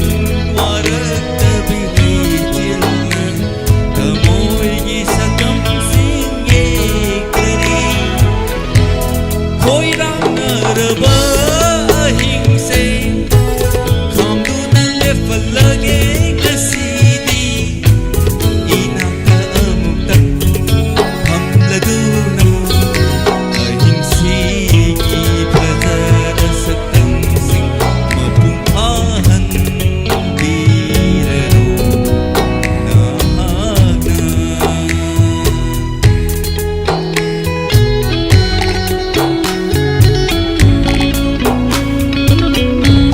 ꯑꯩꯈꯣꯏ ꯁꯥꯏꯒꯤ ꯇꯝꯄꯥꯛꯇ ꯍꯤꯞꯄꯒ ꯂꯩ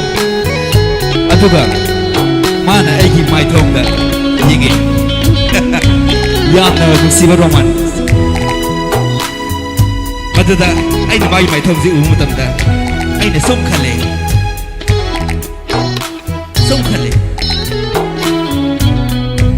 ꯀꯩ ꯍꯥꯏꯁꯤꯒꯦ ꯊꯣꯛꯂꯛꯑꯦ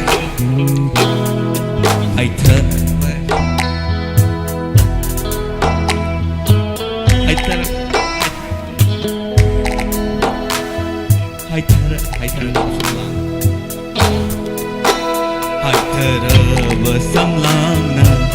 ꯑꯩꯒꯤ ꯈꯖꯥꯏꯗ ꯊꯦꯡꯂꯛꯄ ꯍꯥꯏꯊꯔꯕ ꯁꯝꯂꯥꯡꯅ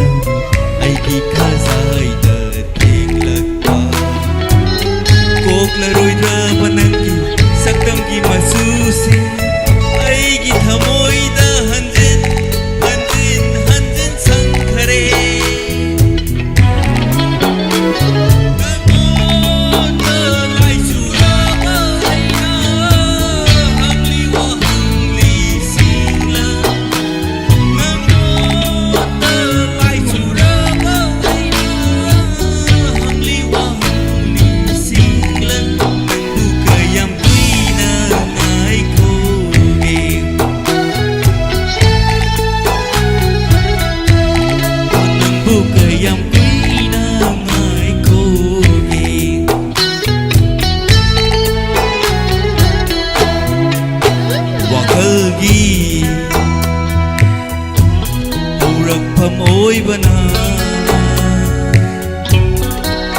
Nomatsu Kaudrabana haku Aina karana Ningsingani Aina karana Ningsingani Aina karana Ningsingani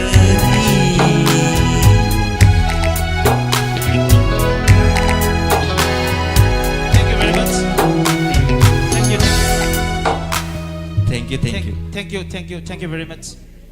Sound kita ngapiro? Yes. Okay. Babuk mangbro. Ma'am, isay do fajar ke dikho am to khubiyo. Yes. Isay yam fajar. Viewers handa bro. Yeah, viewers yam hengale. Ay mathang David da bung lak sake. David isay mong tawse. Isay je ay mamang do sa an bane. Hantak som sa an jage. Ay ko gi Ponzi scheme gi victims mayam ama ujung Manipur da jo ayam phung sana mayam ama lei ri ai tare. Magi masak mawong tungal laga jo mawong mayam ama do Manipur da changa kanda nongtin pobop ta sagun tawgi chana vising asi jo lepa leitri tawbo miyam si phanayam na mamit mamai panghan na bu hona raga jo do chapsana pang bading ngamdri ado David na siyam kana hona beri sendoi chabi bimola abdang tawsi David miyam gi namak sendoi chabi bimola okay.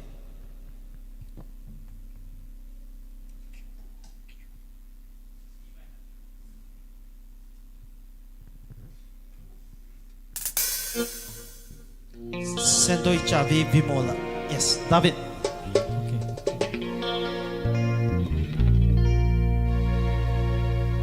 Bimola, bimola.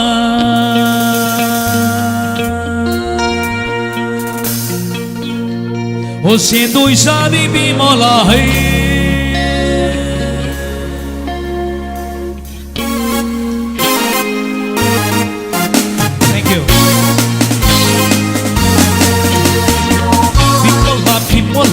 Sendoi chabi bimola, papita, nerwak lunging asiri. Papita, sendoi chabi papita, nerwak lunging asiri. Mga kami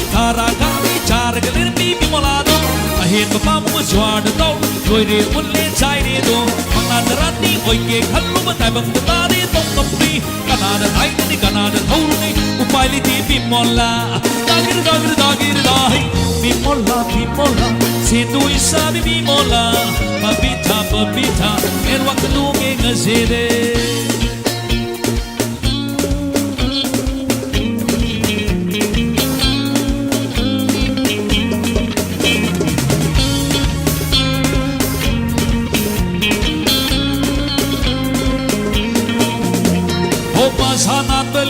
पाइब कुबेर की खदांग यारोय यारोय तल्ली तल्ली Hiram Bimla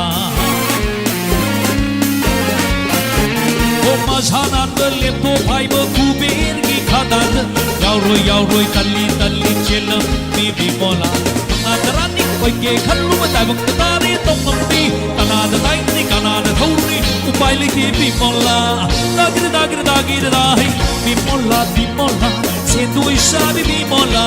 babita derwat noge ngazere. Thank you. Davin, thank you so much. Davin, the question amta lagse ke Davin ne sakpa isai sing se yes romantic adugi even film ge playback me am to bi ko. And beyond that, aduga mayam na khwaidagi pamnari ve sei ayam baze social issues ta sakpa adu yam achamba wahi da aduga magi rhyming gi pattern pumtong tongan ba adugi wahi gi londa se mayam na sakna ve sei gi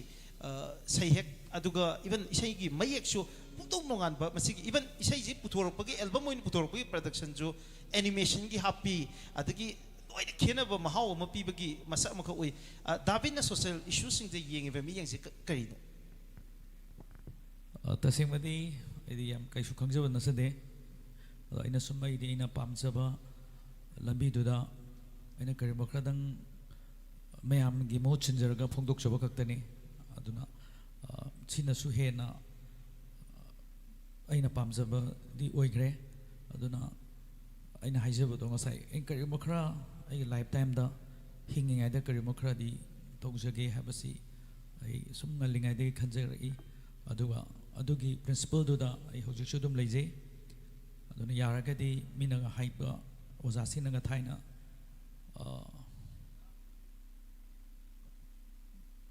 अखोगी अमा problem अमदि लेबनी मयाम से लोइनबक सिगी लोइनबक खक नोइ jack of all the track master of none हाइबदो तमाइना अदुगी सी आई याम याजनिंग दब नुपा मोइरे थाइना नन जिगी एन जे लोथोगो वन ओइनी सिने इन खजैसे अदुना यारि मखै अखोइना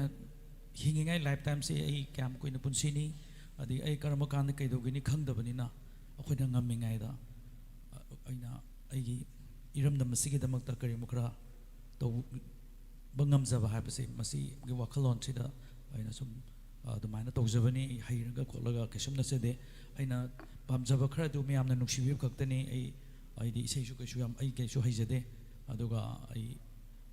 अदुना आई अतोपा इबा जागुरु सिंगी से खरदी सक्सै अदुगा अयामबदि आई वखलना सुम थमोइदा फाउजबा खरदु आइदी अदुमाइना खक मयामदा खुदो तमजबा खक्तनी अदुगा हेनदी आई लव सॉन्ग दगिदी सुमाइना खितंग करिमो खरा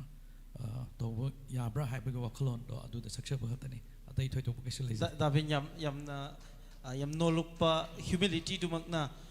Davin star moibagi aseng mo masakto aduna utle habadu ma Davin tamjage adugo suguma social issues ta isai sakba bai sakba mayam sigi marakta yamte yam tungali aduga yam mai pakna miyam ga loina na sumaina himbi base ma ikoi dagi yam chawsok saba mi ko ma khakni ai mathang se lanchen badam lak sake aduga Davin da isai khara san ge mathem ngate aduga lanchen ba kaino ne nangna DGP se manipur gi DGP se nango da pi taraba nang kaidoni कईगुंबा DGP जे ऐंगोंदा पीबा तारगदी force ती खरा तौरनी okay आइना okay अमुबदा मुथि हाइरिबा ngaiजे हाइगनु हाइने बाइना yes अंगौ मिजे मुथि हाइउ हाइने force तौरने बाइना okay अंगौ मिसिदना मुथि को हल्लनी को अंगौ अमुबा मिसिदना sak phajaba noin हाइलनी फोर्स का तौरने आइ तारे ओके ओके नाउ आई कोई यूट्यूबर अहुम जिदा आई कोई television gi hozik manipur da ekoi nomit kuding gi prime time discussion to widana ko ana goswami na tawba adumaina manipur so for every punktar kuding gi manga kuding gi tonga tonga tv channel ekoi leire battery dipan mayam sida every day prime time discussion to weba sida be ai ko kasu kaite mi maming da 15 loire ko haining ba hai be ai maram da ai ju khar chaining in oida ko aduna phagi to bane lanchen ba nangda tv da to discussion se sida nangi yam favorite oi ba panelist ka leibra nang mana ngam si yam taningi ga na khanba lei asumta taning da leibra lei hai tare dum kaino tawrom ni kitang hayu ne tv panelist matang na kai heading bole XYZ ममिंग दी पल्लरोगे अदुबो आइना यामना पामजबा अदुदी ए पंजगे yes pa aduri pan be kish kai तसेंग न मयामना जु पामबिरमगनि हाइना खले दारास नोंथोंबम दि फजना पामे अदो खोइ दामिरस अदुम कसे नोपतमने दा दारास तगी फम्मेन Huygens न ai ozane daras to ai am respect to mangodi tamjarin हाइदि मानना चलेबो खोइगी समना हाइबदा खोइ दा सोरी सेंजा मोइ छात्र जे अदुम मानैदना अदुमाइ तौदना अदुम दारास नोंथोंबम मोइना गांथोक सकतोरक जे दामिरस ता जु खरा क्वालिटी अदुगुम खरा यावेबो खोइने येंजव मतमदा ai tamjarin aina ju yam admire to na ko aikoina mairoi oringai matamdagi hora satra oringai matamdagi daras na tv da tobo khotpa mayam da du uzaraga ai adum ngasi ju ma thengna bada swai every public problem da du problem platform kudi makta du higher laksabani adum ai mai mangonde tamjabaduni yes makhata bi aduga discussion award da pamjada ba hai targa di moderator orga ko akoigi panelist na ngangi du da marak da pat that pa khara yawe ba adu modudi pamjade okay adum ti pam deba ko aduga nang na khwai tagi pam kiba tv show ama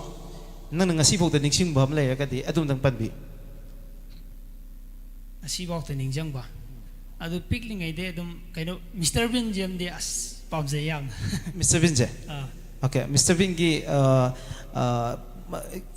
magi acting de maroi de pam je kare wai area si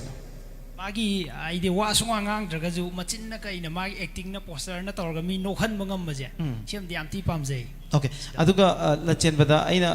atopa mana ai tv da ngangi ba lauri ba mayam ko even civil society de gi hojik mang da phami civil society gi leader mayam political party ki representative mayam yauri ko adaga moi mayam na thamba wafam sing sida nang na haining ba haibing ngam da lak ba haitare platform phang da bagi ada kai gum haining ba lai dar ga ding asi kari haini sigi matang si da di ai di kaisi khangjab juna chate aduna adum ai di akhang hai myam mawang da election biri ko adum soi ki lan ki yaur ja dum ngak pio adu taseng na di akhoi haihatning ba ai je akhoi manipur hu jik thok libi irang ji matang doina lage oji irang ji matang da hoi ngang ba ya ba wa ya da ba wa hai bom di lei di ko myam mamang da social media da kai da ko adu khangde irang je lotion na boina to haninge si doina subjal lage okay subjal lage yam ngang adi yam soira ani yam soira ani okay kai su kai te ko ngasi analysis amane ai de common people amane chapma nei ko ikoi loina makse ikoi na tv da ngang ri ba tori ba mayam se ikoi common people na mayam nang biram ba ngasi tv ki platform am da youtuber ki influencer mayam am kari ki ko ino se it is very interesting ikoi hayeng je new year je manipur conclave hai de ikoi program mari thami program mari se the political conclave amane then business conclave amane youth conclave amane adiga atopa politician amagi interaction ne sumaina conclave mari manipur university ki students sing aduga dhanmanjori university ki students sing na audience panel oigado wadugumba yam interesting over program ni but ekoi ngasi bye bye gi numita sigi social media ki sensation mayam purga lakpa gi maram je ai adu mayam thamjage ekoi gi ru oiba yamna ekoi gi khungang da amaso ekoi gi icham chamba miyamna karam haina karam punchi mahing di hingi habado chap chana puthokpa adugumba influencers sing de ingasi pura luxuries yamna arang arak yamna glamour oiba side amada madu mayam da puthuwa kanda ekoi makeup ki oiba natragana tongan ba glamour articles mayam amana yoma kanda semba adugumba ekoi content creators sing duna te ingasi pura luxuries asengwa manipur ki cham cham ba laira ba praja amana khungang da kamai hingi natragana laira ba misa amakakna naha mana kamaina punchi hingnabagi dam struggle to we have do madugi chapcha ba ekoi message adugi wisdom mayam do miyam da piba missing do puro laksa bone aduda tv da ngangi ba mayam sina khalli ba mayam si adu moina ngang thori ba mayam si ki mami ekoi khunai si da leire ba common people da kamai tage se si la chen bana sachin garna daga naw mi na haiba da ke sukai de ko adugi dam tane haijare se free they have you ai wang ji am serious oidoi ni ko phagi oina ko masu ke sukai de manipur da thoiba irang je irang mayam thoidana sigi irang si tv da discussion tawriba natragana paw da happy mayam jini hena thoal lena khanbra natragana irang si solve to boda resolve to bokanda tv discussion jina mating pangina khanbra tasing na makidi irang thon bai che discussion or na di thol le haina di lawje de agi mot ta di ko akhoi gi sigi marak sida akhoi marak ta damirs na jo hana thambi gi bne akhoi marak sida akhoi gi nikpam yauri samna haibada akhoi gi kakcheng angang baga amu baga jar am da hapsal laga thambada makhoi je kaimta khanaroi ba mayam aduga karigumba khoina jar je paikhatlaga nikpa matamda angangbasina khani amubuna khoida landare ena amubusina khani kakching angangbuna khoida landare ena adugo moina di khangde jar do kana nigli ino haibado adubu nigli ba miduna ni ba moi masen khanari ba chignari ba loi sidoi ni go moji amuboju sini angangboju sini sida haijaning libadi hujik lan tawri ba se akhoi loina mak amaju sini ko nung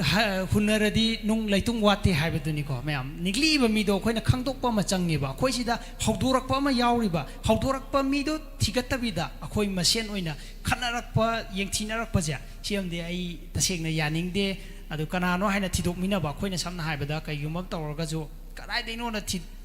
season mina ji haiba hawdor okay okay thank you very much ai nawbom ga kaigada sachin ga punna lake ko mai pawi gani nawba nangna manipur moi gi bagina muk tang nang khwai chawthok chawse nangna ai je manipur po om bagida mak mai te mi sa moi po om bagida mak ina khwai di chawthok chawa hair ga di kari haigani mic sound happy gani hello yes aina khwaidagi chawthok chabasi lam mayam ama lay manipur haibasi pikpa lam amani manipur imagi masane haibasi mu chawthok chaning badi ai ani suna leite haisaning sida okay sachinger aijo manipur masamne na chawthok chabse simu haidi akoi sida sorry manipur masam oine yamna chawthok chabam di pokse habdi climate hai nungai re irang tang ni nuai taba irang je mangai nuai taba anyway sachinger ga nawbada lakchani bo hanga man hozki tv gi je aikoina muka TV the TV platform sida akoi panelist mayam amana the anchor sing na ngangning ba hiding ba je akoi freedom da akoi own right da haijari ne ba akoi ko society se akoi no ure kana tor thuga ga nainari ni kana panelist mayam su la kana magi oibo opinion mayam je pi na tori ne ba ada noi na di TV si yeng kan da yam pam na yeng bra na traga na it is very noisy kana khan bra masi yam pam na di yeng yes aduga content manara ga di boring jai habadi samna habada sab mane khoi tori ba thobak se akhoi da content ma tholok pado samna habada sangai festival tore handa puri todi ko example sangai festival tore sangai festival do akhoi na video nam jet do ni sam mane do news ki ju program pokwa matam da mai magi TV channel ke yoina tongan senior ka dini tan ko haidi han bi tan ka dini ba nungai ba honor ka dini ba kaino viewers attention du gi damak ta aduda aina sum khalli han ba amani du yeng ngam ba ko makhata na taw pasing tu ti ayamana yeng da bana namme yeng da bana haidi TV channel loine chu yeng ye hojiti YouTube to thakadab ni na aduga yeng drisina khoi han ba taw gi basing tu ti yeng aduga makhata pasing tu ti ayamana yengande nawba ai namani mak ta chamana ba ko se jemuk lakche ke ko aina khara sida ningini noida critically yeng haning bai ni ko noi chwer ta bai wani kaino khangde lanche ba so hierarchy yam hierarchy haitare adu ai amagi add ta hoge yes have you yes add ta hong ning sing sagi kaini host hai ga moderator hai ga yes adu duna mamai chum ma chat pado hoi na chum ba ngam da ba dum TV channel yaw da ba na te ba yes adu do khara samna da wa khara ngang ba hai ga hekta kaino ohem ba do ai kya pam ba woi te adum pam de sing khara hairo su pam de cheng na ga di yes discussion hour ma taw bu matam da nungai ti je khana ke taw ga di magi control ne ba loi ne taw ti je exactly damiras na akhoi mari yenar bu matam da damiras na control taw ko ti ne ba ai ngangi wa do phaido khidor ga ju ta damiras na control taw ko ti phasala ka ti ne ba thalak ka ti ne ba adugi adungam da ba yawe ba khana la tham ba yawe ba okay gamen ta da bi khana loi sal ha ko na sa ki ba yaw na yi ba ko yes lotion mangam dana ada aina khakning pam delay akhoi gi sum akhoi ju viewers amoina min tai ne ba ko TV channel sin adugi political party ki ni sin adugi political party ki ne na haina ba ma sum ta bam lei ba okay kya mu yam sum ge habdum de ai khang de okay kya mu yam sum gi si em ta hang ai ado okay ai pa kon pizza ke okay kai ge amuka nawbugi amuka nawbugi sida ning ba mawong da dum sida ba yai sachinger na hairi sing je all valid point la chairman nga sa indirectly hairi mukai je this is all valid point and this is very important nawbu am important oi ba kai gi no ha ka ai khoi common people na adagi common people to the nui me am de amuka society si fajana ground ki root ki yengiba adugumba yamna masak naiba mi ngaktaneba noina ai professor oide natraga IS oide na noi khanbadun that's a different thing aduga society da noina kallibam famje it is very important but noina kamaina koi society si da TV discussion da kamai nari ga je noina yeng ko mi yeng je ai gi ngon da yam maru ene khale and I adu yamna I'm very happy to know that adu lanchen bana di kitang indirectly haire ko mana aduga sachingar na hoje aina khara provoke to budi khara en phajana haire aduga now banang di kai pienja da bhai dare TV discussion da tori ba then pow the news ki tori mayam je ai ani ubo phange moini na haire ba mayam sida number 1 ai ko gi role of anchor aduga political affiliation with the media institution ko aduga atopa mana content mana vaje YouTuber na tawe aba content to the news media sing na jo tawsala gadi haibagi aduma that's also very powerful aduga relevant oi now ba kai haiding mabani dagi aigi china itong tong alani yes haidi mabani dagi ai ne na hai hai banati ko tong pa kano do tong ani hai jabni si hai dringai mamang da ai wa pham makang seng to joge si hayeng di Facebook ta sai doi ni sai dringai ji da ai na wa da mel hong ning bai tar masai oi tamu badana su pandikre koge kari no YouTuber mayam na sida ji phamjal moji kari oi ge haibje yes hei no ngala ke hack Facebook ta tholak traba ai jara hen ge kama sari ne ba aina sida haijaning badi aina sida phame sachin kar sida mame koi tamu binju lai re tamu vinoi ama level ama da lai gre mu ko akoi buni ada kari oidana moina sida phamino haraka doine aina haijaning badi mi oidana phamine ba yes tabu amazing and beautiful answer pabung dare ningo mna sai wa pham phongdo pirame ba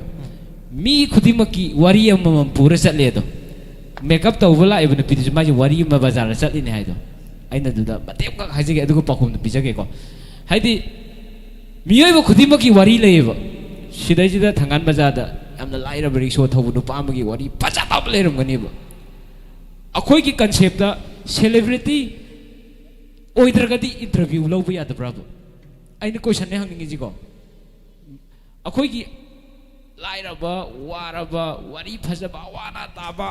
no magi sara suratan ba mogi phusi wari ju hai ba ya da bra ai question hangjaningi ko khitang ek phawa horadi interview aphaw khaktagi punsi se miyoi busi interview lo na bagi hing braba aina ngasi nawo mai na ngasi stage de interview le pije ai phaw bagi lepa na teba ai kaimta oide adui taragasu ai gi punsi wari amadi lai hai bagi lepsa baneba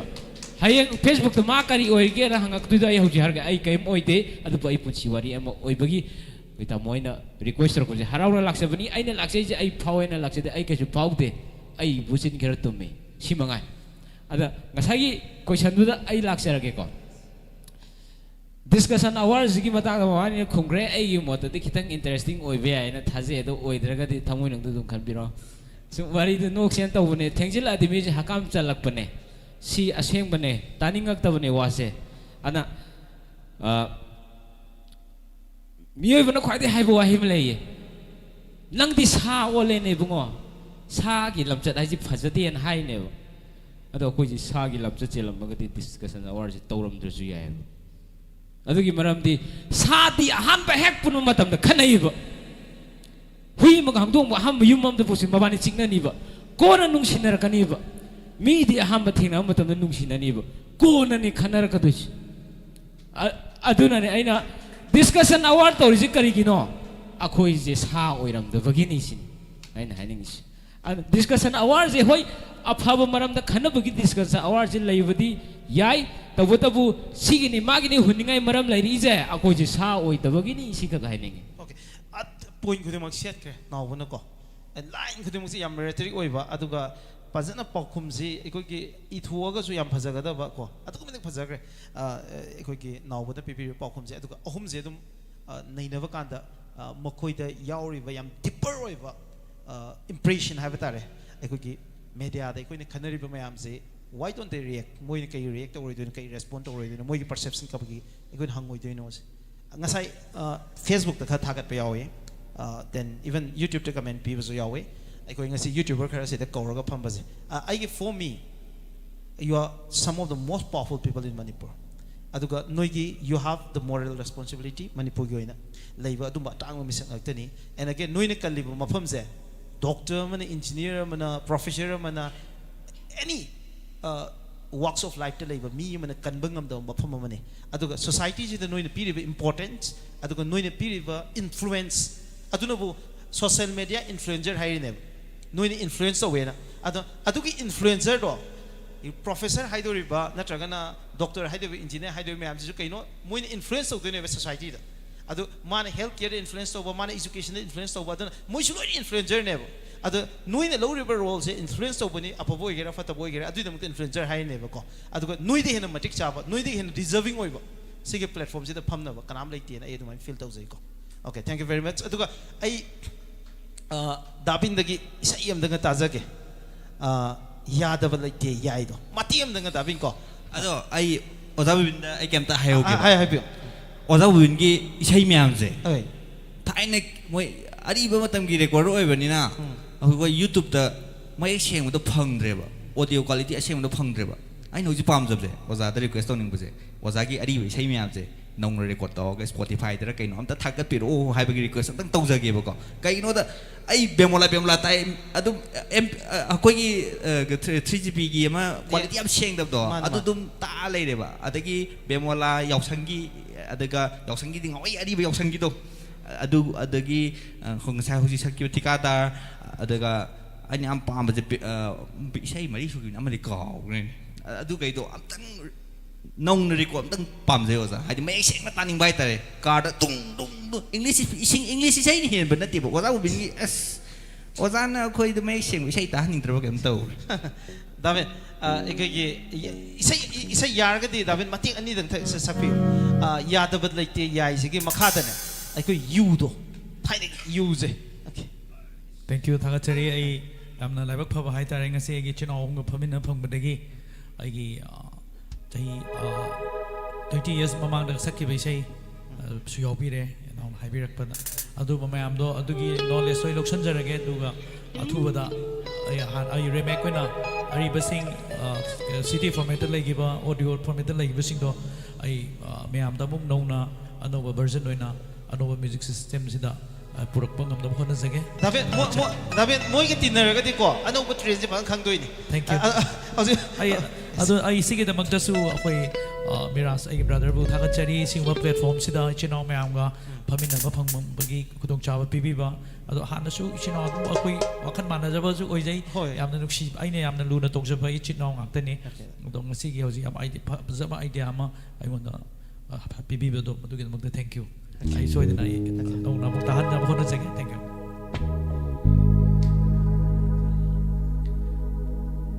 याद बलई थे आई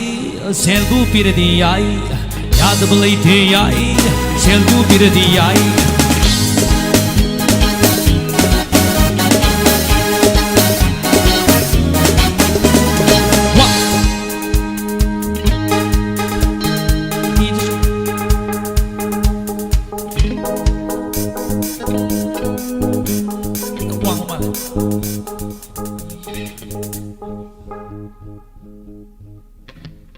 sige nungai bam na sini kona sometimes say de koi na sakhi da ko ki da lai matam da koi ki kai tang kau tu ko to pon me nai adu na ne am tang hazigi matik to thamaga ai makha tajarake.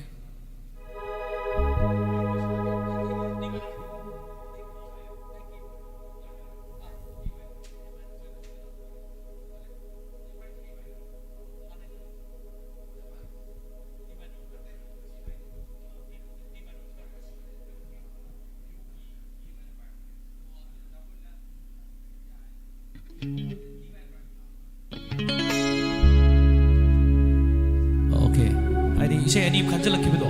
Other confusion. Thank you. What we need sakbaya di tara pirdi dumyai yai dumyai selgu pirdi dumyai ya to yai selgu pirdi yai ya to yai selgu pirdi yai you to thinge hai selgu pirdi dumyai yai dumyai selgu pirdi dumyai ya to yai selgu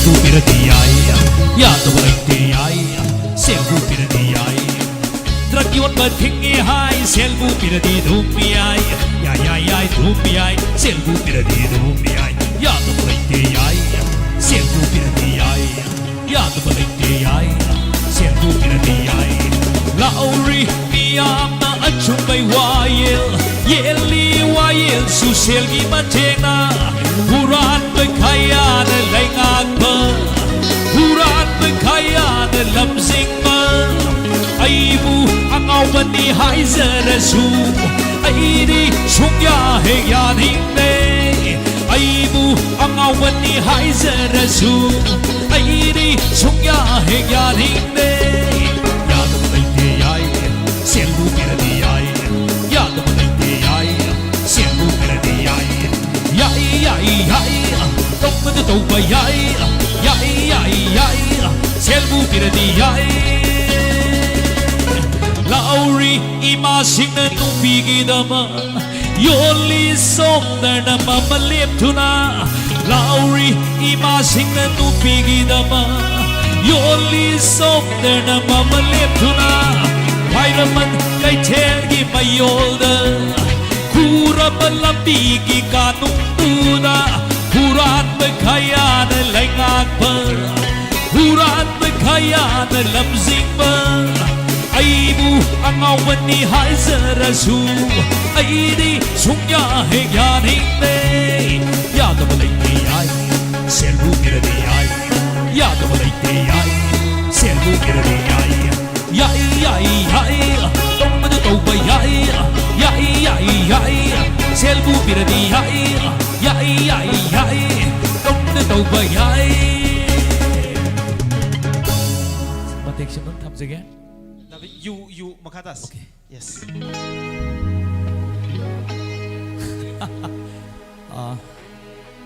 Sige Sesi sige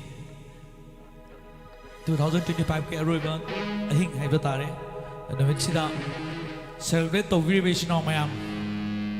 punmak to ne didige to jirage ngasi gana. Thank you.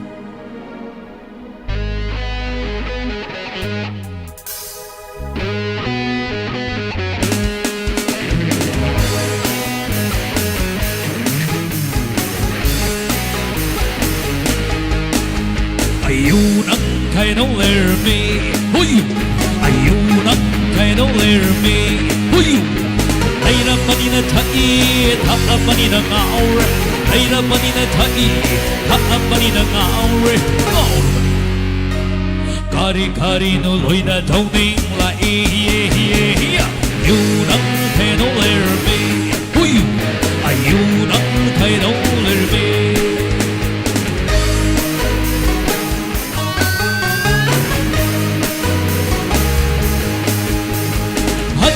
Bune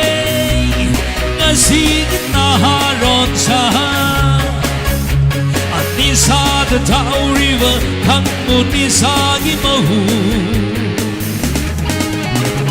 Hatu bune ngasig naharon sa Anisa the Tao River Kangunisa gimahu Yego aigi saktam se Atau ne aigi kamku se Puna matse Nakna pang takliwa Puna matse Nakna pang takliwa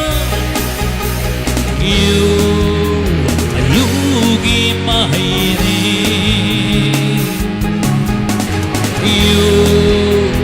Yugi mahiri Yunang kay no lerme Huy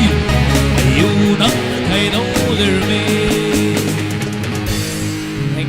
Thank you so much David yam nungai jai. Thank you very much. Ay mathang sidi I'll start from Lanchen ba. Lanchen mate mahuk jake. Lanchen ba. Tayenjam. Tayenjam day ay na lakchaning baze ngasai noi chehin gre TV da nang chayo yam kat chayo yadab duna nang na chay biya kidab ni ko I gave you the chance. Now it's my turn. Ko ay kram chay rakke. Okay, fakito muna anyway. Ay ngasai have do. social media ki space si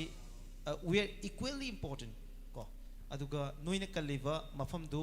adu yam important oi media su yam important oi hojikti new media na muka aikoi ki digital media then social media ani ji thokla ine thola kanda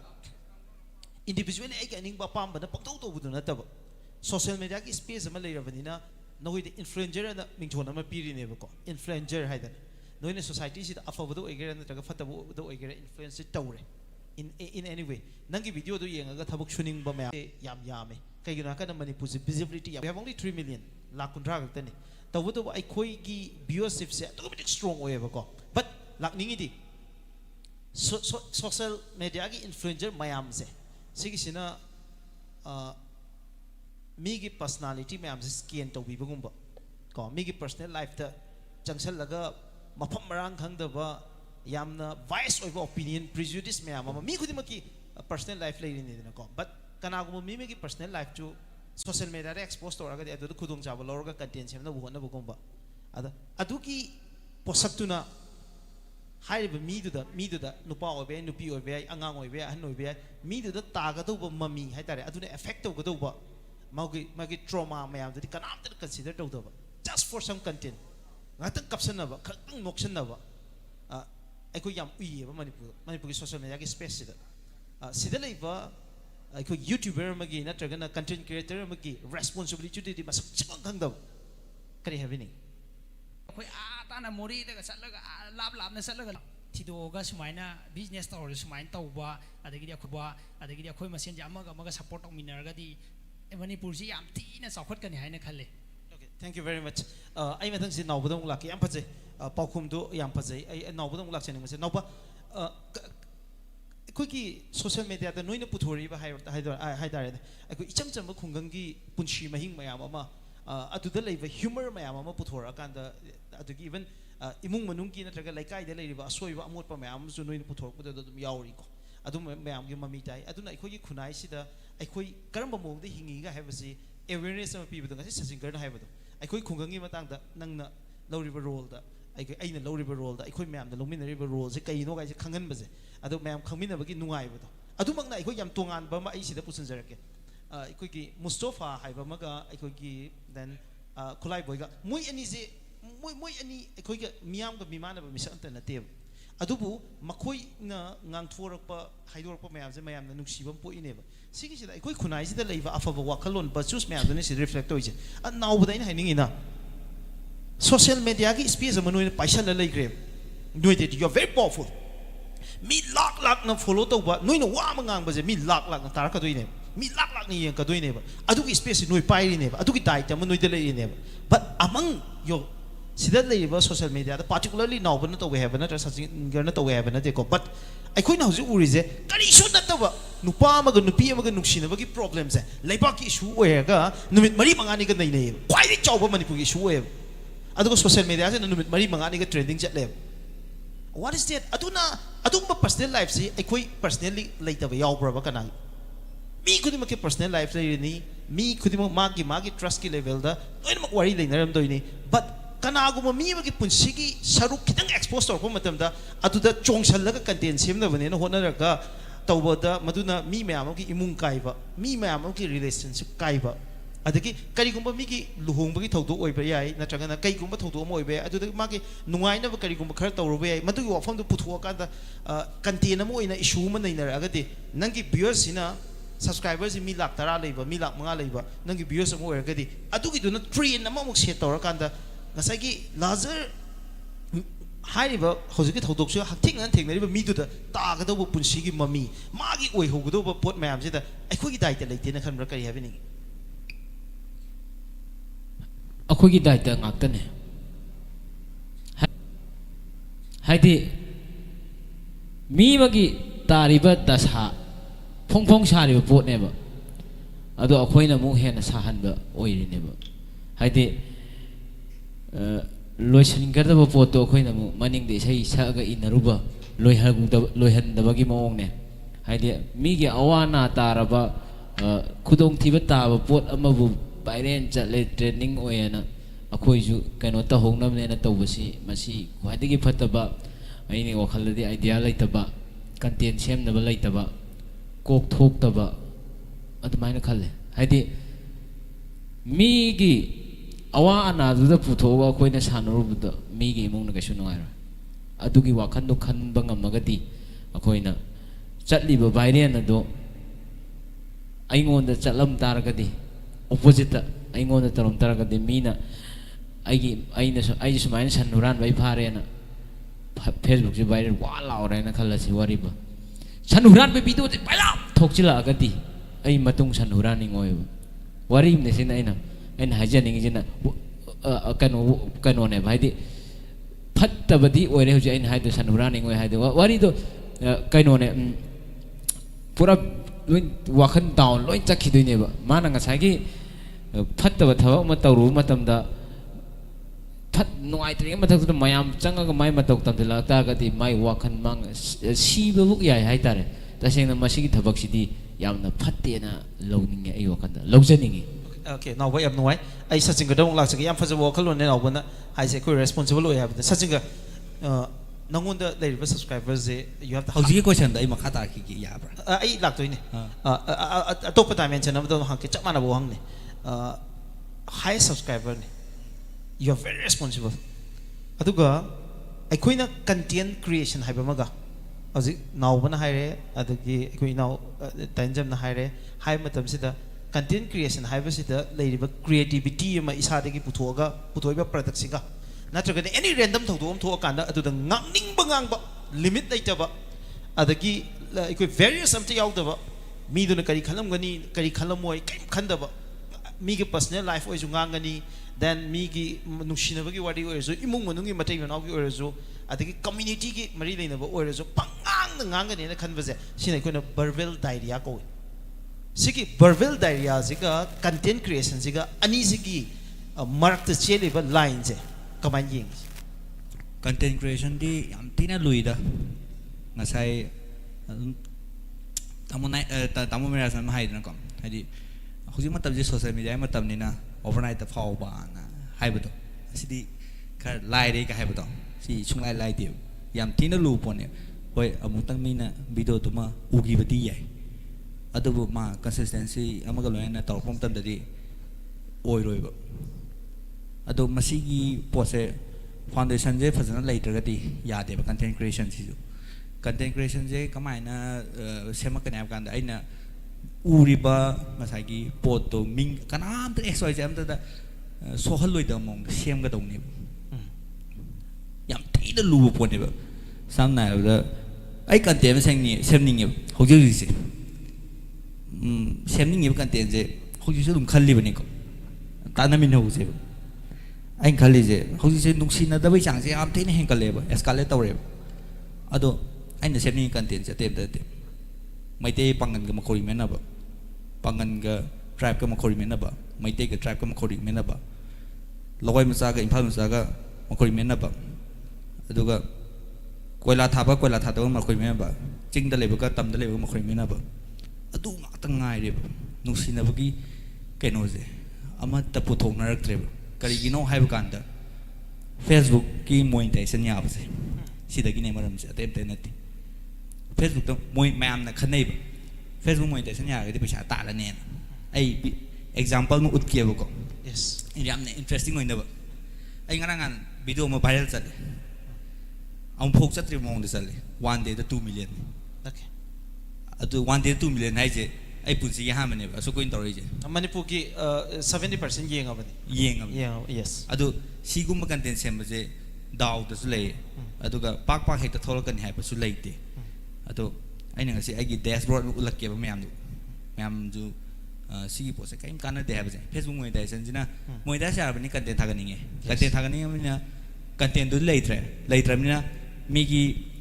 hoi funny video content screenshot ke ka lo tha ba amane adu kana gumba magi yomi magi problem tholoba matam da video ma share taw ni ko content ma kanje kharam ne screenshot lo ni adu ga adu mi da smai tor me hai thagala ni aman namu screenshot lo ni mana smai ha ga smai na thagale content ma kan yam na lei ri ba ko aina yam ngakpa da very recently thengna bane Instagram dai photo se lauthora mi ki photo se personal photo se lauthora Facebook ta adu da commentary pi ga thagat pa content creator adaki mi ki aikoi ki TV channel ma khai gi se aikoi ki de blog sumta tha de ko copyright blog se ai na aikoi TV channel ki any product ama mayam na yeng ba se ai ki no problem ne maram di we are not doing for paisa ki na taw ba na te aduna aikoi ki TV channel nga sai hai ba do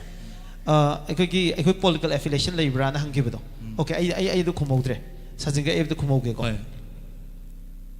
any ekoi video ke content ama viral gam chale koi one of the viral quite chat media house sing manung da amani house ki oina de koi ado viral chat ki ba mai khoi si da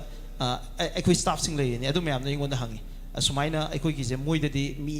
lak ma yeng gre ekoi da na lising ni fu yang gaidang yeng ado moi je block to ji copyright tha je ai sunga ya de ada ekoi ki program do mi ni yeng ke that's our success ado exclusively for monetary gain ka kidam to toraba ai paisa khara phangnaba kidam ta ne na tora kan da ne ai koi hoji mi khara na ai koi na khara na pulaga to media house am khani sigi media house da mayam punama ki earnings je si pulap thadari ne tv de ki koi na paisa lakna bu hona raga di ado ai koi sanau da sangom sum bu adu ga chapma na doi ne san la da sangom sum bu kai upai leite noi ni khangi do noi ne koi din paisa ta le noi influencer oina lei ba subscribers noi ni helam gani aduga paisa su noi ni hen talam gani o tv channel mayam sida ekoi gi youtube te lai ba paisa se ekoi su lai ba khara ko aduna tana manipur da ekoi da market si aduga mati pe survive to no bu hona ba yam wai sini pamje ba adu survive to wai matang je yes ai gi point ama add to haijar gadi ko every discussion hours da lai ba every news channel ki da lai ba ma ki camera angle amadi ma ki framing je sama nei ba aduna uniqueness later gadi kanam tana click tong ning de ba madumang na samna da mapalam gi news channel da kamaina camera setup tawi karamaina camera thami karamaina hadi akoi open area da ga tawba adaga samna da mi chala ga tawba pun he level tawba akoi gi round table discussion ga tawba yes makan gi pose thom audience kamai phagani na tawba to kanam tang si bau taw te thi dong de de ko maduma ai gi site gi etong ni aduga ngasai gi aina haja gi ba point to si camera je ai keno tam tang zoom to view ko ai si focus tabra ta de de si keno je taro ya o ai hai patang uchar ke ko camera da kum dara ga sida ya ba siapa? Si ai video ma content 2 million ya wei content ya si audience am tina wang e ado ai earning ti only $6 ne ba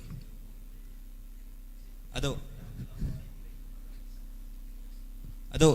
si ai nga sai ji gi do yes sigi 2 million ya wei content si da $6 khata ne ba $6 khata ne ba so that comes around only lupa lising muk te ne ba natte lupa 300 muk tang ngol to ne 69 Dati $12 na tro $6 hai $6 di lupa satru kumba hai satru kumba ne ba satru kumba tane 2 million ne ba okay adu lupa satru 2 million yau budi kat yam war ne ba adu phau da lupa satru khakte ne phangi je adu gi damakta yam kanna barbel daria ma yam du yam tawbira no ba okay ya ai same ga ha ga di thangai seng na research tawbiro content tuma chana ba mong da nei na biro aina ngang dui wasina society da kyamu effect to ya ha tuma khanbiro nei na biro waje pangang ang ba de ba hojiti wang ang jam lu matam ni exactly nong ala ga ekta kokol ka dui yam no ai je sasinga yam pachana pau khum bibi ai ngasigi panelist wena lakpi riva ngasai dagi ai khoki without any ai khoki problem am ta leitana phambi riva Davin Jauzi say from Ani Lay Hibi, Adaga Tanjam, Adaga Sassinger, Naumai, Lapi Vigan, Pilot and Tagachari, Aduga Sassing Atom Pamiaria, Yariko, Ada the Aham Davin of the Tadoxage, Davin Tagachari, Ado swam to the England the message, Tazala, but Davin the shape, the sun be Sapayari, Davin. Layrangi Lanum with the Matin Sapiro Mona High. Tasamo, I don't record to be Rocosa, record Kawigano. Tasamo. Okay, I could music team of the. Okay. Ready with Bino. Madam, I Tamoki and say, the Sans again. I do Tamoki na Sakwe, you jump palms by that. I do Tamoki the same Salagado at Lucian, but as at Lozage. Okay. Okay. Okay, Mark Sida, I know, Heisening by that, Satsinger at the Nauba, at the Tanjam, Mayam saying, I see.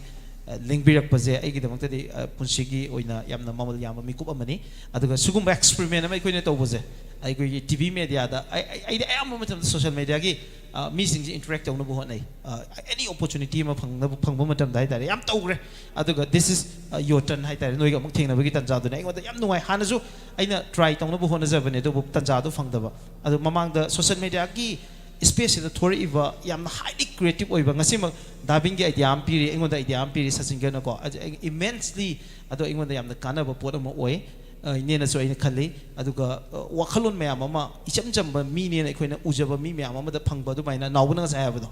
Me ꯑꯣꯏꯕꯒꯤꯗꯃꯛ ꯀꯧꯒꯗꯧꯕꯅꯦ ꯀꯩꯇ popular ꯑꯣꯏꯕꯩ ꯅꯠꯇꯦꯒ ꯍꯥꯏꯕꯗꯣ ꯑꯗꯨꯃꯥꯏꯅꯒ ꯌꯥꯝ powerful ꯑꯣꯏꯕ ꯄꯣꯠ ꯃꯌꯥꯝ ꯑꯃ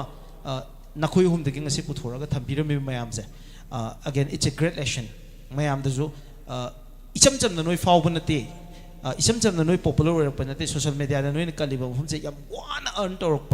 अदुम याम deserving ओइबे स्पॉट नि स्पेस नि हाबसे सु आई मयाम द दुमाइन थमजगे अदुगा याम नुंगाई अदुगा लापिबे नमदु थागचरी आई यारबा okay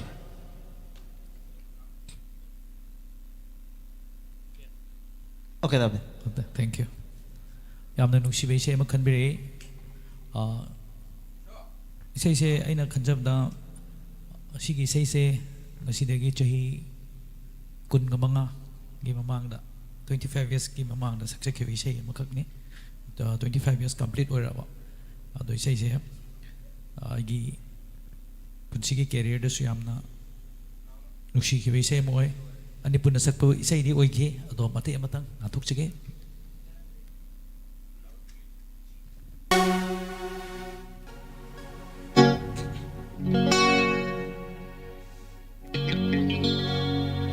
Lairangi lainamga lairangi laisaka chunadeda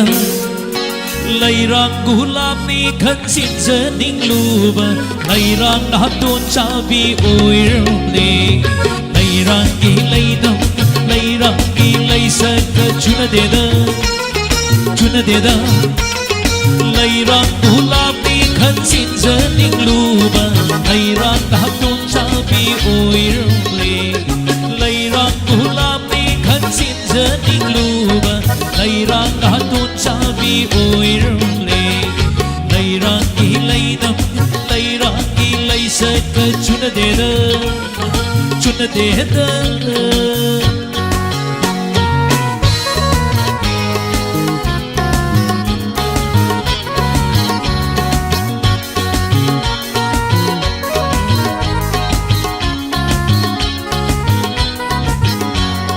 Laisaging hoda Laisaging hoda na sumasa tuba Tingkang palam ledan sini chaprase Laisaging hoda na sumasa tuba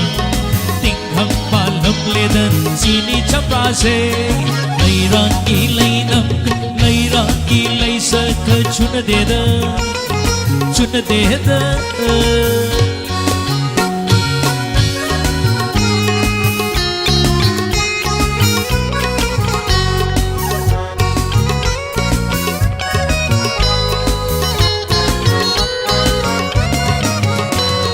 Lairang sakpu yeng liba lairang lainam thiriba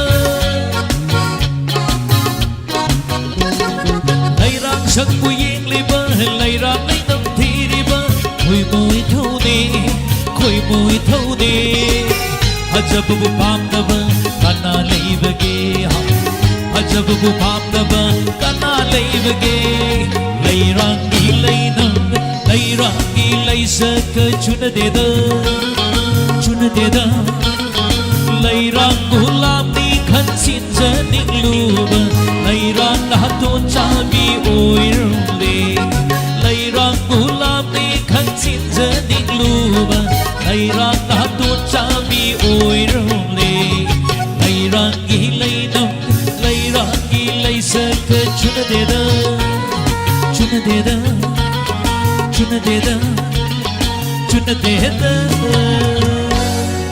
Davin, thank you so much. Thank you so much, Davin. Ma'am, Davin ki namukta hubu kubama.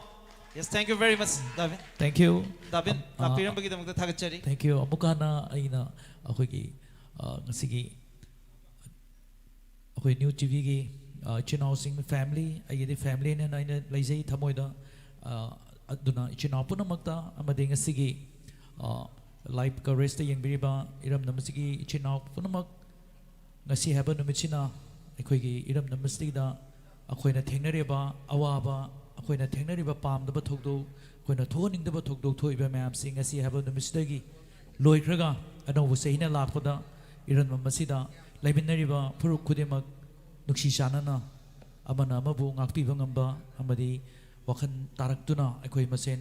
ingna chikna sahi kayagi mamangdagi laiminarpa adumba punchi mahing aduda akoi punna hanminarpa taibang semba apuna pinabirasano haba wapamsi mayam apamda message soina thamse Thagachari, thank you very much, Lavin. Aduga loinana akoi before we wind up I tamokiran dagi isai amada khudol tambina ba request tawjage mukro mic amta khujina begane tamokiran yes no tamokiran sida last piro yes okay yes tamokiran da isai am sa aga ngasigi conclave sigi lotion bagi tangkak to logjage Dabin jare Dabin, thank you very much, yeah. Okay.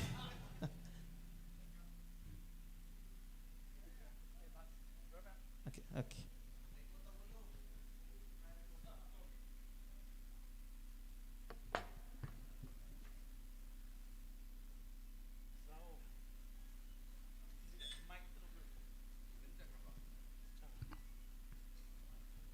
Hello.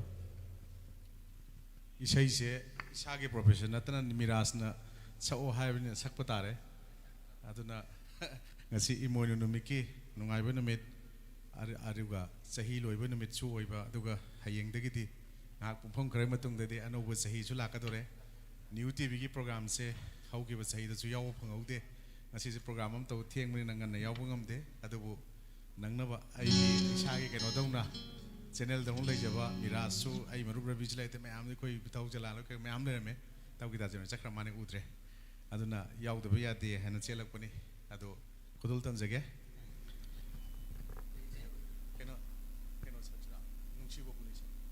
yes mayek se kitang shinge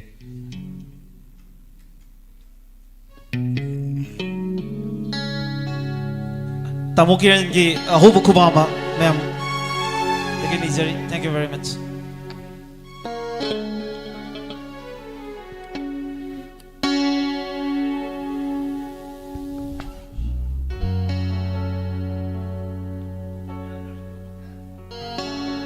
Nangi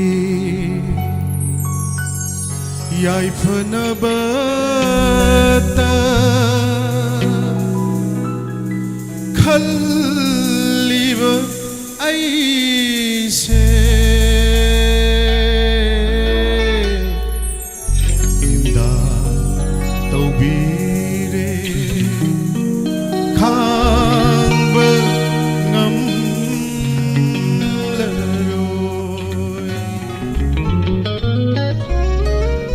ningam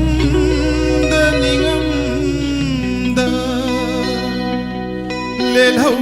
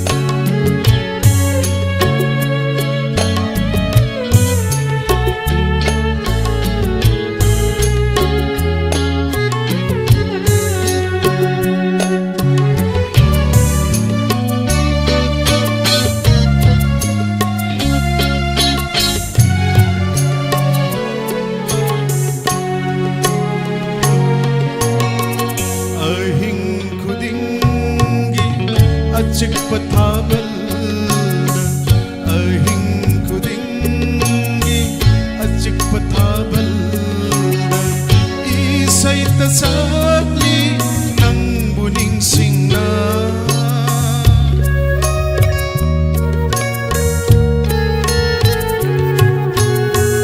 अहिंग खुदिंगी अचिक पथाबल इसैत सकली नंबु निंगसिंगना कायना बैमैदा कुइरब पुंसी देखतलरोय अमुक अहिंग लिगादा कायना बैमैदा कुइरब पुंसी देखतलरोय अमुक अहिंग लिगादा देखतलरोय अहिंग लिगादा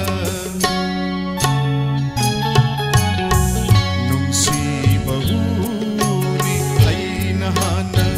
खंगलमलबा ओ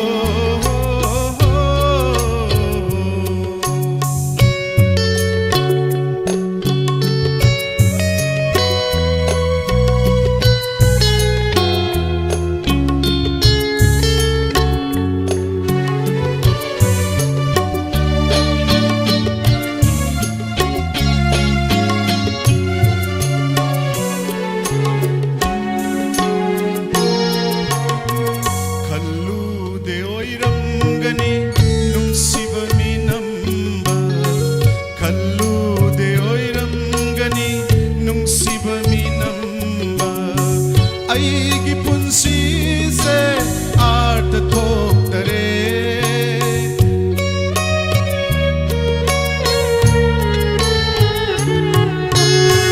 खल्लूदे ओइरंगनी नुंसीबा मिनंबा अइगी पुंसीसे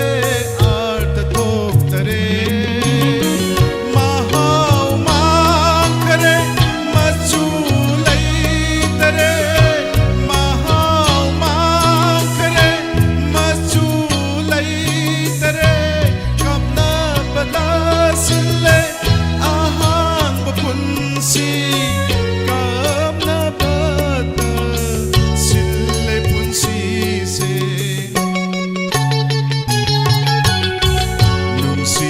नुंसीबहुनी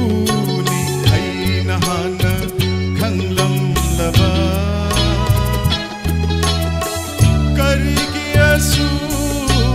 कोइदारुनी हाइफम खंगदा तमफम खंगदा करिगिवाना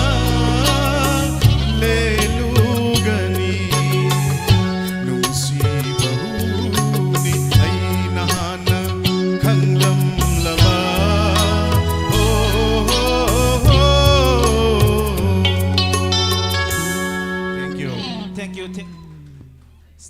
Thank you very much. Kita happy roko. Okay. Thagachari tamo kiran je tasengna social activities ko yamdradi sei sakadobne ado sei zum sasu yai yam toi su sei anyway yamna dignified oi ba haitare ikai khumna na mo kai do mathang amuk another moment abanda amuk ai tanja si phangda bo hona jage anyway aina di yam sanjani wani tamo ki khonjel je yam pamjaba aduga ngasi program asi yam ikai khumna loishanaba ki tangkak tu lojabada yam chaunu mateng pangpirik aigi inau iti chahi gi inau ujeraga ju aina look up tawjaba haitare manipur gi atangba mani ngakani aduga achau chau mafam mayam kalliba tungda so asayam chauna leiba adu makha tarakpa manipur gi younger generation mayam na look up tawriba adugumba yam powerful oiba influencer ahum khak nangasi lengpiraga saruk yabi bagi nam tasu thagachari aduga aikoi loinamak wish pibagi tanjam khak tang ai lojage and mayam miyang ta viriba ai camera se siniko okay ai miyang ta viriba manipur miyam aikoi ngasi si yamna light oiba vibe amada aikoina thamjaraga artist mayam aikoi ngasi kaujaraga mangdana aikoi media ki spokesperson mayam panelist mayam media personality mayam phamakanda tu maina yengminabagi tangka amaki khoi ngasi si lojaki bani yam nungai ba mikup ama ओइकी मिकुप से अदुगा हयेंगना अखोई थमजरिबा programme से मयाम stay tune अखोगी हयेंग catch us live tomorrow by 12 exactly hayeng pung 12 hek taba matamda अखोगी Manipur conclave हौजगनी हाइबा मणिपुर कॉन्क्लेव सिदा मणिपुर की सकनाइरबा prominent personality from different background academician civil society leader political leaders mayam yauna even political movement ki uchingwa sing yauna tongan tongan personality mayam amaga punna अखोगी round table conference hayeng leigani haiba conference da अखोई conclave amoina idea of Manipur the way forward hauzik Manipur miyam da chamamna leiriba idea of Manipur gi reimagination tawgi tangkakama amasoi khoi gi marakta leiriba hauzik crisis asi loishanabagi mityeng the way forward ama haiba wafamani sida mayam gi oiba mot mayam thamdagani masina Manipur gi oiba punba voice amoina hayeng tholakani haibagi thajabal soi khoi thamjage ani subada political conclave ki matungda like a business conclave legani haiba business conclave sida Manipur gi sangnai raba business icon sing galoinana अखोगी Manipur university अमदी Dhanamanjuri university के छात्र सिंह ना audience panel होरगा हाइबा मणिपुर की याम ग्रीमी ओपे सिचुएशन आशा उरक्त्रबा यामना मियामदा यामना चममनबा अदुगा याम होपलेस ओपे सिचुएशन अमा लेबसिदा चैलेंजेस मयाम जे मायुकनरगा इरमदम सिदा अखोई मसक नाइबा बिजनेस आइकन अमा ओइगनी हाइदना चोंथोरइबा मियामदा आशा पीरिबा मखोगी वारी मयाम तानाबगी मिकुपतुनी अहुम सुबदा यूथ आइकन सिंह सोशल मीडिया इन्फ्लुएंसर ओइना then art and culture dagi sports dagi then education dagi entrepreneurship dagi masak naiba promising star mayam mai koina pura kanda makoina Manipur gi tungi future oigedoribani haiba mityeng juda yumpham oiraga youth chingo oiba youth conclave ama koi thamjari haiba youth conclave se hek loibaga Manipur gi honorable MP Lok Sabha Dr Pimol Akoijam gi conversation ama masida su ekoi Manipur University amadi Dhanamanjuri university की audience panel ओरगा चथगजगदुबा conclave programme मरीनी हाइबा Manipuri conclave with new year 2026 से मियाम मेंग ताबियो अरोइबोइना ngasi bye bye की हौगिब सही ngasi मक्ति ओइरिबा 2025 की अरोइबो पुंगफम मदो हौजिक पुंजा खरगी मनुंग the सुंगसोय सोयदनी यौरगनी अदुगा मसिगी हौगिबा नुमित सिगी ममांग the लेखरिबा चाही सिगी मनुंग द थोखिबा एकोइना पामजदबा नुंगाइजदबा थौदोकसिंग अमुहन मणिपुर की लेमाई थोक्तब ओइरसनु अदुगा मणिपुर अनौब येनिंग अवाना तारबा मचा काइनग्रब ममा कयागी देन मपुरोब काइनग्रबी नुपी ओबी कयागी मपा काइनग्रब मचा कयागी मिकप मिराव खोल मकोइद फावरिब चाइना अमदि मैचाक पुनमक अदो कोहन्दुना अनौब आसागी येनिंग अमा लाकदोरिब 2026 ता पुरक ओइरसनु हाइबगी विस्टो नोटिस विंडो की माइकैदगी पिजरी लोइनना अनौब मणिपुर अमा सेमा मतमदा अखोइनि इरमदा मिरै पागसिदा पोक्लमबना ngasi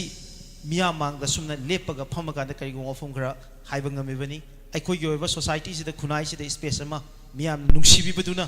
अखोइनि लेपचबा ngamjariबनी पुनमगसि इरमदा मिरै पागसिदा पोक्चरुबगे माहिनी अखोइबु ताइबुं पानबु सेमबिरिबा अखोइगि मपुना अखोइगि ऑलमाइटी ना पिबिबा खुदोल ngakतनी इरमदम इरैपा इरेचा पुनमक्से अदुगा लमदम सिदा हिमिनरिबा फुरुप चा पुनमक्से की फजबा नुक्सीबा अखोइ मसिंग की मरक्ता लेरिबा आचेतपा मरी पुनमक्तो ngasai sida thambigriba masak naiba influencer mayam sing panbada moi ki thamoi da disturbing oiba thoiba thodok wathok mayam sina mokoi ki thamoi da chaina piba kaino khoi tawrisibo ado अखोइ थमोइ ददि याम नुंसिनरगसु social media की space ता ngangnariba तौनरिबा mayam जगी पेंदबा mayam की mummy मोइ की थमोइ दा ताबा mayam दा अखोइनो उब फंगिबसिनी तबुतबु इरमदा मसी the पोक्चबगी चाउथोक्चबसे सिदगी हेना ममल याम पोसक म फावब लेते लमनम सि द पोअमबना ngasi अखोइनो चाउजबा ngamiबनी हिंजबा ngamiबनी इरमदा मेरै पाक्सि द पोक्चबगी चाउथोक्चबदो गी मनुंगदा इरमदम सि द हिंमिनरिबा इरेचा पुनमक नुंसिबगी वाखलोन अखोइ पुनमक ता येंगबा मानबा मियेंगी वाखलोन पुनमक तुसु ख्वाइदगी हेना मरोय अदुना अनौब मणिपुर मते हेना नुंसी चानबा अमगा मटेंग पांगनबा अमगा थाजनबा इकाई खुमनबा अदुगा अनेम अवांग लेतबा लाइरबा इना खुनबा लेतबा नमथबा अमसुंग नमथबिरिबा कांगबु ओटपिरिबा अमसुंग नहेलिबा कांगुगी मरक्ता खेनबा लेतबा अदुगमा मानबा मणिपुर म वेरसनो हाबगे विस पिजरे हैप्पी न्यू ईयर 2026 हायेंगे नमक नाउबा विश ऑफ द बीबी अखोइगी ngasiगी मिकुप तंजा खर खक्ता ngairabane अखोइगी 2025 लोइगदबा अदुगा 2026 योरकदबसी खितंग आइरे चाही हाफकलपसी अखोई सीबगी लंबी द नक्सलिबनी तबतबु अखोइना 2025 ता तौबा ngамगिदबा थबक मयाम अमा 26 तदी तौबा ngamba इसिलेनाव हलमन क्वाइ खुदिमकना निंगजरिबु खुदिमक 2026 तदी लोइना थुंबा ngamba ओइरो हाना आइगी मोतगी विश पिजगे थैंक यू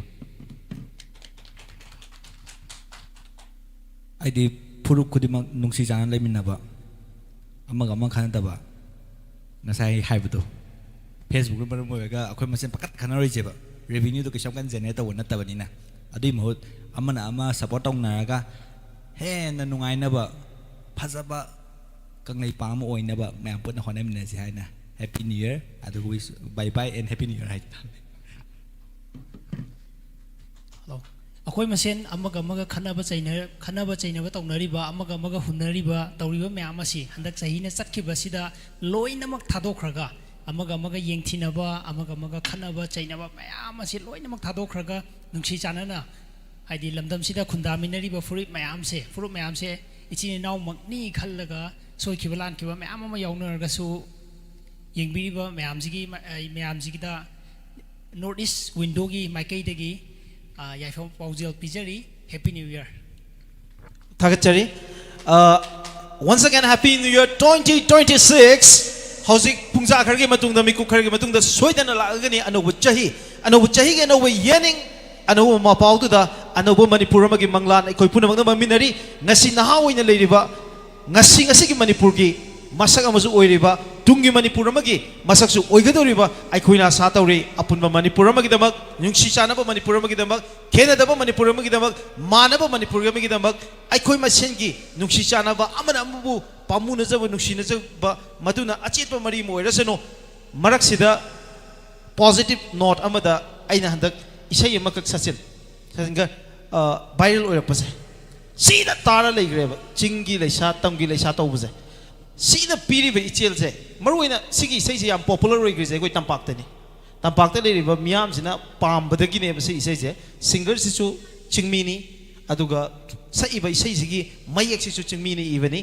तौबदबो मसिदा चेलेबे इचेलसिदे अखोय मसे नुंसिननिंबगी पामुनबगी असेंबा इचेलदु मदे अखोयगी मियामदा लेरी मणिपुर इमोशनली काइद्री तोंगान मसक मवों खरदा फ्रैक्चर लेबे वानी अखोयगी रमदा मेरे पा काइबे यारोय काइनबगी मरमसु लेरोय अखोयनसु काहेलोय हाबा चेपा फिरपसिग लोयदना अपुनम मणिपुर अमगी दमक अमुहन विश पिजरे अखोय पुनमकना happy new year 2026 thank you very much हयेंग पुंग 12 हेक ताबगा मणिपुर कॉन्क्लेव हौजगनी मियाम सोयदन येंग ताबियो अदुगा मियामना पामना गाइनरिबा मणिपुर की संगनाइरबा पॉलिटिकल पर्सनालिटी मैम अमा एकेडमिशियन मैम अमा लोइनरि कोइ पुदन लाक्सके ngasigidamaktadi मियामदरि काइनबे याथंगनिसरि थैंक यू वेरी मच